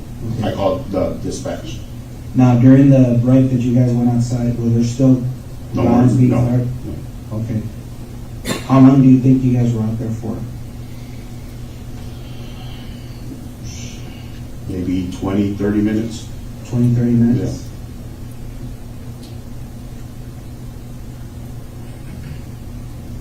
Was there radio traffic going back and forth? Yeah, there was a lot of radio traffic. Okay. I know one of the traffics I heard somebody said call as many agencies as you can. Okay. But you don't recall who it was? No. Okay. Now, during those 20 or 30 minutes, you said you heard 7 to 9 rounds while you were approaching the building, right? That's when the glass is breaking that you said on this side? Yes. Okay. And then you went No, inside? 7 around 9 inside. Inside? Yes, outside was You more. heard 13 to 14 outside? Yeah. Okay, all right. And then this was inside?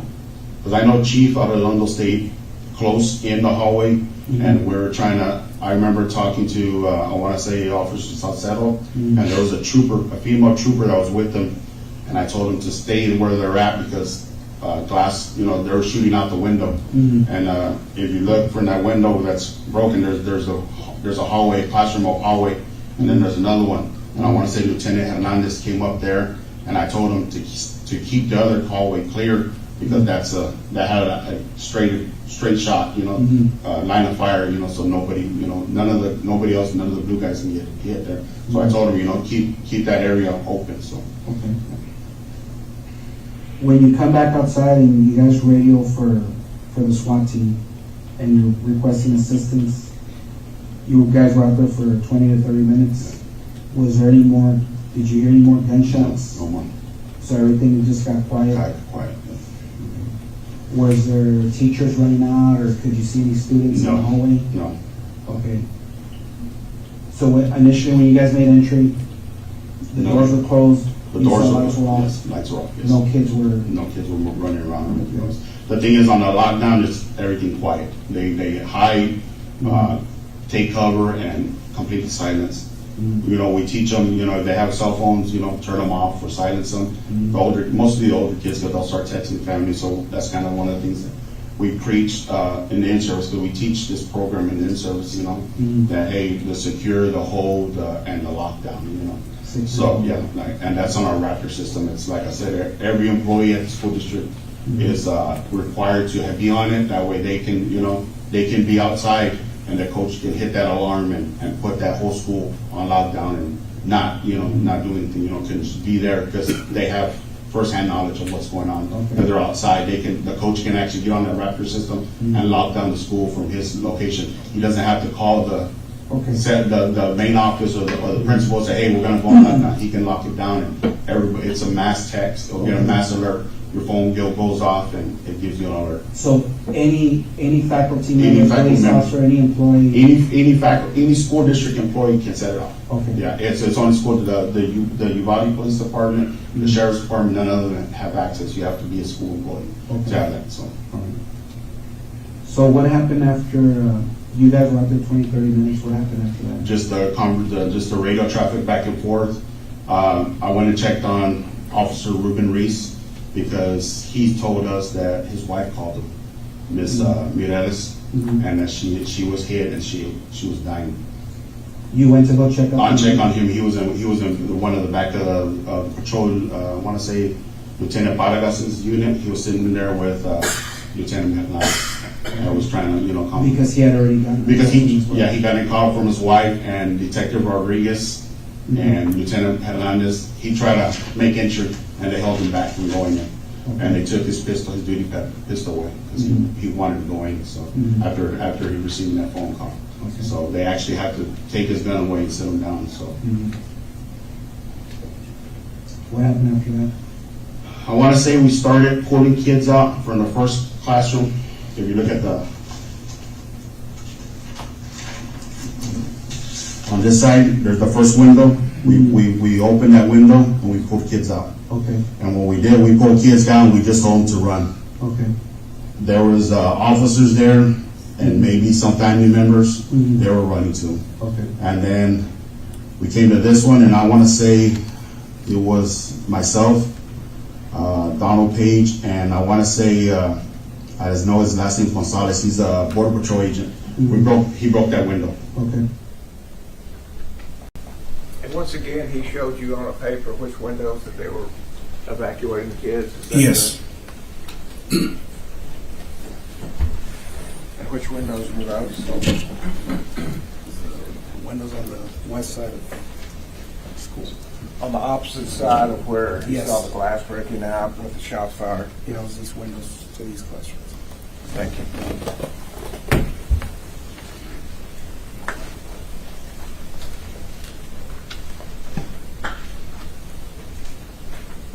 Broke that window, and then we pulled kids out of there, and we just went strategically all the way down, pulling kids out of the windows, breaking windows. When you guys were pulling kids out of the classrooms through the windows, did you notice that any of the kids were injured? No, none of the kids were injured, yes. So all of the kids that were on these windows, they were removed safely? They were removed safely, yes. Okay, and they were taken to the front of the... They were taken towards that gate where that I came in through. Okay.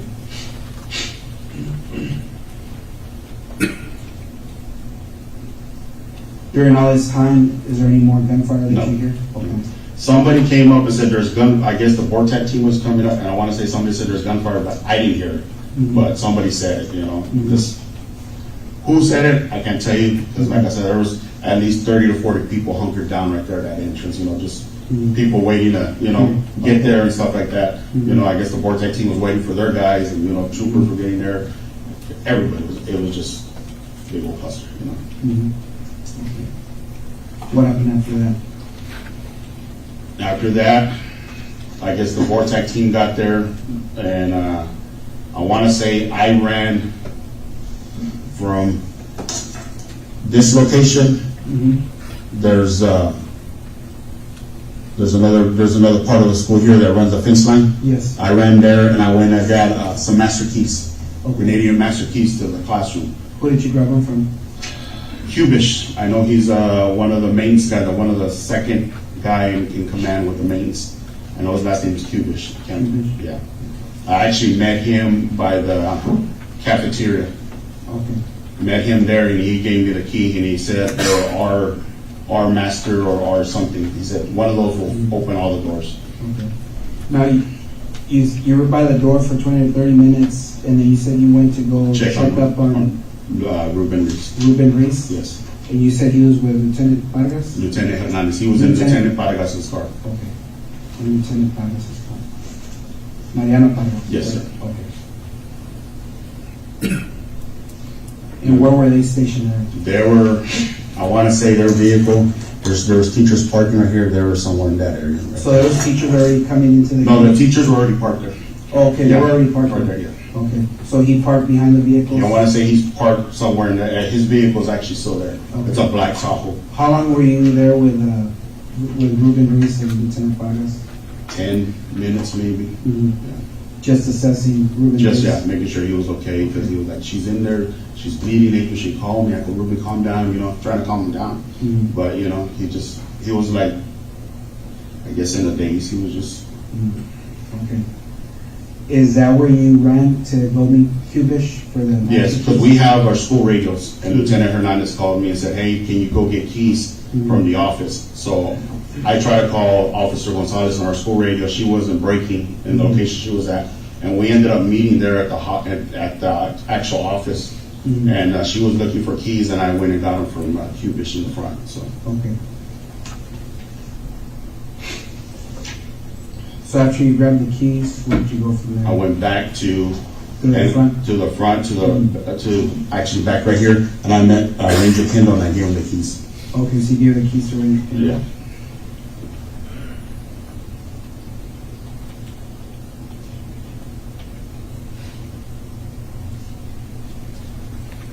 Okay. What happened after that? They made entry. Before they made entry, we were there. We set up EMS right there at the door, at least 3 or 4 stretchers, and then I grabbed some gloves, and they made entry. They said it was clear, and they started pulling bodies out, and we started, pulling kids out. During this whole time that you're grabbing the keys, did you ever hear any gunfire? No.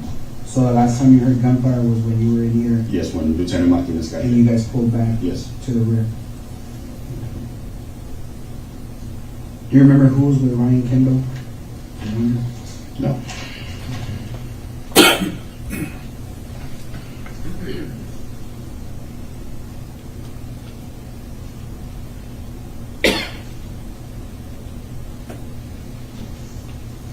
And they made entry through the side door, right?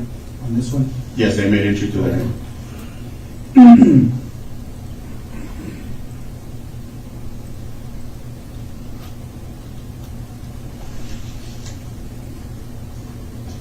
How long do you think they were in there for? I was in there for maybe 3 or 4 minutes, and then they started pulling everybody out. One of the border patrol agents said only medics are allowed in there, to work on kids. And when I walked out, they were working on missing ALS right there at the door. Right That there? door, yes. Okay. So when Kendall made entry with the team, did you go in there with him? No. You didn't? No. You stayed on the outside? I stayed outside with the EMTs, Okay. myself and Detective Luis. Did you hear any more gunfire after that? I heard maybe 2 to 3. Mm-hmm. That was it. Okay.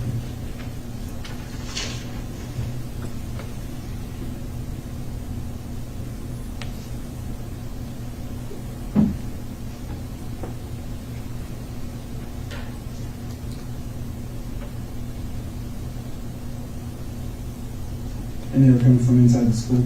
Yes. Somebody said, hold the line, hold the radio, because they were making entries, so. Okay. Right before they made entries. I want to say that's going to be Officer Michael Water that made that remark.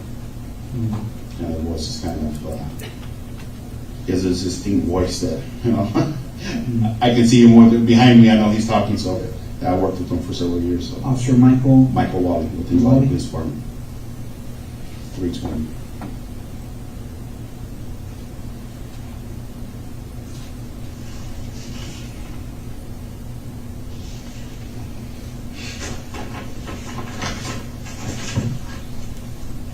When they made entry, you stayed by the door, and you said, did they return to the door and start handing you kids, or did you go back in? No, we actually went in and I actually went in and tried to see if I could help, but they were just dragging bodies out, taking kids out and stuff. Who did you go in there with?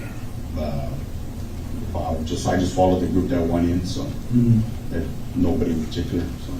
Okay. I can tell you right now, I was probably the only CISD in there, besides Chief and I think just Chief. The Chief was on. I saw Chief in there, so. Okay. But I was nowhere near him, so. So you two, Chief Arredondo and yourself, were the only ones from? I want to say from school district that was in there. Yes. But you didn't go in with the initial? No, I didn't go with entry team. No. You just waited? Waited, yes. Okay. Did anybody come back to open the door, or say it was clear, or anything like that? They cleared the building, and then I remember giving somebody the keys because they wanted a secondary search to clear the rest of the classrooms. Okay. So I know the guys that cleared the hallway where they made it, the hallway that they came in through. I gave the keys to the guys, and they cleared those. Or I gave mine to Chief Arredondo. I gave them the keys. I go, here's our master keys. And there's 2 master keys out, so they were checking them. Okay. So. Ranger Kendall had one of the sets Yes. of keys? Okay. How long do you think you waited when they made entry? How long do you think they were in there for? Maybe a couple of minutes, 2 or 3 minutes, yeah.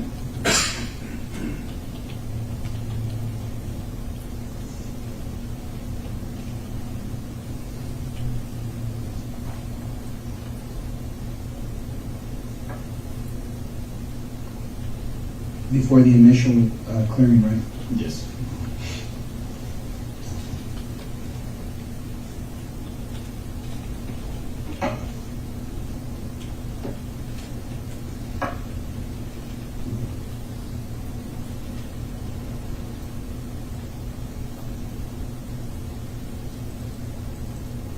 Did you ever fire any rounds No, sir. during that conference? Okay, so you didn't fire any rounds? No.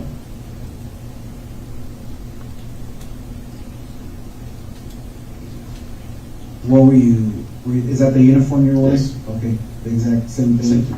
Okay. Mine is a tourniquet. I Okay. gave a tourniquet to one of the EMTs and one of the Portec guys, and we were grabbing as many as we can, so I gave them mine. Okay. Because they were prepping, for the victims.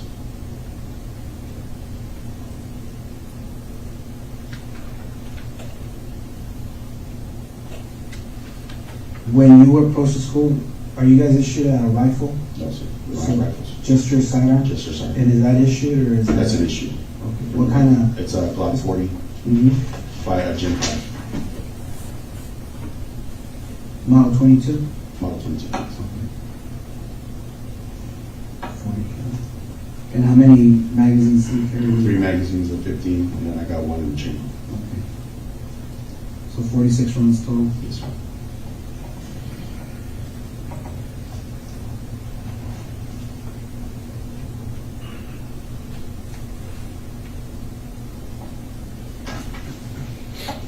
During the entire course of when you first drove in and made contact with the female coach that fell, and then she's giving you direction of where he's at, she never gave you a description? She just said he was wearing all black. He was wearing, All okay, black, so yeah. she told you he was Yeah, wearing all she black? knows. He's over there. He's wearing, by the parking lot, wearing all black.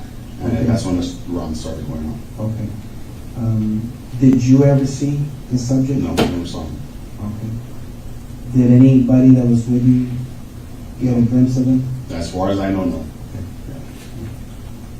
Do you know if anybody on the entry team was wearing a body camera? Detective Page, Chief Arredondo? Maybe Sergeant Coronado was wearing one. I can't guarantee you, but maybe Sergeant Coronado and Sergeant Canales. Because Sergeant Page is the sergeant of, I guess he does internal affairs and stuff like that, and the hiring and stuff like that. So I don't know if they carry, him and Lieutenant Martinez, I don't know if they got a body cam available. And they're both with With the Uvalde police PD? department.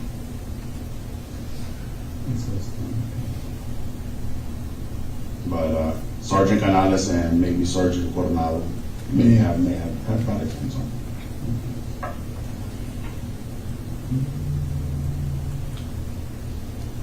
Do you have any questions? No, I'd like to just clarify something, that way we're on the same sheet. So, when you come up here, right, sir? Yes. You never see that individual anywhere? Never see You him. never see him No. drop in? No. Okay. And as you're entering that door, right, you're hearing gunfire, correct? No, we never entered this door. So you never went inside the school? Never went inside the school till I got coverage over here, then we made entry. Okay. But as you're standing out here, you're hearing, I heard. I want to ask you about the statement he just made that I never went in until I got coverage. Yes. We have been talking for quite some time about cover as a wall or something of that nature. Cover Yes. from gunfire. Mhm. But it's used differently here, is it not? Yes. And what does, I didn't go in until I got coverage. What does that mean to you as a police officer? He didn't make entry until there was other officers covering the west door. So coverage means other officers Yes. covering for you. Yes. And he didn't say west door, is that correct? He just said coverage. Yes, that's correct.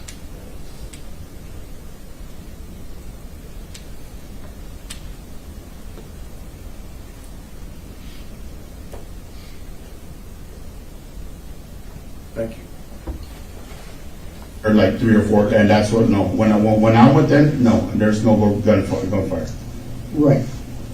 I guess what I'm just trying to make sure I understand is, when you guys went in, right, Yes. you were hearing gunfire? No, not at that time, no. The gunfire is done? Done. And then when we try, I don't know, like I said, I don't know what Lieutenant Martinez did, then, 7 to 9 rounds go off. And it's, like I said, it's a high, I can't say it for sure it's an AR-15, but it's a high-power rifle. You can hear it, And do you guys take the hallway? What I mean by take the hallway, you guys are inside in the hallway, Yes. right? So do you take that hallway? In other words, are you there? Are you ready to go if he comes out? Yes. And then, because there's no radio traffic and the radios aren't working, do all y'all come out or just you? Me, Coronado, and I want to say Page come out. Chief stands in the area where he's trying to make contact with them. He's trying to talk to him, come out and talk to him. Okay. That was the last of traffic. Okay, is he inside the building? He's inside the building. So just inside the door? would you Yeah, say? right there, yeah. Okay, so then the only one left in there at that time is the chief, and then it's you Yeah. three are outside. Yeah, we have the door open and we're holding it. And then you're telling us that as you're standing there, you're hearing more gunfire? No. The gunfire is over. The gunfire is over. All right. I just wanted to clarify that.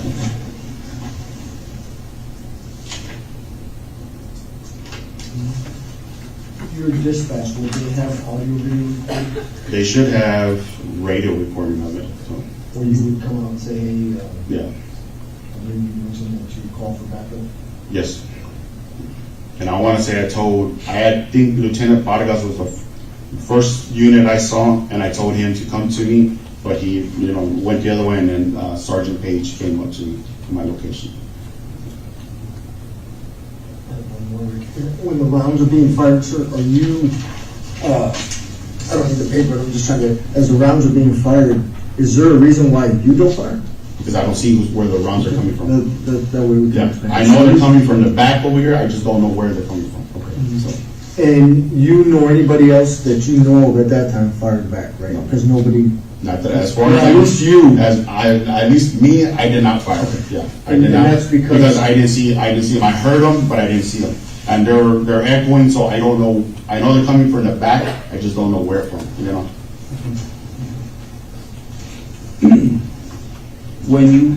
When you guys made that entry into the hallway, there was 4 of you. Did anyone in that group of 4 say, hey, we need to go down this hallway and we need to find this shooter? No. No?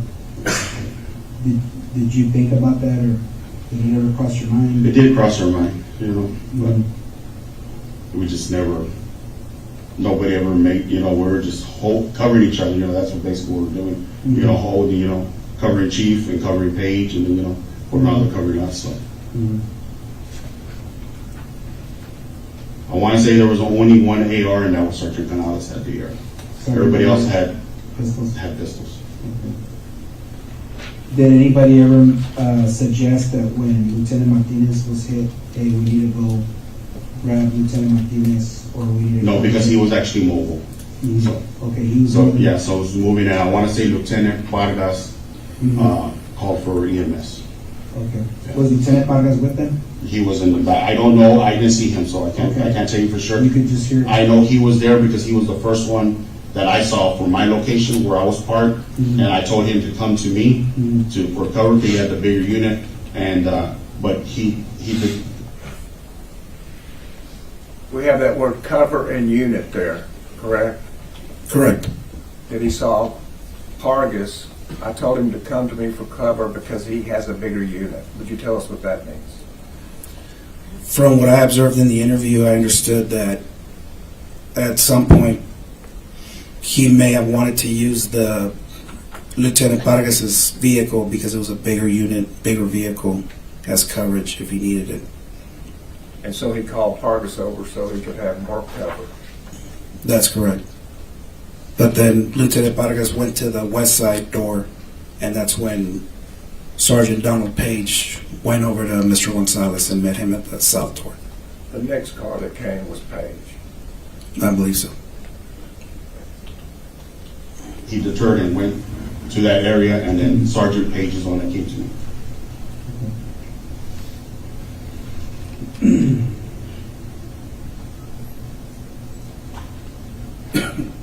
And of course, you know, because it's a lockdown, there's still kids Yes. in the classrooms. So that's our concern. Do we fire, and do kids get hit?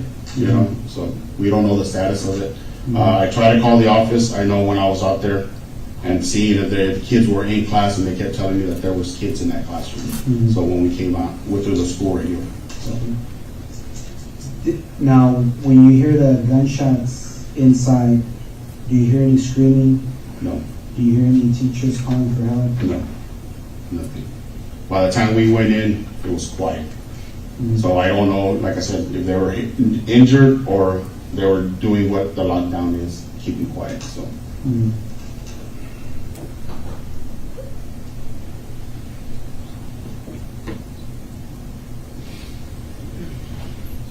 Do you know approximately what time the lockdown came into effect for your text? Check if it's on the rapture.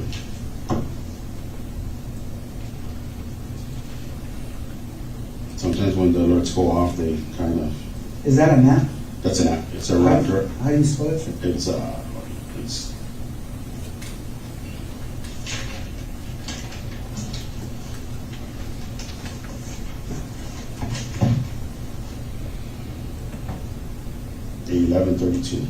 At 11:32, and Raptor is R8. Let's see. Oh, that's it right there. So R alert. R alert, yeah. And you said at what time? 11:32. The school goes on lockdown. Doesn't give me the teachers can message and stuff like that. Say one of the teachers, hey, I sent John Doe to the counselor's office. Does somebody have them? And whoever the counselor can respond, yes, I got her. Or some of the teachers say, so it's a mass. It's a mass, yeah. All the teachers are required to log in and set up an account, to their schools. So. Okay. And just to be clear, there was nobody assigned to Robb Elementary on that day? Nobody was assigned to Robb Elementary. Is that a normal? Yes, that's a normal. Okay. And usually we have an early guy. The early shift is from 7 to 9. From 7 a.m. to 4 p.m. Okay, that's the early person. The early person does the rounds outside of the high school. Goes and visits the other campuses in the morning. So there is not one school that has a permanent officer, as far as you know, here in Uvalde? The only one that has a permanent officer she's stationed there is Officer Flores and ourselves. We're at the high school. That's our home base. So, but there's days that, hey, you need to go, the traffic, hey, there's a pursuit coming in, go stand by Rob or go stand by dual language. We don't get involved in the pursuit. We just make sure nobody comes in and out, because sometimes they just put the campus on secure. On a secure means that if you're inside a building, you're free to move within the building, but nobody outside the building. You know, on a lockdown, everything, lights off, everything out of sight, you know. No communication, no nothing. The teachers are prompted, the principal's prompted to have a password with the teachers and only share it with the teachers. And when he comes on to the intercom, he'll say, okay, password so-and-so, we're good, the secure's been lifted. But he also, the administrators, whoever sets that alarm, can put the school off of lockdown, can close it. So. And does Uvalde ISD have non-commissioned security guard at any of the schools? We have a security guard at the high school. Non-commissioned? Non-commissioned. He's just a security. That's his. He's part of the school district PD, but he's just a security guard. And all he does is basically man the gates, and we'll utilize it for security at the local football games, basketball games, whatever we need. So. He has our authority. He just doesn't have the arresting power. So. Does he carry a weapon? No. And who's answering? That's going to be Chris Sanchez. And he's always at the high school. He's always stationed at the high school. That's his campus.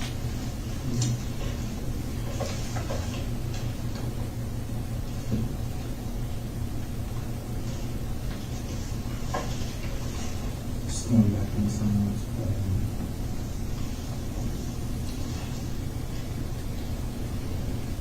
So you've been assigned to the Uvalde High School, Yes. correct? On that particular day, or that's your normal? That's my normal campus, yes. From 9 to 6?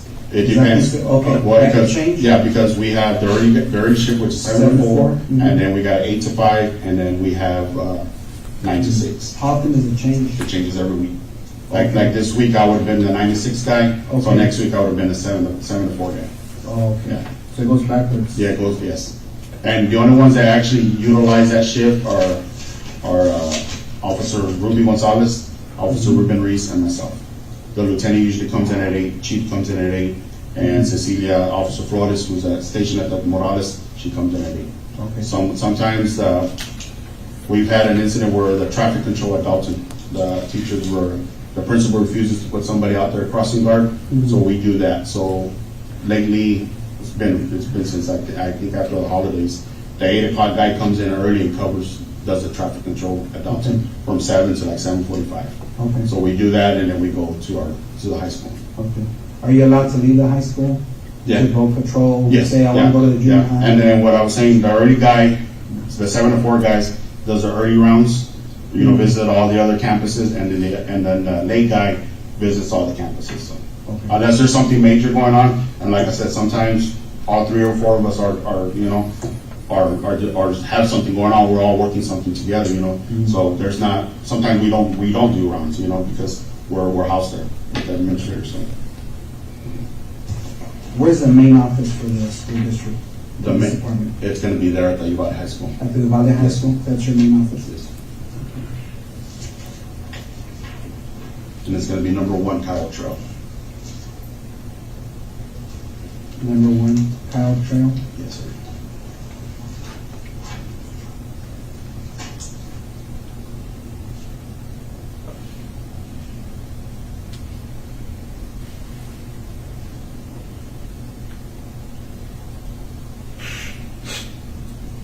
The chief has his office there, along with his administrative secretary, and we call it the squad room, where she's at. And then all 3, Lieutenant Hernandez, Officer Reese, Officer Gonzalez, and myself have our own independent offices.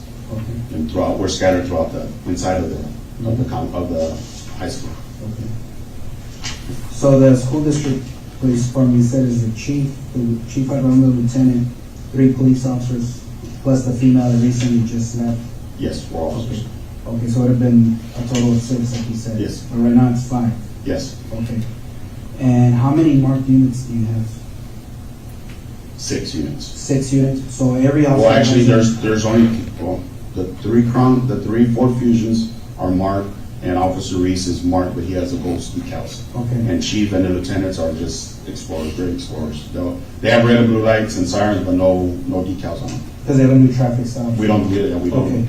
So just to be clear, every independent school district police officer has a way to be mobile. Yes, Okay, and they're all take-home units. they're all taken Okay, notes. so at any given time, you can respond from your house Yes. if there's an emergency. And you get, that's within your policy, I guess your police department allows you, hey, you hear something major. Yes. You can yes, respond. Yes. Yeah. And most of the time, we'll get the traffic, the radar traffic, and we have like a group text and, hey, there's a pursuit coming in. Mhm. They're coming in and they're going to be by either the dual languages is on 90 West. It's Mhm. closer, it's a block away from the 90 West, Mhm. about the 1,000 blocks, so it's there. So if we know it's coming that way, we'll start going to that area. If it's coming off of 83 South, we'll generate towards the Robb area. The early guy that's just driving around patrolling, well, that's their job. You know, if we need to come out more, we'll pull the one that's doing the traffic at Dobson, will go assist, you know. Okay.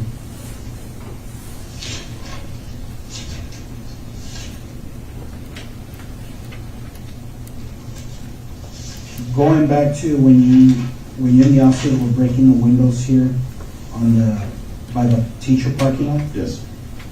did you notice that there was anything on the ground, anything that No. someone may have dropped? No, not until after the fact, somebody says that, hey, there's a bag there that, and it's full of AR magazines, but which officer said that? I couldn't tell you right now. Possibly wearing green, maybe the camouflage, I don't know. To tell you the truth. Okay. So, All right. But it was after everything, kids were getting evacuated? yeah, kids were getting evacuated. The last classroom, I was closer, I was checking on Ruben again, and I was more towards the back. So the kids were running, so I was just telling them to go run towards it.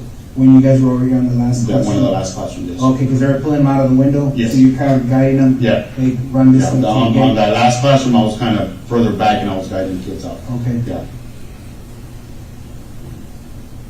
Do you remember how many windows you guys cleared? How many classrooms? I want to say 4. 4? I say 4, you know, but it could have been more. Okay.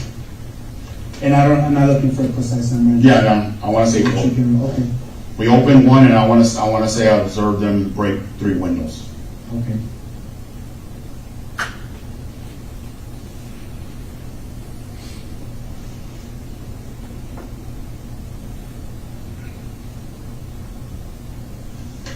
And this is after you guys came back outside to regroup? Yeah. When the shots were fired inside? When the shots, there was no more firing. Yeah. Do you know who suggested, hey, let's start? I want to say it was Sergeant Page. Sergeant Page Yeah. said, okay. And I want to say Corporal or Detective Landry was there. His rank is a corporal with the Uvalde Police Department.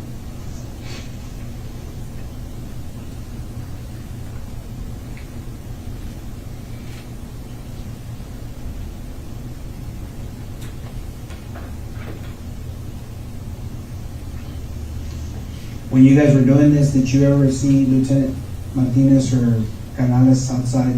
No, I know, I heard the traffic, like I said, Lieutenant Vargas called for an ambulance to have one of the officers check, and he got checked out, and I guess he came back and joined the crowd, so. Okay. So, but like, by then, it was massive, you know, there was officers everywhere, so. Okay. So you exit, you're standing by the door, right? Yes. And then how many minutes go by before you guys start evacuating the kids, opening these windows? I want to say, maybe 15, 20 minutes we're out there, and then we started pulling kids out about 5 to 10 minutes after that. Was that before or after you went to go check up on Grease and Lieutenant Vargas? Because he was in the unit, right? With, He was inside Lieutenant Vargas' unit. Yeah. So did you clear the classrooms and then go check on Grease, or did you check on him first? I want to say we cleared some of the classrooms first, and then I went to go check on him. Some of the classrooms? Well, yeah, because then I went to go check on him after we cleared 2, and like I said, the other agencies started clearing them out. Okay. So when you start clearing these windows, how many officers do you think are in the area already? Is it more than just you four? Oh, yeah, there's Okay. at least 40 to 60. Okay. Yeah. So there was plenty of Yes. officers Yeah. to help, Yeah. and you went and checked up on them? Yes. Okay. I want to say I helped with two of the. One window was like I said, the first classroom, the closest one to that door, back door. That's the one we opened, and we were let kids out. And I actually pulled the curtains. The teachers have curtains. I pulled the curtains out. The kids were getting tangled up. Okay. And then the second one, they broke it. Okay. They broke it with a baton. I want to say it was. I want to say he does undercover work for the Border Patrol. His last name's Gonzalez, maybe Louis Gonzalez. He's a special agent. He's always he's always driving an Impala. That's why I know who he is. Okay. And then Coronado started breaking with the baton, and remember pulling kids out because the glass was broken. And then that's when I kind of went towards Ruben to make sure he was okay. And then, like I said, I was further back with Lieutenant, and Lieutenant, he was inside the vehicle. And then that's when they started pulling more kids out, and I just started guiding them. Okay. And the vehicle's right behind the teacher parking lot? I want to say the teachers are parked there, and I want to say maybe 1 or 2 rows of teachers, and Lieutenant Vargas' vehicle's there. It's a black Tahoe, all blacked out. All right. I don't even think it has decals on it. Okay. And it's an older model Tahoe. All right. Commissioner Young? No? Is there anything you want to add or something you think you might want to know? No, now that I can sit back, I went tunnel vision, like I said, with the lady that was running. Like I said, they said they were running to the school, and that's where I saw, and I locked in on her. That was my mistake, but it was just the adrenaline rush going, and shots fired and stuff like that. So it was just because on the radio it said there was a lady shot in the head on Diaz Street, which is 2 blocks down, but I didn't know that the relationship on that. So that call came in? That call came in when the accident came in. Okay. Yeah. Was it a few minutes apart? I want to say it was within a minutes of each other. Okay. I want to say the first call came in of 10:50. A guy wrecked into the bar ditch. Okay. And then the call come out that he had a gun and he was running towards the school. So, and then they say, hey, there's also a lady shot in the head on Diaz Street. She's been shot in the head. So. Okay. So at the beginning of the interview, that 1050 that you're talking about, was that the pickup truck? That's a pickup truck. That It was in? brown in color, almost like a... So that's why you're responding to Yes. Robb Elementary Yes. School? Okay. Well, I'm responding because they say the guy's running to the school. I didn't respond to the accident. That's a PD traffic. I'm going over because they say the guy's going to the school and has a gun. Okay. Yeah, that's why I'm going. That's why I'm responding to the school. Okay. So from that bar ditch, he would have went into this gate, correct? Yes. And if he's walking and you're coming in, you saw the lady, so you really never saw him. No. I mean, No, I tunnel vision on her. I shot at her. I went at her. You said she's a female coach, right? Female coach. Short black hair? Short black hair. Okay. Maybe named Natalie. I'm not sure. Okay.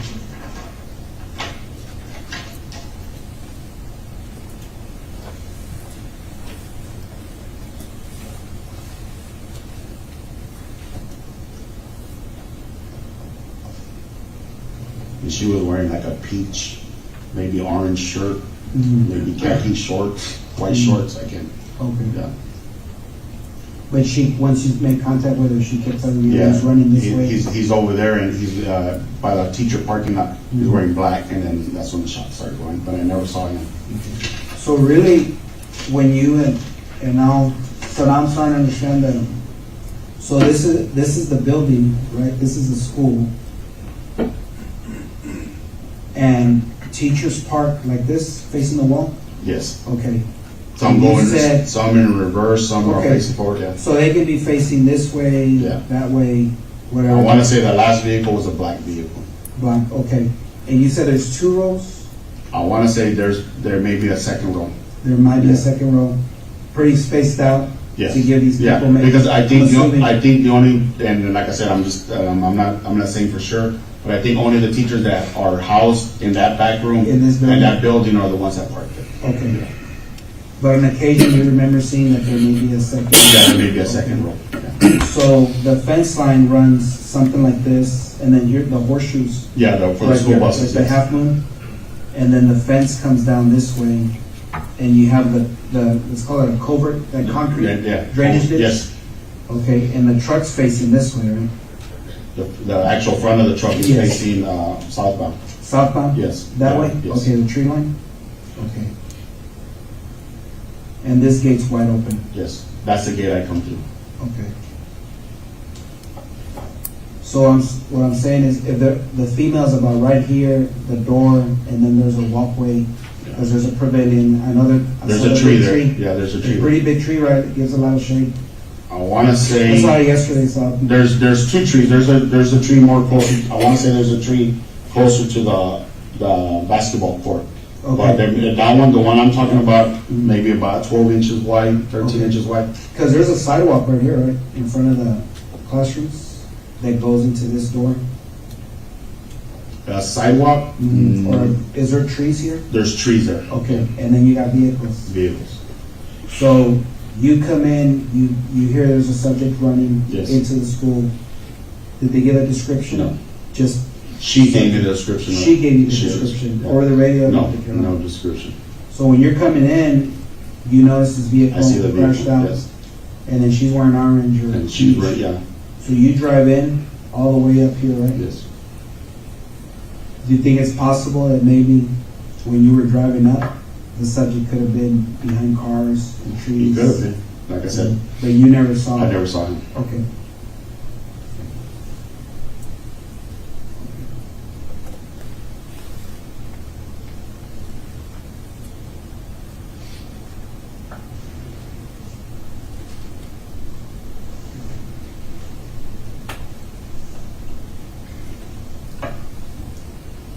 Oh.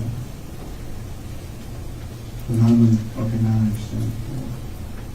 And that weird curve is right here, right? Yeah, and like I said, I never saw him make entry. Mhm. So, but that's the gate I came in because it was wide open. Yeah. You know. So it just makes sense to go through there? Yeah. Okay. Yeah. Because my thing is, the radio traffic said he's running towards the school, Mhm. and you know the girl, the coach, short hair. You know, I want to say maybe Somebody could have between mistaken her? 65, 100 yards away from me. Mhm. You know, I don't have great vision. You know, but it's not bad. But I can see somebody running. Mhm. You know, and just I went on her. Do you wear glasses? They call shooting glasses because to shoot. Okay, but not like reading No, no, not prescription reading glasses. glasses? No, no. Contacts? No. Okay, nothing like that. all right. Just checking.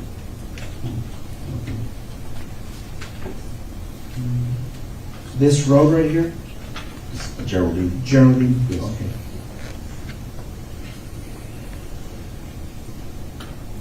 And this would be Old Carrizo? Old Carrizo. Okay.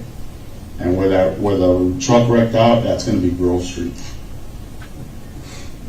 Grove Street over here? Or Yes. this, the one that cuts it? The one that, yeah, the one that intersects right there. Okay. The Grove T is Street. right there. Okay. And it's a little bit off, so I want to say Yeah, it's not a perfect it's team. not a perfect team because just what I saw was more towards, if you're looking at the rail system, the one more to the right hand side. Looking at it, the right hand side had more damage Okay. than anything else, you know. All right. Okay. You know, I want to say the driver's side door was open, but you know, I can't tell you for sure, but you know, a quick glance, you know, radio traffic said they were running to the school, so that was my priority, you know. Yeah. So, No, there's a lot going on. oh yeah. Okay.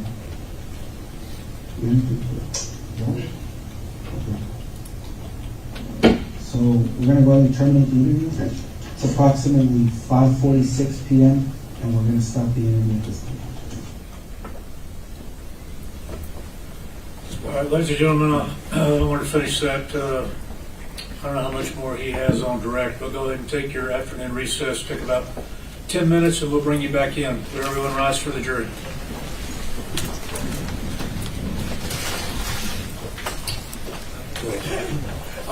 I'm gonna appoint you.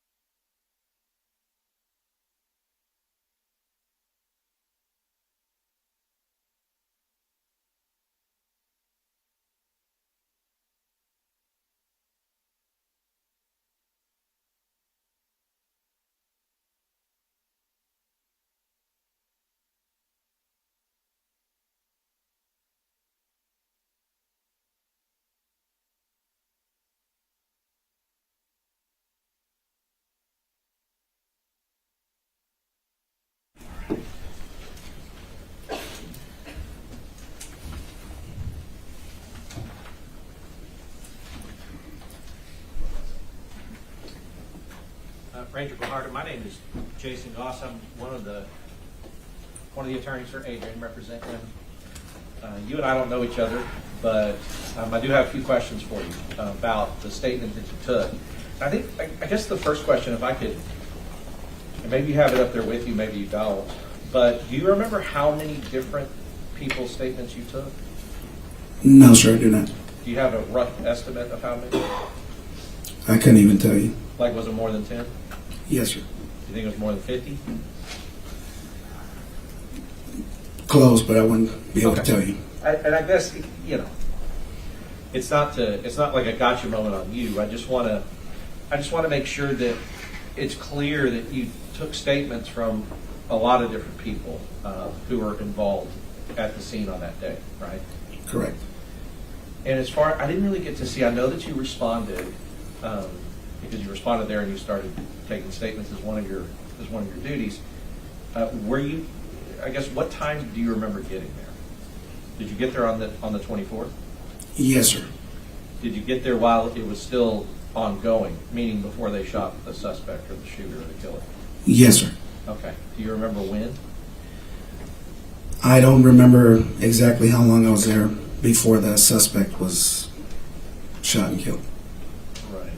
And so what, if I could just walk back through it, what were you doing when you first got there? I know you might have answered it with him, but I don't think I caught it. When I got the call from my supervisor, we responded from Crystal City in Zavala County. So by the time we arrived, it took us a while to get there. I don't remember exactly how long we were on the road for. But by the time I got there, we ended up parking on the south side of Robb Elementary on Old Carrizo Road. We couldn't proceed any further because of all the law enforcement officers that had already arrived and were blocking Old Carrizo Road and Geraldine, which is north of Robb Elementary. So we met on Old Carrizo Road. We pulled off, and I met with my lieutenant. And at that point, my lieutenant was just trying to gather as much information that he could from one of our rangers that was actually inside of Robb Elementary during the event. Okay. So do you know which ranger was inside Robb Elementary? Yes, sir. The Texas Ranger Ryan Kendall. Okay. And I think that we get a reference on that from Adrian's statement. Ryan Kendall was the ranger that Adrian went and I guess gave the master key to. Correct. All right. And so one of the rangers, was that the only ranger that was inside the school? I believe so. Yeah, and I mean, if it wasn't, I'm not going to come back later and go, oh, there was another guy there. But just to your knowledge, he was, to your knowledge, the only one that was there. Yes, sir, that's correct. Right, and then as far as rangers outside of the school, do you know how many of you guys were outside of the school or kind of in that mass of law enforcement?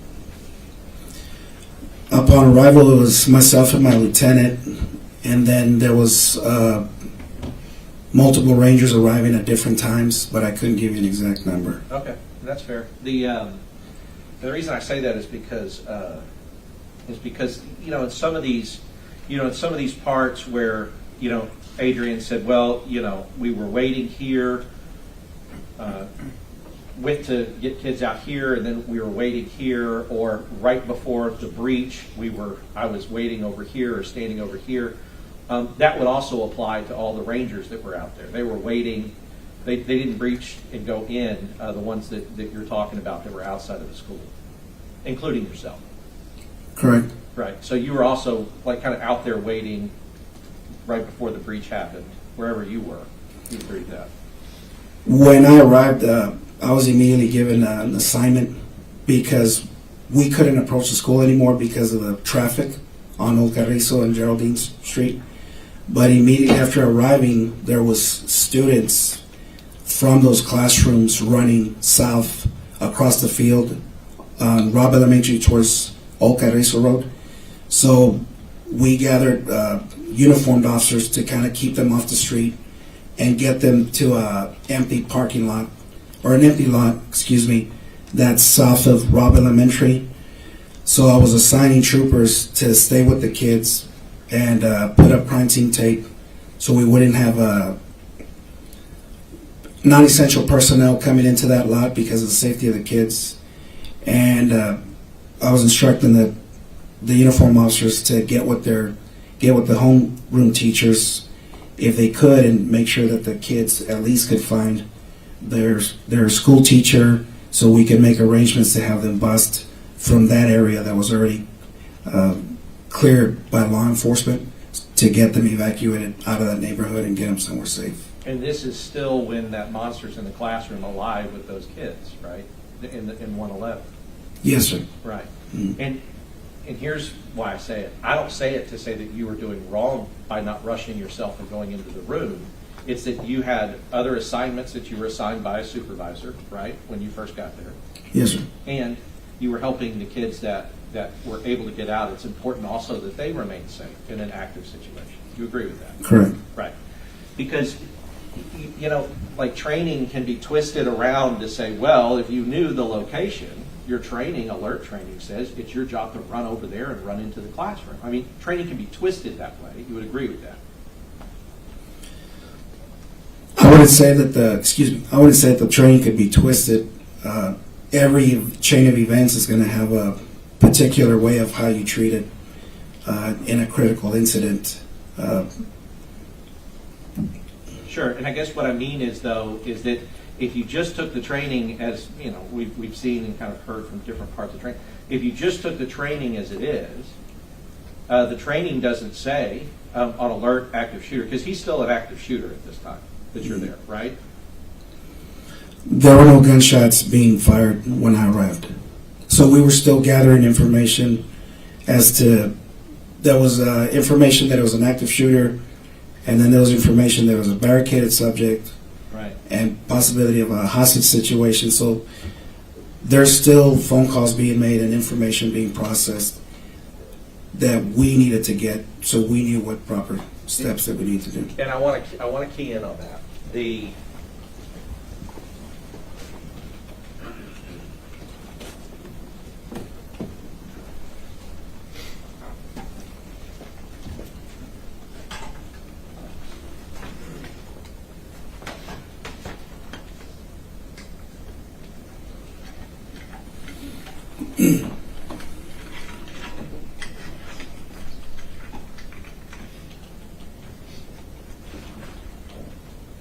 Because I think I think you made a good.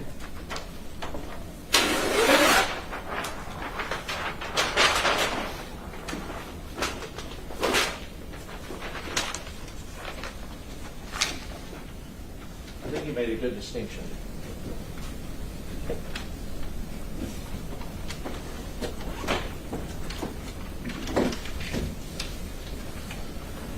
So what I said is I said, well, when you got there was still an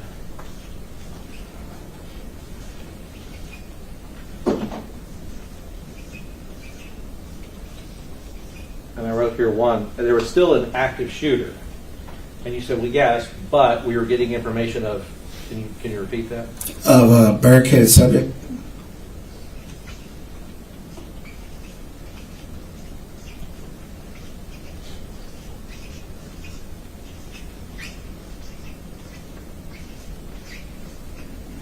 And then what was the other one you said? The hostages. A potential hostage situation. Potentially, yes.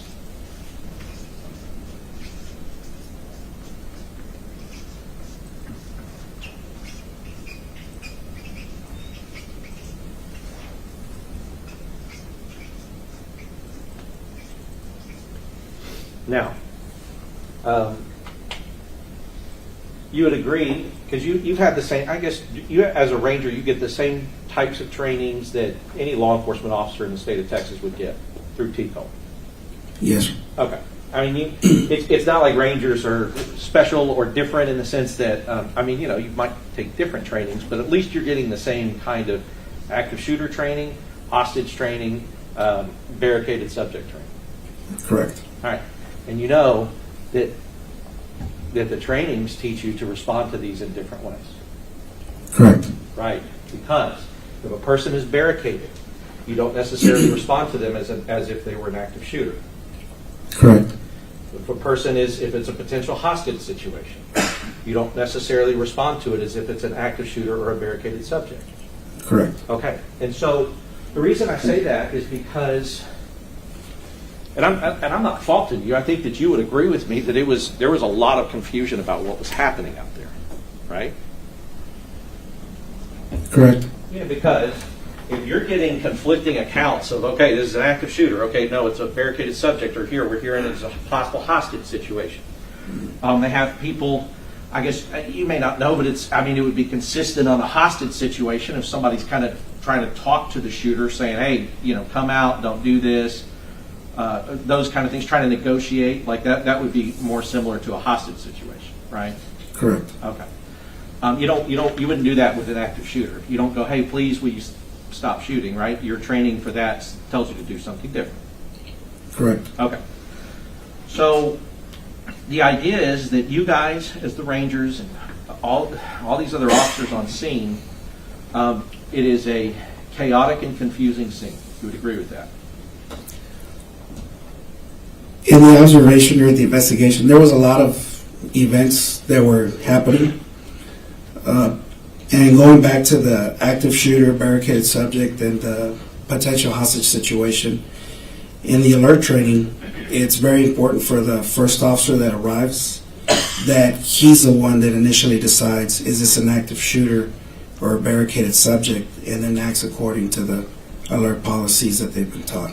Sure, I understand that, but I guess if you're assuming that I guess Adrian is the first one that arrived.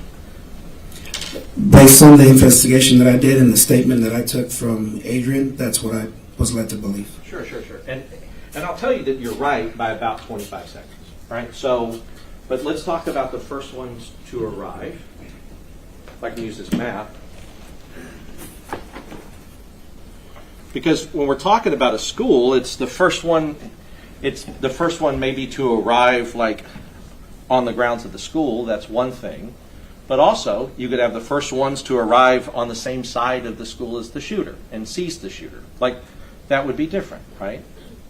Correct. Right, because somebody could arrive over here on this very back side of the school, and they could be the first ones here, but not know anything that's going on over here.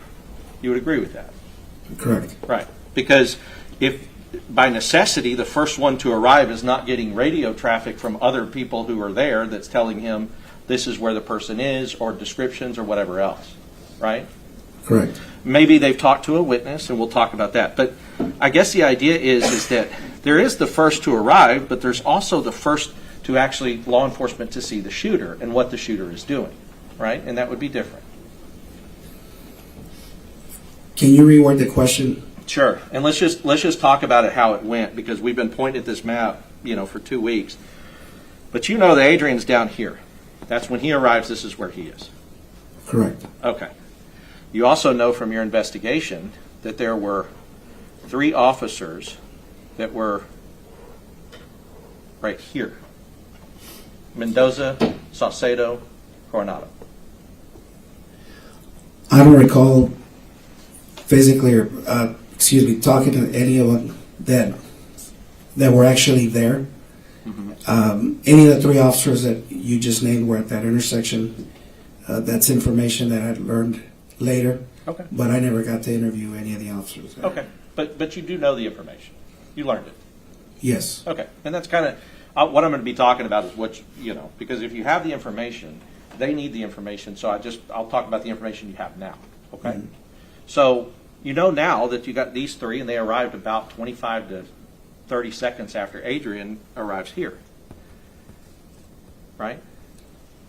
I'll take your word for it. Okay. But you do know there's 3 here. Again, it's information that was given to me secondhand, so I've never verified it or checked it. Well, I can tell you that it's true, and if it wasn't true, they would say it's not true. I'm telling you it's true. Okay. Okay. So, but I guess here's what I mean by that. And this is what I mean that training can you can use training in a lot of different ways. Like, well, our training says the first to arrive. Well, I guess that's true, but if you're the first to arrive by 2 seconds and you don't have a line of sight to the shooter, then that may not be the person who has to determine whether or not it's an active shooter, right? It would be the first to arrive that actually has line of sight and can see what's going on and knows what's going on. Correct. Right. And so because it's not like this, it's not this black and white rule that if your car gets there first, wherever it gets on the school campus, that you're the person that has to determine it. Because like I said, if you're in locations that can't see what's happening, you may not have the best information. It may be other people who arrive a little bit later than you, but have better information about what's happening. Correct. Okay. And so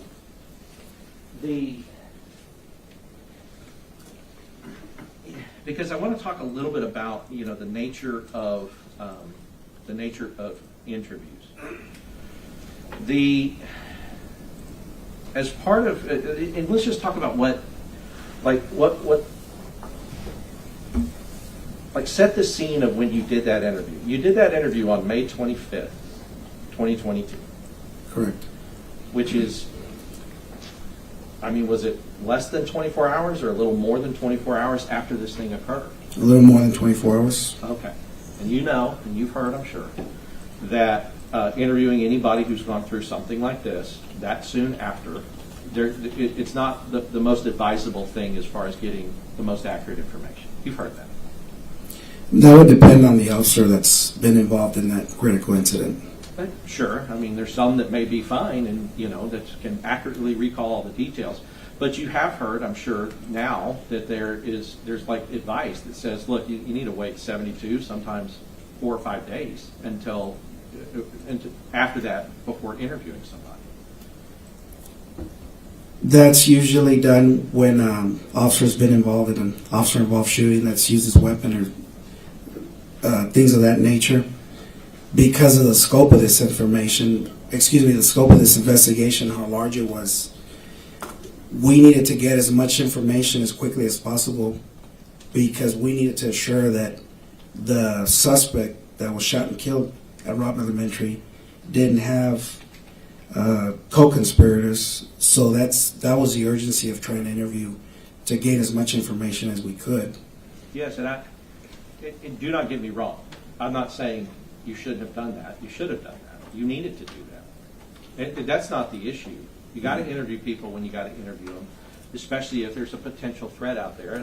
And I remember, and I know even from the time, but I know that you guys were looking for any other Confederates, anybody else that could have helped him or been a part of that or knew about it before he did it, right? That was a big part of what we were doing. That's correct. Right.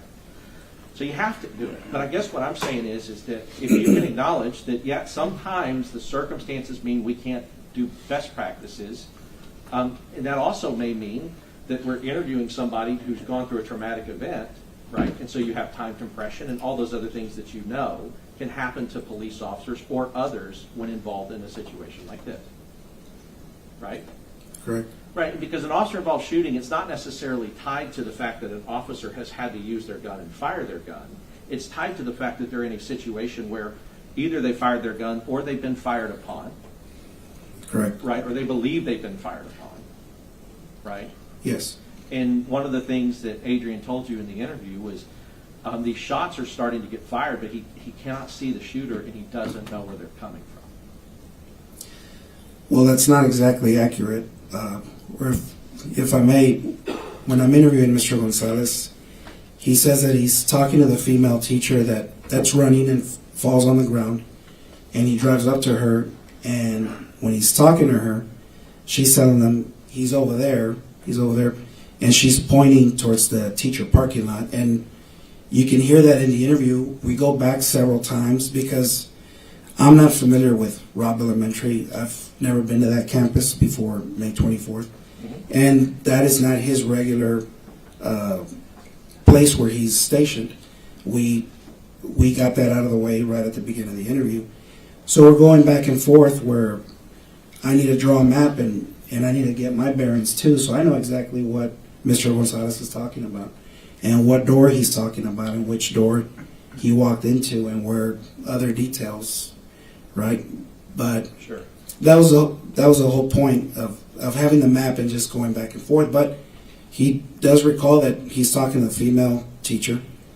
He turns around, immediately starts hearing rounds go off that he later describes as he believed were gunshots in the interview. Right, just to clear it. And he says, But my question, if you would go back, because you kind of answered a long way around. Okay. My question was, he was clear that he did not see the shooter and didn't know where the shots were coming from, specifically. Because you can't know where the Okay. shots are coming from if you can't see the shooter shooting. You understand? You get that, right? so it's a two-part question that you're asking me. He never saw the shooter. You're correct. Never saw the shooter. Never saw a shooter. When he hears the rounds, he says they're being muffled. He goes, and I know that they're coming from behind the building. Right. Okay, so let's talk about it. This is behind the building, right, from where he is. Yes. This is behind the building. Yes. This is behind the building. Mm-hmm. This is behind the building. All of these are behind the building from where he is. If he's looking here, that's behind the building. You would agree, a shot coming from here. Yes. Okay. And this is behind the building, and this. So all I'm saying is that that's not saying behind the building does not say I know where these shots are coming from. He knows a general area that covers about half a mile where they could be coming from. But he doesn't know exactly where the shots are coming from because, and we'll talk about it, he even mentioned it. He says because there's echo, right? Correct. He said they're echoing. Now, when we talk about echo, you know this as an officer. The gunfire, gunshots, especially a gunshot that comes out of a rifle, such as the one that this murderer was using, are loud. You would agree with that? They are loud, yes. Very loud. Right? I agree. Yeah. I mean, you wouldn't fire one intentionally if you could help it without using ear protection. Correct. Because they're so loud it can damage your ears. Now, if you're using it in the field and you have to, you're not maybe going to put on ear protection, you deal with it. But they're that loud that you would protect your ears if you could while firing one of these, like on a range or something like that, correct? Correct. Okay, so you also know that gunfire, because you're trained in this, that gunfire will echo off of structures if there are structures around. Right? I've never received that type of training where it specifically talks about the report of a firearm being shot, that it bounces off. I understand there's echoes, but to tell you that I've received formal training, I know exactly where it's coming from or how far. Yeah, let's talk about your experience, because there's been a lot of officers before that have testified, and they talked about it's common, that an echo, what will happen is that the sound will bounce off of a structure and it can enter your ear in a different place than it's actually coming from because of the echo.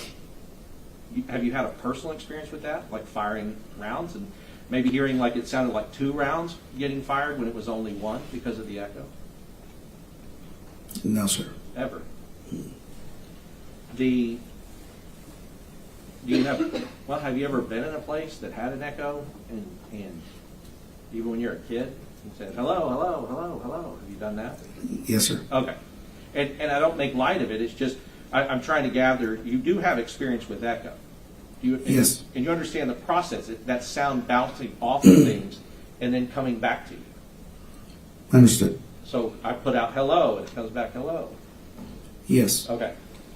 Gunfire can be the same. Gunfire reports bouncing off of structures can cause a human being not to understand or know exactly where it's coming from. Because the echo, if the echo's coming in their right ear, something that's being fired on their left side could sound like it's coming from the right. Do you understand that as a concept? Even Yes. if you haven't been formally trained in it. Yes. And that can throw off the human body's ability to understand and locate where gunfire's coming from. You understand that? Yes. And he actually, the day after this happened, he told you that that's what he was experiencing. He was experiencing echo, which caused him not to be able to understand where the gunfire was coming from. Right? Correct. Except behind the building somewhere. Now, these officers here, I don't know, I guess I'll see if you found out later, but these officers here actually, when the shooter is shooting into the windows here, these officers here believe that the gunfire is actually being fired at them. Did you know that later?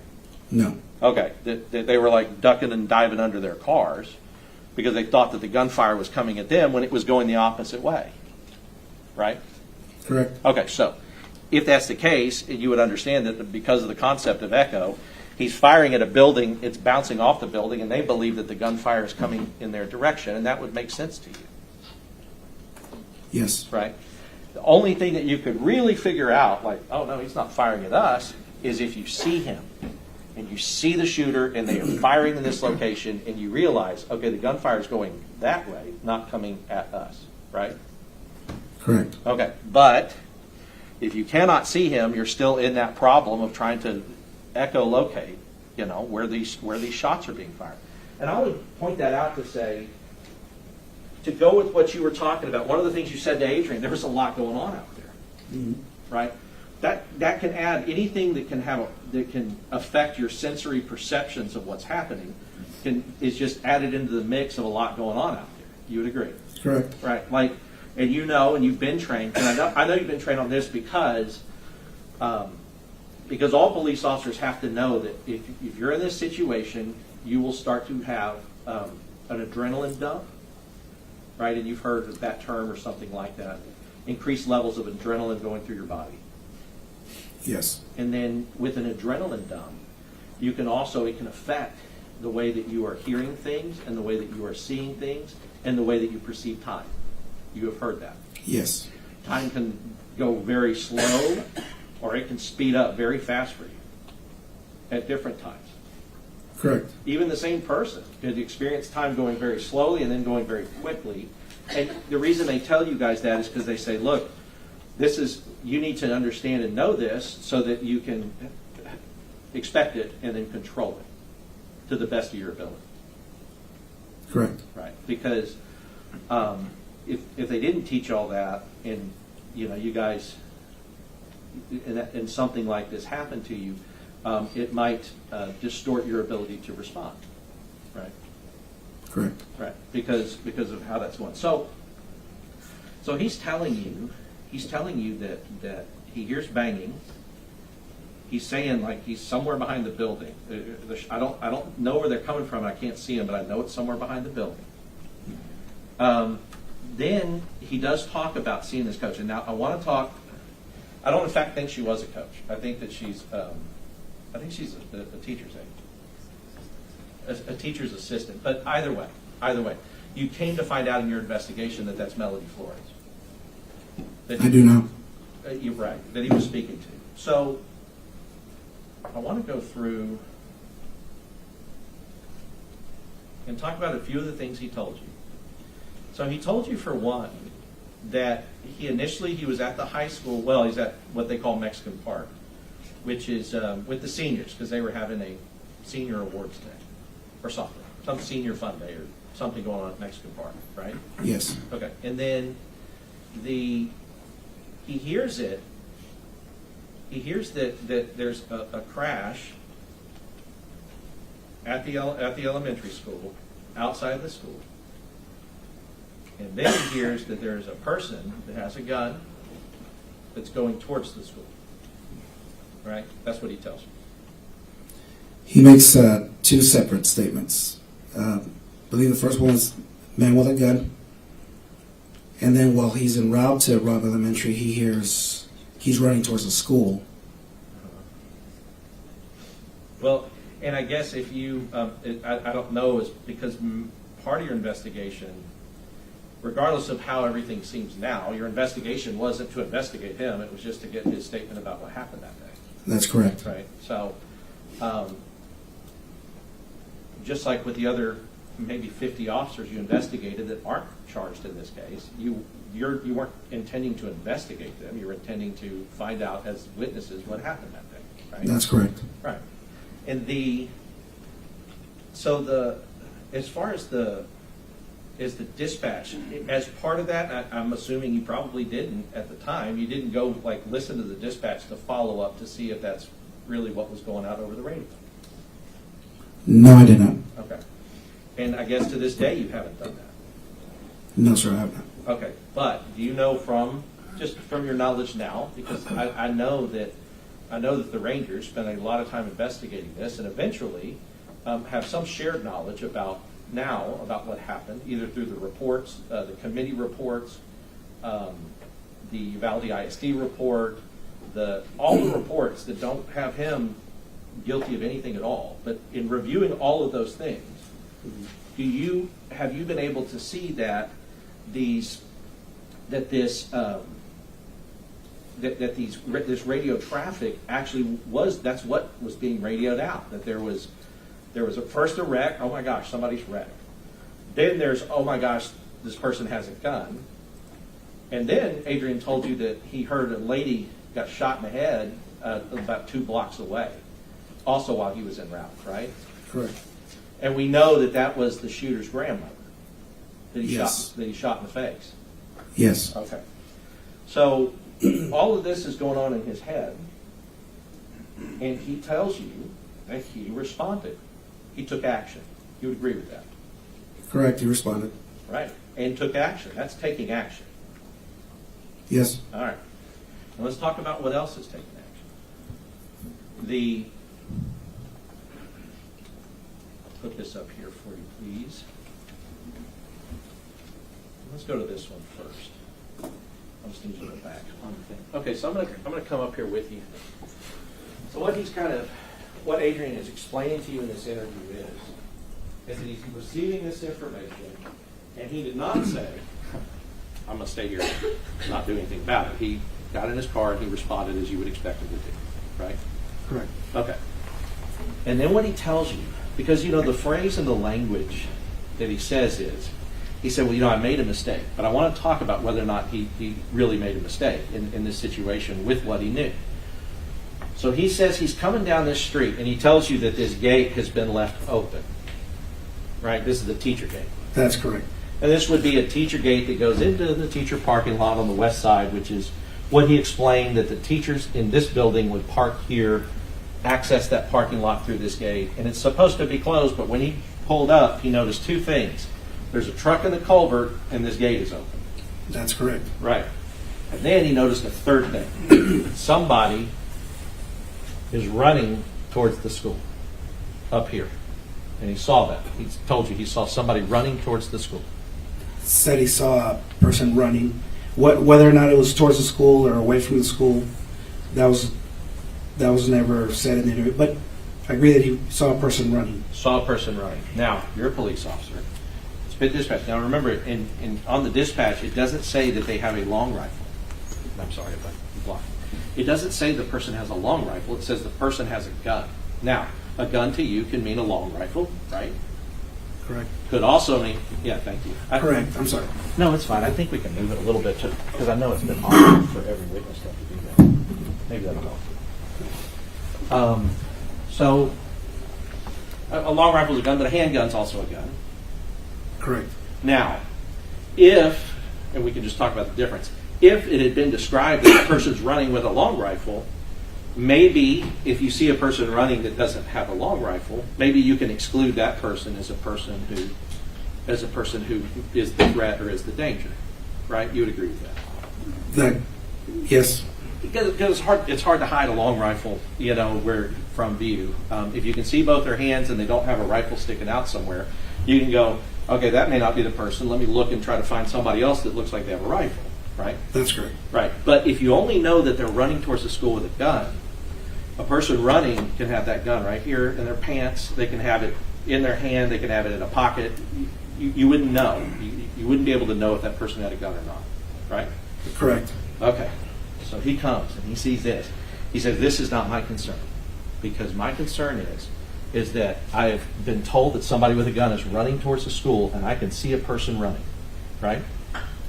Correct. Now his language, one of the things he says is, he's talking about her as if it's a she, but he tells you that at the time, I'm saying it now because I know now that it was a she, but at the time I did not know it was a she. She had short hair. I didn't recognize the person, and I believed what he's telling you by having tunnel vision, and I tunneled in on her, which he's saying her, but he didn't know her at the time. You'd agree with that? Correct. Right. I tunneled in on her. So what he's doing is you have an officer that believes that a person with a gun is running towards the school and he takes action. You agree with that? Correct. Right.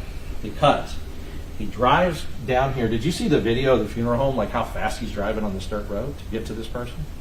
I remember seeing the video. I mean, his car is going boom, boom. He's going like 50 miles an hour down this road to try to get to her. So he goes all the way where we see the car. Nico, can you back it up? Left or right? Left. Goes all the way to here. And he tells you that this is where he stopped. That he stopped his vehicle where he finally met the person who was running. Right? He said, where you see my vehicle here is where I stopped my vehicle at the time.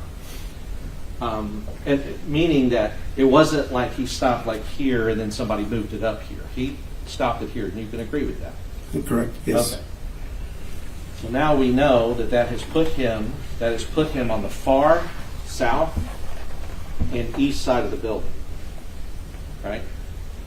Yes. All right. Now, what he described is he said, I made a mistake. I got tunnel vision.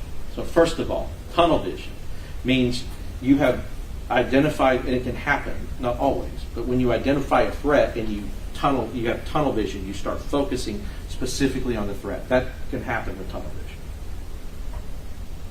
Are you asking me? Yes. Yes. Yeah, all these questions, it's weird. It's cross-examination, so the rules say I could just ask you and kind of put a little question mark on the end of it. But if you don't agree with me, please say no. But what I'm asking is that with tunnel vision, and you're zeroing in on a threat, what that means is that you're excluding things like in the periphery, right? Correct. So if I perceive you as a threat, all of a sudden, like right now, I can see the jury out of the corner of my eye and out of the side of my eye. I can see them. I can't see them well, and I can't see their faces. But I can at least see that there's people over here. If you pulled out a gun, I wouldn't see those people anymore. I wouldn't see this anymore. I'd be zeroed in tunnel vision on you. That's a possibility. Right. Yes. And that's a common possibility, common enough that law enforcement is trained on. Right? Yes. I don't know. Thank you. So, yeah, and so let's talk about it. He said I made a mistake, but really he was mistaken about who the person was and what their intents were, or what their intent was as they were running. You would agree with that? Can you reword the question? Yeah, he said, because he told you, well, I made a mistake and I got tunnel vision.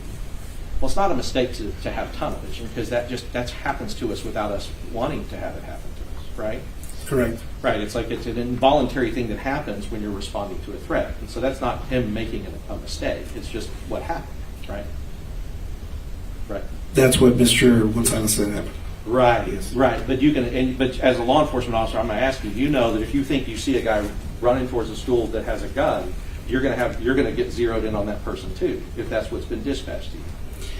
Zeroing in on a person and getting tunnel vision are two different things. I'm not disagreeing with you. I'm just I don't agree with the way you explain it. Yeah, maybe. But that's okay. But I guess what I'm saying is that any reasonable law enforcement officer who's been dispatched and the person says they are running towards the school with a gun, if they see it, and I'll tell you, this is where she was running. She fell down.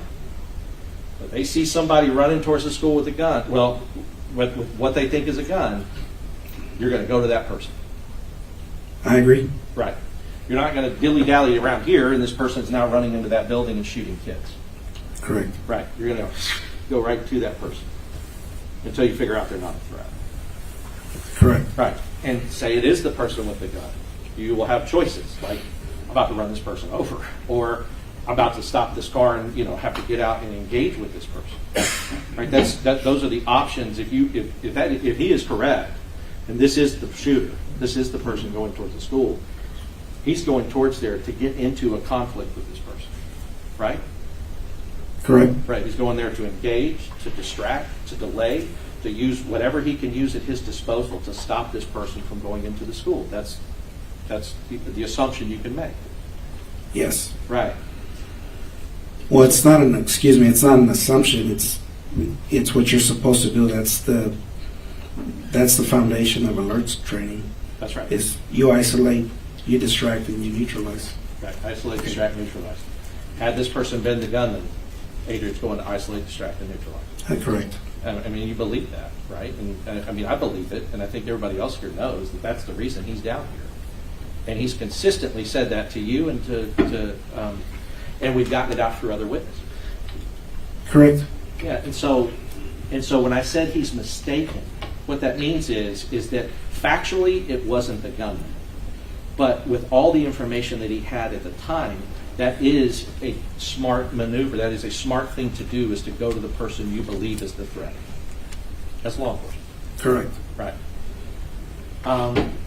The day after, somebody may be beating themselves up about it, because what we know now through the witness is the guy's in here in the parking lot. Mm-hmm. And he drove right past it. Mm-hmm. Right? But did you review the testimony, or not necessarily the testimony, but as part of your investigation from the funeral home director who was calling it in and got shot at by the gunman, and he's across the street? I'll just tell you, he testified to the jury that the gunman was down between two cars, and there's no way Adrian could have seen it, because he could see him and he could see the cop, but he could see that the cop couldn't have seen the gunman. Did you know that? No. Okay. But the gunman now is hidden in this parking lot. He has gone this way. At the time that he gets out, he tells you he's talking to her, and then she starts to tell him. He's over on the west side, like in the teacher parking lot on the west side.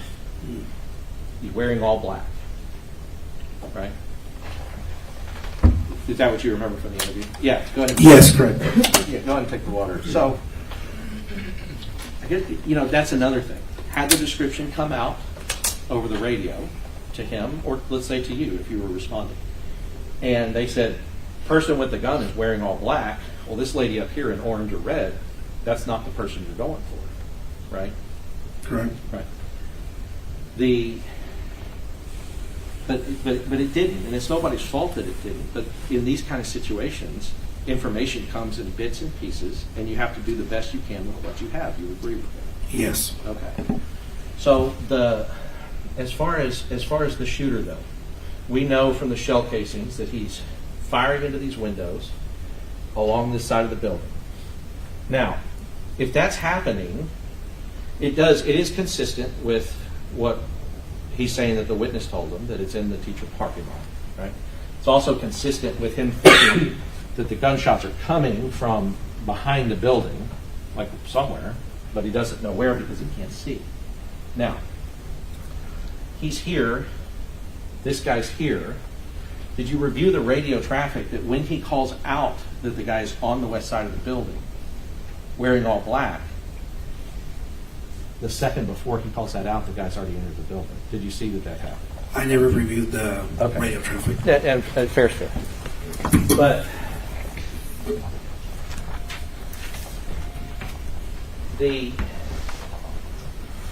because there was another part of the interview is that he's saying, and I know you were pointing to a diagram, you made a map. I don't even have it. Did you ever give that over to the DA's office? Yes, sir. Oh, was that the one you sent over? Okay. Then I'll take it. I hadn't remembered that we got it, but it was one of those that you sent over. I apologize. So that, talking about the map, because one of the things you said was, or one of the things he said is, he said, I never went in until I got coverage over here. And I think he was pointing to the south side of the building. You heard him say that in the interview? He was. My understanding is that he went in through the south door, and he meant coverage on the west door, because he's calling over Lieutenant Mariano Vargas in that large SUV, but for some reason Lieutenant Vargas keeps driving. Donald Page comes over to him on the south door with Mr. Gonzalez, and Lieutenant Mariano Vargas ends up on the west side. Well, you know that as a law enforcement maneuver, sometimes, so for instance, let's go back up here and look real quick. For instance, let's just imagine, let's imagine this, you see this little person right here? Yes. It's hard to see, but small. Well, imagine a shooter or in this location. There is a law enforcement maneuver where you have one person in a car, a big car, like he was saying, where you would have the car kind of roll up this side to try to provide coverage with somebody behind the engine block, that if they take fire, they're taking fire into the vehicle. That is a maneuver that you've heard of before, or have you not? Using a vehicle as cover, yes. That particular scenario, no. Right, like rolling the car real slow, and then as you're rolling the car real slow, he can pump, pump, pump. He can I pump understand it. what you're trying to say. You see what I mean? You can Yes. pump into the car, but you can kind of pop it over. Well, the reason you would want a bigger car for that is you want a bigger engine block, because the engine block, as we know, is the only thing that can block or stop a round like the one that he was firing. If even that does. But it's the only thing on a car that really will, because everything else is going to go through it like Swiss cheese. No, not necessarily. I think that's more of an opinion. Okay. And I've been in trainings where we've used the pillars to the cars, which is the pillars that holds the windshield, the front door, the passenger door, and we've shot multiple rounds, including practice ammo and duty ammo, and it'll stop it. But Yeah. I think that's just a... I guess I'm thinking a pillar, though, is probably what you're talking about. Is probably about that wide. Yes, but you can double them up and use them as cover, because it's, if you stand at an angle, the pillars are wide. My point is that the engine block is not the only thing that'll stop a bullet. But let's talk about especially this, 223. Yeah, let's talk about this though. Doors, probably not good. If you can shoot through a door with a firearm like that. I don't agree with that. Okay. Window, you got to agree with a window. That you shoot through a window with a firearm like that. You A don't regular agree? vehicle, non-ballistic window, I agree with you. No. Right. So I don't know, like ballistic window. You're talking about like what we would call Bulletproof glass. Well, yeah, bulletproof glass. Okay. Sure. Just to be clear. Yeah, not bulletproof glass. I don't think that most police cars though have bulletproof glass in them. Do you? I mean, is that your experience? I don't know. I don't either. Like, what about yours that you drive with your Rangers? Is that bulletproof? No, sir, not at Right. I didn't figure. So really, what I'm talking about is like, I mean, let's just talk about a regular car, right? Like, bullets go through glass. Yes. Yes. They do teach you, like, hey, if you're kind of standing next to you're just like standing next to your door, rounds can go through a door. I mean, you don't even have to have a rifle for that. I've seen 9mm rounds go through a door in a car. You agree with that? That they can? I'll take your word for it. It's possible. Okay. I mean, yeah, because as a prosecutor, a long time ago, prosecuted murder cases where, I mean, I see them. The guy got shot in the car through the door, right? And have you never seen a case like that? Yes. Okay. So you know, too, that bullets could go through doors. But the engine block, the reason why is because the engine block is big, it's steel, it's got a lot of, I guess, mass to it. And the more mass and the more steel and the more things you have like that, the more likely to block a round. With that. I agree with you. Okay. So all I'm saying is a maneuver like that, if they think that they're challenging somebody here in the parking lot who has a rifle, and he has, they have pistols. Because you asked him, are y'all giving rifles? He said, nope, we don't. We don't have any rifles, right? Correct. Okay, and Nico's asked a question, and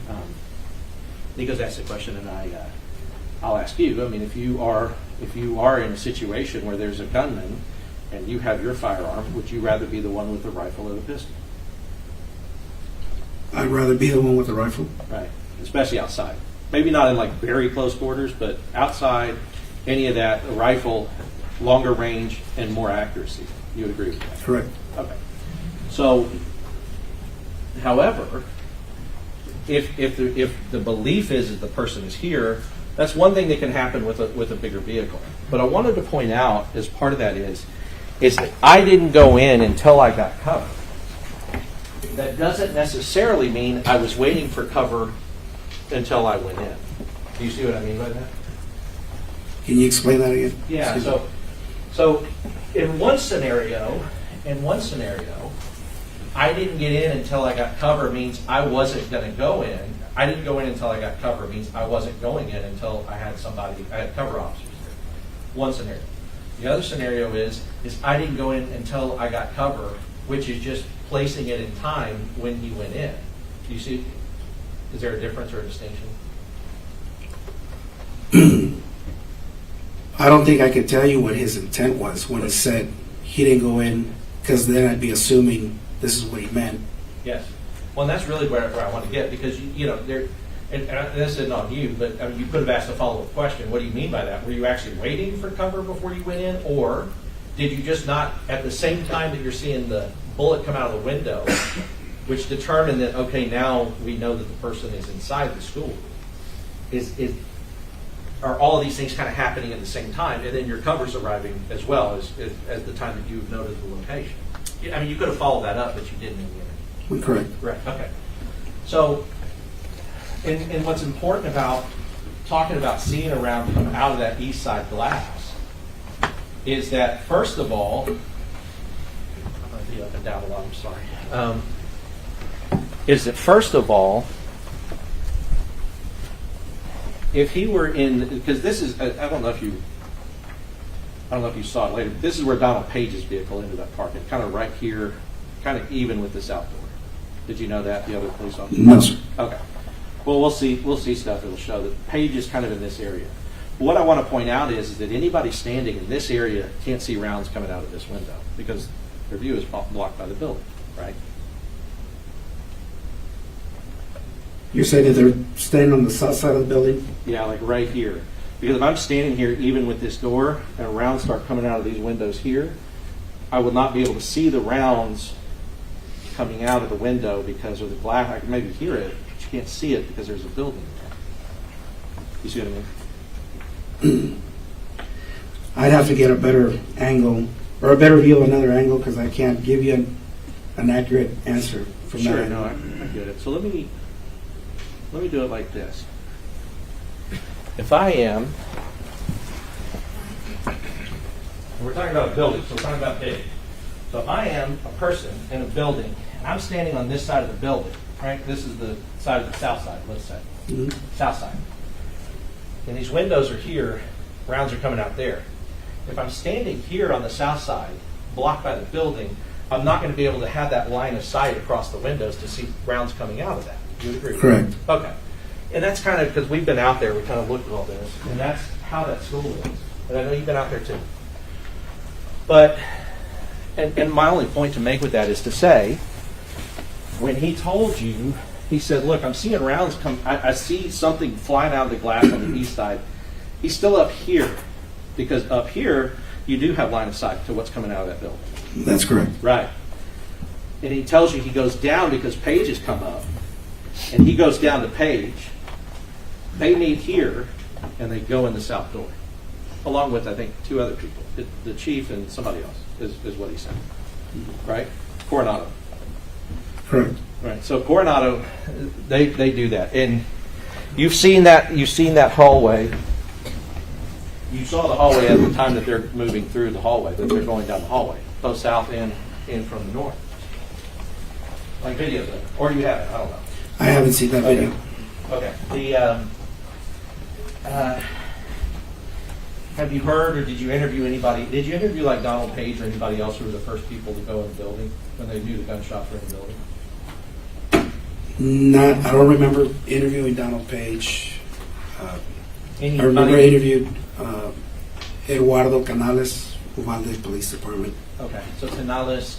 What about anybody that, like, what about the two that were shot in the exchange of gunfire with the gunman, with the shooter? I don't remember if I did. Was that Canales in the leg? So one got it in the leg and one got it in the head. It kind of grazed him. Did you know that? Yes. Okay. And that occurred, and Adrian told you that as part of the interview, that they figured out that shots were coming inside the school, and they went into the school. He told you that. Can you repeat the question? He told you that he, along with the other officers, he said he figured it out because he figured out this guy is not on the west side of the building in the teacher parking lot. He's inside this school because there's a bullet coming out of the school. Correct. Right. So he starts going to Page. Page comes in, and he goes in with Page, and they go into that school building to the south side. Correct. That's action. You'd agree with that? Correct. Because, and you could probably attest to this, because that would be terrifying to be in a hallway with a gunman with a rifle. That is a scary situation for anyone to be in, Correct. who's intent on killing you. Yes. Right. So, regardless of how that feels, he took action and he went down that hallway. But one of the ways you asked the question, you said, did anyone say, we need to go down that hallway, this hallway, and we need to find the shooter? He said no. Now, and it goes back to, like, if we parse out the question. They could be going down the hallway to find the shooter, but no one said that that's what they were doing. Do you see what I mean by that? Yes. Right. So, because your question was specific. Did anyone say we need to go down the hallway and find the shooter? The answer is no. But that could be because no one said that. They were just doing it. Do you see what I mean? Possibility. Yes. Because why else are they in the hallway advancing towards the room where they think the shooter is? Right? Yes. And I say that, and it's not because, like I said, at the time, you weren't investigating him, and you weren't necessarily asking some of those follow-up questions, and it did not know we would be sitting here years later talking about it in court. But I guess the idea that he's in that hallway and the shooter doesn't completely emerge from the classroom, but the gun comes out of the classroom and shoots two of the officers that are in that hallway, right? I don't think that's accurate, that the gun came out of the classroom? Are you saying that the suspect actually He didn't come out, the gun came pushed the muzzle out of the classroom and fired rounds? Maybe. Maybe I'm wrong with that. That's an assumption. I don't have enough information to give you a correct yes or no. That if I answered that question, I'd be giving you an assumption that happened. My understanding was that when I spoke to Mr. Gonzalez, the suspect was shooting through the walls. Through the walls? Yes, from inside the classroom. But what Adrian said, well, he did shoot through the walls at some point, because Adrian said that like he could see like plaster whizzing out my page, right? He says that to you at the end. Yes, correct. Piece of sheetrock flew out towards. And that would be consistent with him shooting, the gunman shooting through the wall, right? Correct. But Adrian also told you that the officers coming from the north, that they were trying to peek into the classroom. And he said he was trying to peek in, and I don't know what happened, but then shots started coming in their direction, right? That's correct. Okay. And those things are loud, and shot about, I think he said 7 to 9 times. Correct. Right. Mm-hmm. So, at the time that we're talking about that hallway, it seems to me that there are 5 or 6 people in the hallway, officers in the hallway. About 6 or 7. Okay, 6 or 7. So now Adrian is not the only officer that's on the scene. There are other officers. They are advancing towards a gunman. The gunman is using his gun to back them off, to try to keep them back. He's laying down fire at them. Right? Yes, that's correct. Now, the gunman, the shooter, this monster, being aware that there are now officers in the hallway. I'm going to walk through that. The gunman being aware that there are officers in the hallway, he knows now he can't come out of those rooms without meeting the officers in the hallway, right? You have to assume.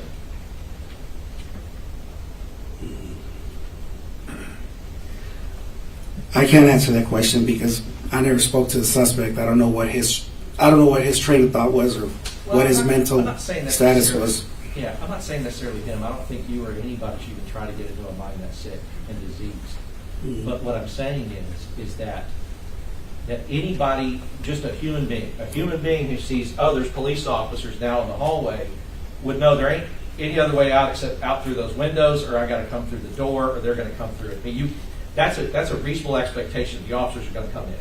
Yes, I agree with that. And you know from your investigation, you know that when they finally did breach, that the shooter was posted up in that closet directly across from the door of 111. Correct. And he was intent. I mean, the reason he was there, he was hiding himself, and he was there with his gun, obviously trained on the door. You know that. Correct. Right.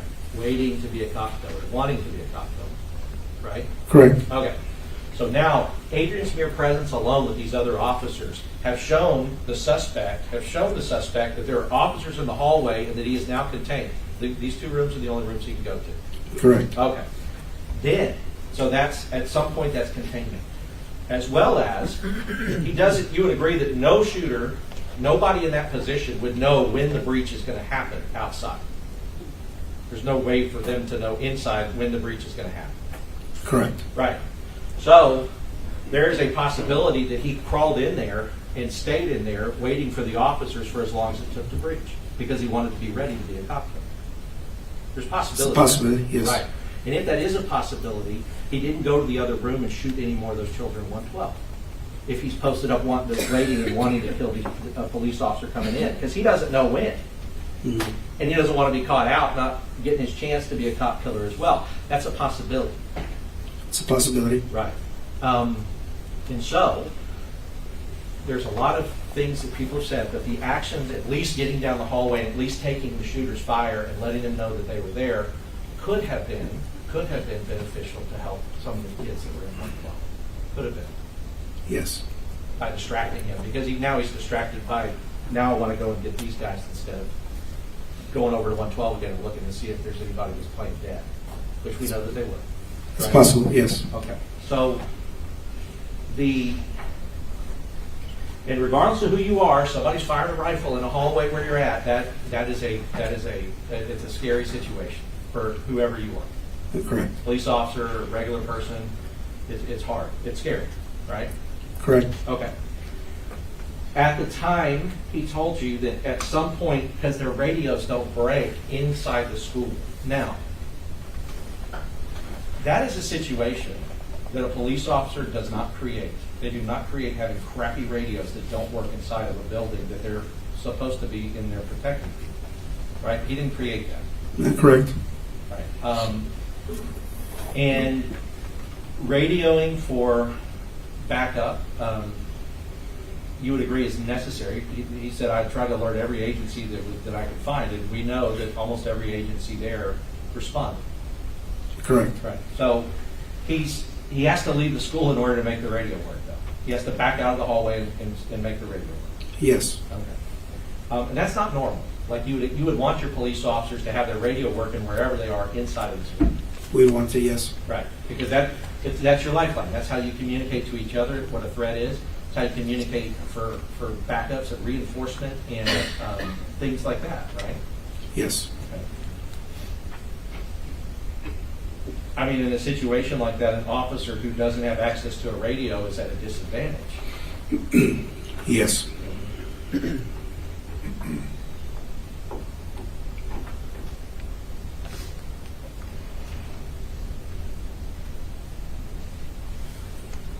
Ranger Ryan Kendall, he was there, but did he go in with the breach team?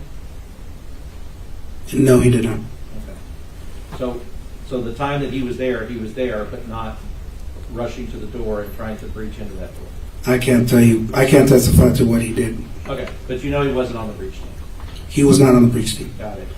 And we heard from one of the other officers that was, which I mean, no doubt it's incredibly brave and good thing to do for them to have done because, as we've heard, Wayne Jackson was on the end of the stick from Border Patrol and he got shot in the head by the shooter.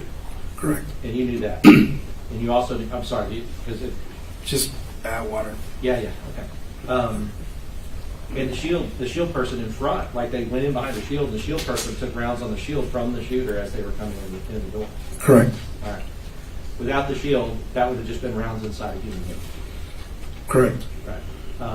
And depending on where they, shoot in the head, dead, but if they have a rifle-rated vest, they could perhaps survive it. Right. Correct. If they don't have a rifle-rated vest, those rounds will go through a pistol-rated vest. I would assume so. Yeah. So, but a dead police officer cannot help anybody else. You would agree with that? Yes. Okay. So,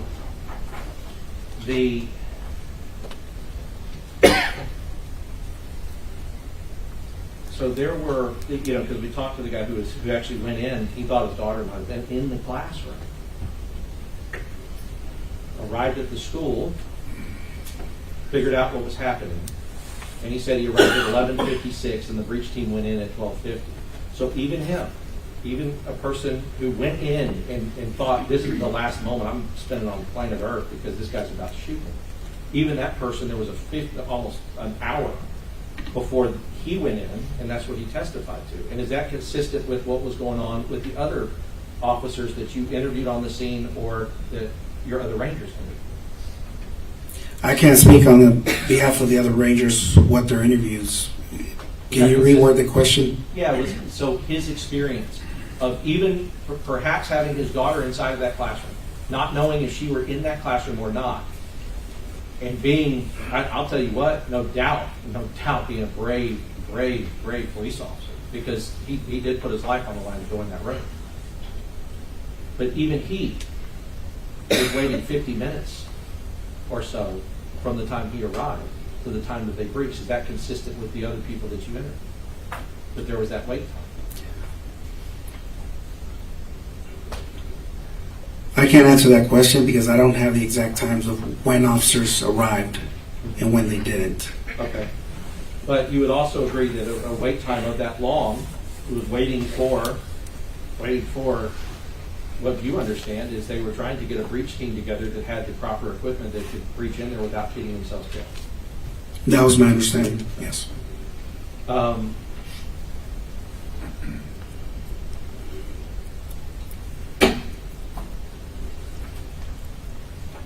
Now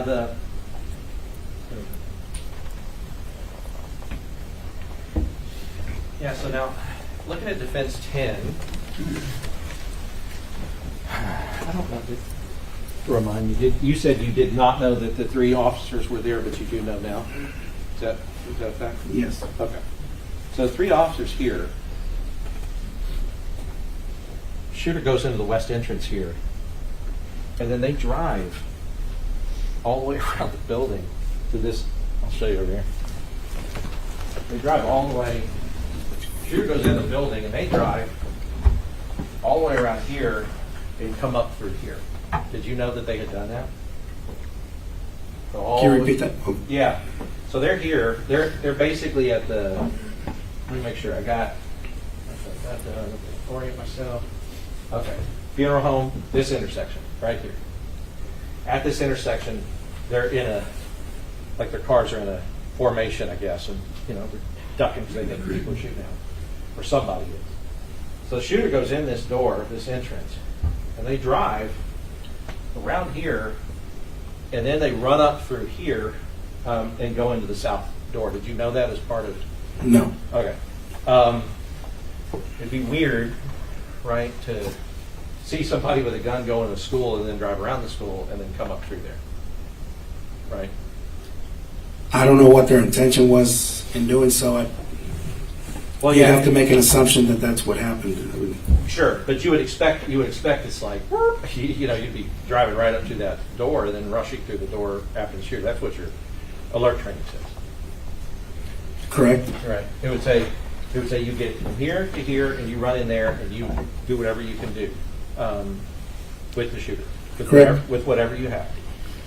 All right, and that's because you've seen it with your eyes and you've seen what's happening and you have to follow up on it. Now,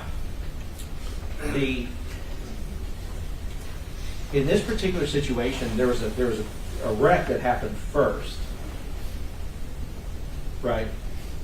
Yes. Now, in your interviews with your officers, did you interview Uvalde specific officers or teachers or anybody there that talked about the bailouts that happened basically all the time in Uvalde at that time? Yes, I did. And did they talk to you about that it was with such frequency? It was happening so often that people were getting desensitized to them. Like, it's another bailout. Oh, look, it's another person. Oh, we got to shut down the school or do lockdown. Did you get that idea or that sense from the people that you interviewed? I don't specifically remember if it happened, how often it happened, but there was an interview that I conducted where they mentioned that it was an area where there was a lot of bailouts related to human smuggling. And then once in a while, the school would go on lockdown because of it. Right. And so, so just talking about that, if there's a separate, like, and nobody's saying it's right in hindsight. Obviously, in hindsight, there's all kinds of stuff that everybody, probably including you, would have done different. But if there's that experience of these bailouts, and then there's a wreck, and then somebody's jumped out, right? Then, if you have that many, it can seem, or people can believe, law enforcement can believe that I'm dealing with one of those again, right? Well, that goes back to educators and law enforcement with complacency.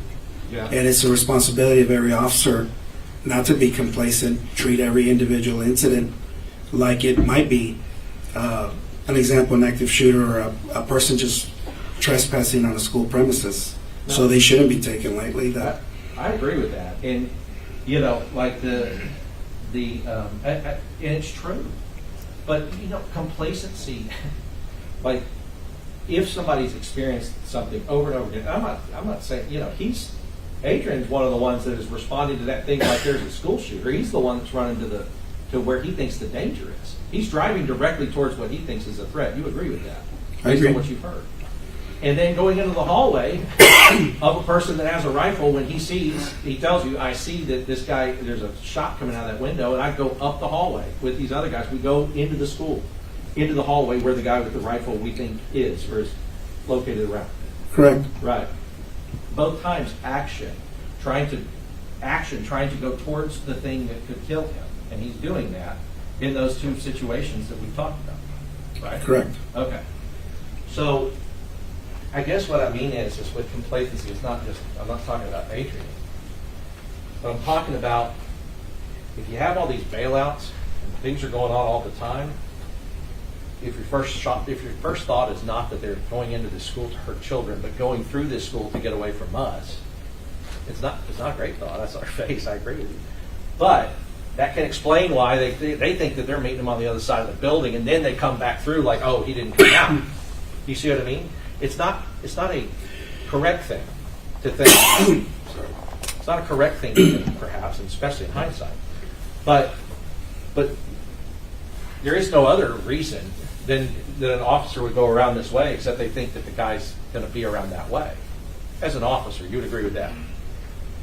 If you were going to drive around here, it's only because the guy you saw you think is going to be around here and not inside the school shooting kids. It's a possibility, yes.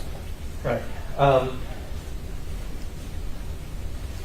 Yeah, right. Because we're not defending it, right? Like we're not defending that action or anything else, but also they're not sitting in that chair either, right? Even if, people make mistakes. Nobody charged them with any crime. And nobody charged you, and nobody charged any of the other officers that were out there. That were clearly out there for a long time while shooting was going on inside a classroom. I'm not saying you said you didn't hear any shots. But you agree that there were shots, even later on into the incident, there were shots in that classroom. Yes, I agree with you. Right, and officers were there and present and didn't go inside. Correct. All right. So you treated all of them, including Adrian, as witnesses. Yes. Not suspect. Yes. Right. It was only years later it came around and they picked one and put in his chair. That's going to be up to the totality of circumstances. Yeah, I agree. It's not up to you. I'll pass it on. Thank you, Rob.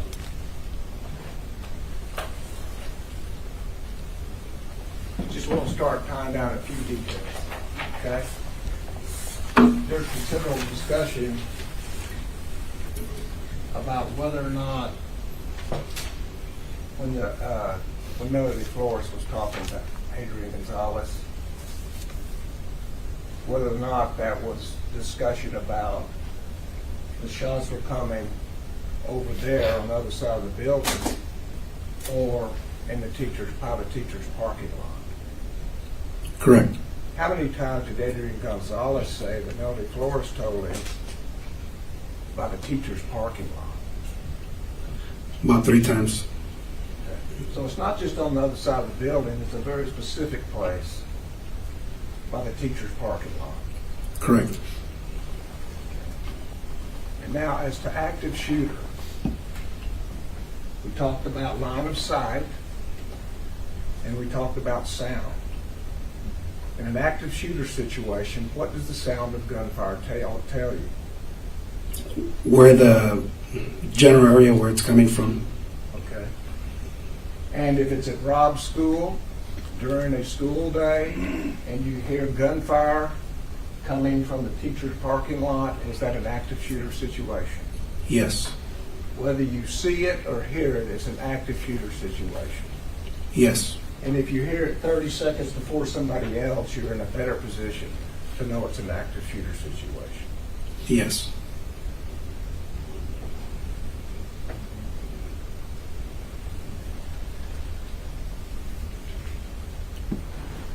And if you hear it's an active shooter situation and you're a police officer, what are you supposed to do? You're supposed to, the proper thing to do is isolate the suspect and then distract and then try and neutralize. So you move to the sound of gunfire as... You move to the sound of gunfire, Yes. try to distract him, try to isolate him, or try to neutralize him, take him out. Yes. And of course, a dead police officer would be no help to the kids in 111. Of course. A dead police officer would be no help to the kids in 112. Yes. With a police officer hearing shots all the way down the west side of the building and into the hallway and into 111 and 112, a police officer hearing all that and not moving, is that any help to those children in 111 and 112? No, it's not. Is it any more help than a dead police officer? No, it's not. But at least you tried. Who tried? I'll just object because that's, it's a big question, but honestly, I don't. I'll sustain the objection. Now let me also ask you about a dead police officer. Can a police officer use this building as cover if he has specific information that the shooter is in the parking lot? Yes, he can. And by cover, it means that he can have cover so that the gunman can't see him. Correct. And he can choose the time to make a quick peek to see the gunman. The officer can use the cover as concealment also. Yes. To And not be concealment. seen. So he can definitely have an advantage by peeking when he wants to, and he certainly has not put himself in any harm's way. Correct. And finally, I believe the testimony that you've given us was dispatcher said, man with a gun.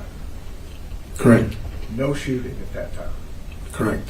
Difference between a man with a gun and a man shooting. Correct. A man that is shooting is more dangerous than simply a man with a gun. Correct. Right? Yes. So when Adrian Gonzalez drove toward the person in pink, Not pink, it was orange or red. orange or peach, I think. Orange or peach. Yes. Peach. Yes. Drove to the person with orange and peach. He had no information there'd been any shooting then, right? That's correct. And so he acted when all he knew was there was a man with a gun. Correct. Now, when the teacher tells him he's over there, he's in the parking lot, he's in black, isn't that when Adrian Gonzalez said that's when the shooting started? Correct. And did he act then? Yes. He said that he started walking to the back of his vehicle, and that's when he heard the shots fired. Walking in the back of his vehicle, Correct. taking cover. He never said he was taking cover. He just said that he walked from the front to the back of his Did he patrol tell you vehicle. I didn't go in until I had cover? During the interview, he makes a comment that he goes into the south building. I don't know. I don't remember exactly what his words were. I We hate to can listen misquote to him. the tape, Yes. But when he sees Pargus's vehicle, he wants Pargus's vehicle to come over because he's got a bigger unit. correct? That's what I understood in the interview. For cover. Yes. So when Pargas gets here, he's still looking for cover from Pargas's unit. Yes, that's correct.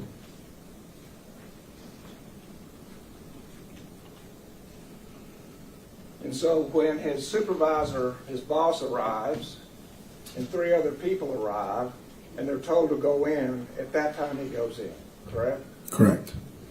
And at that time he knows, and has known for some time, that there are already shots in the classroom, correct?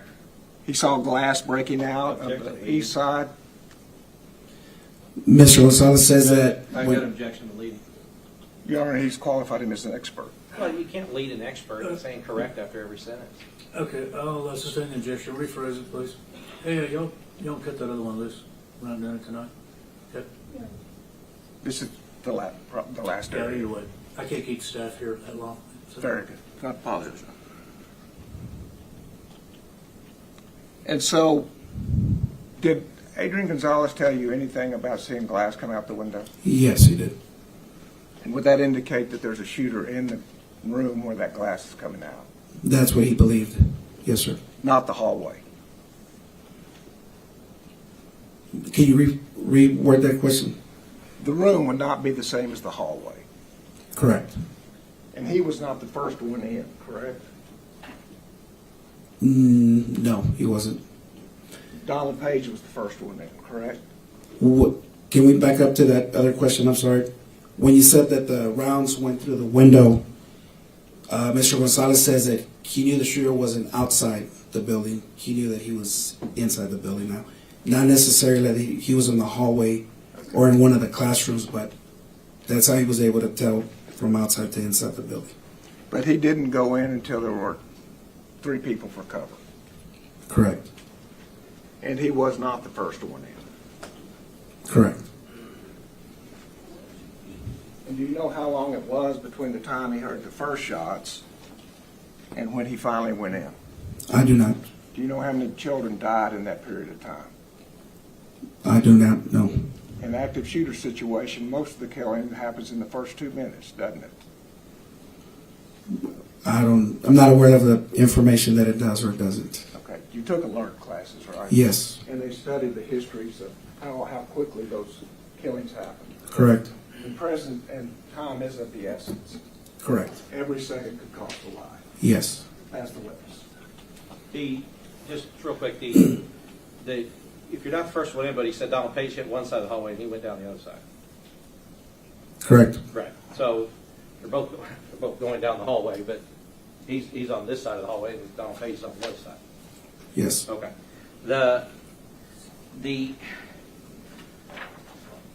prosecutor is trying to mash it all into something that fits the reason this guy's sitting here. Comments on what I'm trying to do, Your Honor. Well, that's what he's trying to do. I'll sustain the objection. Yes, Your Honor. Rephrase it. Yes, Your Honor.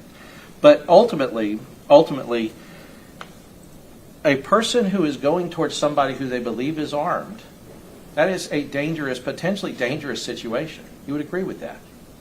Yes. Right. I mean, but the prosecutor said, well, he didn't hear that there were shots fired, so therefore it's not dangerous. You wouldn't agree with that statement. I didn't say that it wasn't dangerous, Your Honor.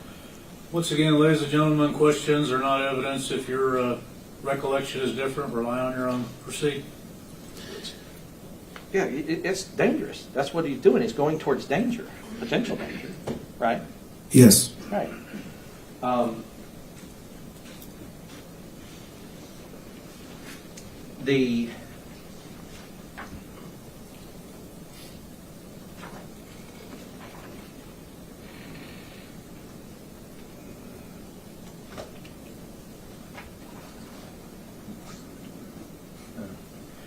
The doors, the outer doors, inner doors, outer doors, inner doors.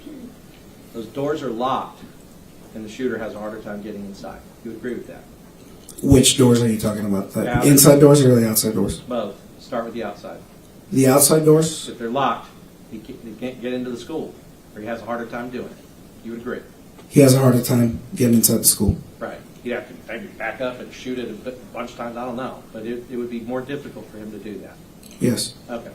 Inside doors. That's why we tell them to lock the doors, is because inside doors, if they're locked, shooter has a harder time getting in. Yes. All right, and gives officers more time to delay and distract and all of those things that we talked about. Yes, of course. All right, now, the prosecution's own evidence shows the video. The second, when he's able to call out that the person is on the west side of the teacher parking lot, the shooter has 1 second before that already entered the building. So you can cut a pie at the field all you want. The second he got it and snuck a peek, he would have been looking at an empty side of the building because the shooter was inside of it. Did you know that from your investigation? No, sir. All right. But he did tell you the second, once he saw a bullet come out of the building and realized he was in the building, he started moving towards the building from his car to where Donald Page was. Yes. All right. That's it, Judge. Pass with us. And the time on the dispatch will say how long that distinction is that correct? Between radio, yes, between the time Mr. Gonzalez radioed anything, it'll show that time. So if Adrian Gonzalez knows he's in the building and then dispatches, and then we then know when he heads toward the building, that will tell us how long has passed that Adrian Gonzalez did nothing when he knew the shooter was in the building. Correct? Correct.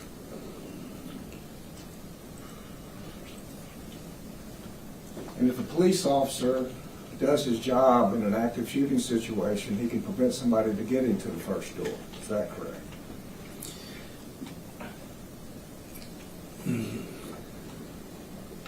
In a perfect example, yes. If everything fell into place, exactly, yes. And what does solo entry mean in an active shooter situation? Means one officer making entry into a potential threat, where the potential threat is. So, and is an officer expected to go in solo entry when there's an active shooter? In alert training, yes. Absolutely. But if they haven't had alert training, then maybe not. If the officer hasn't gone through alert training, I wouldn't expect him to follow any of the procedures because he doesn't know. Pass with.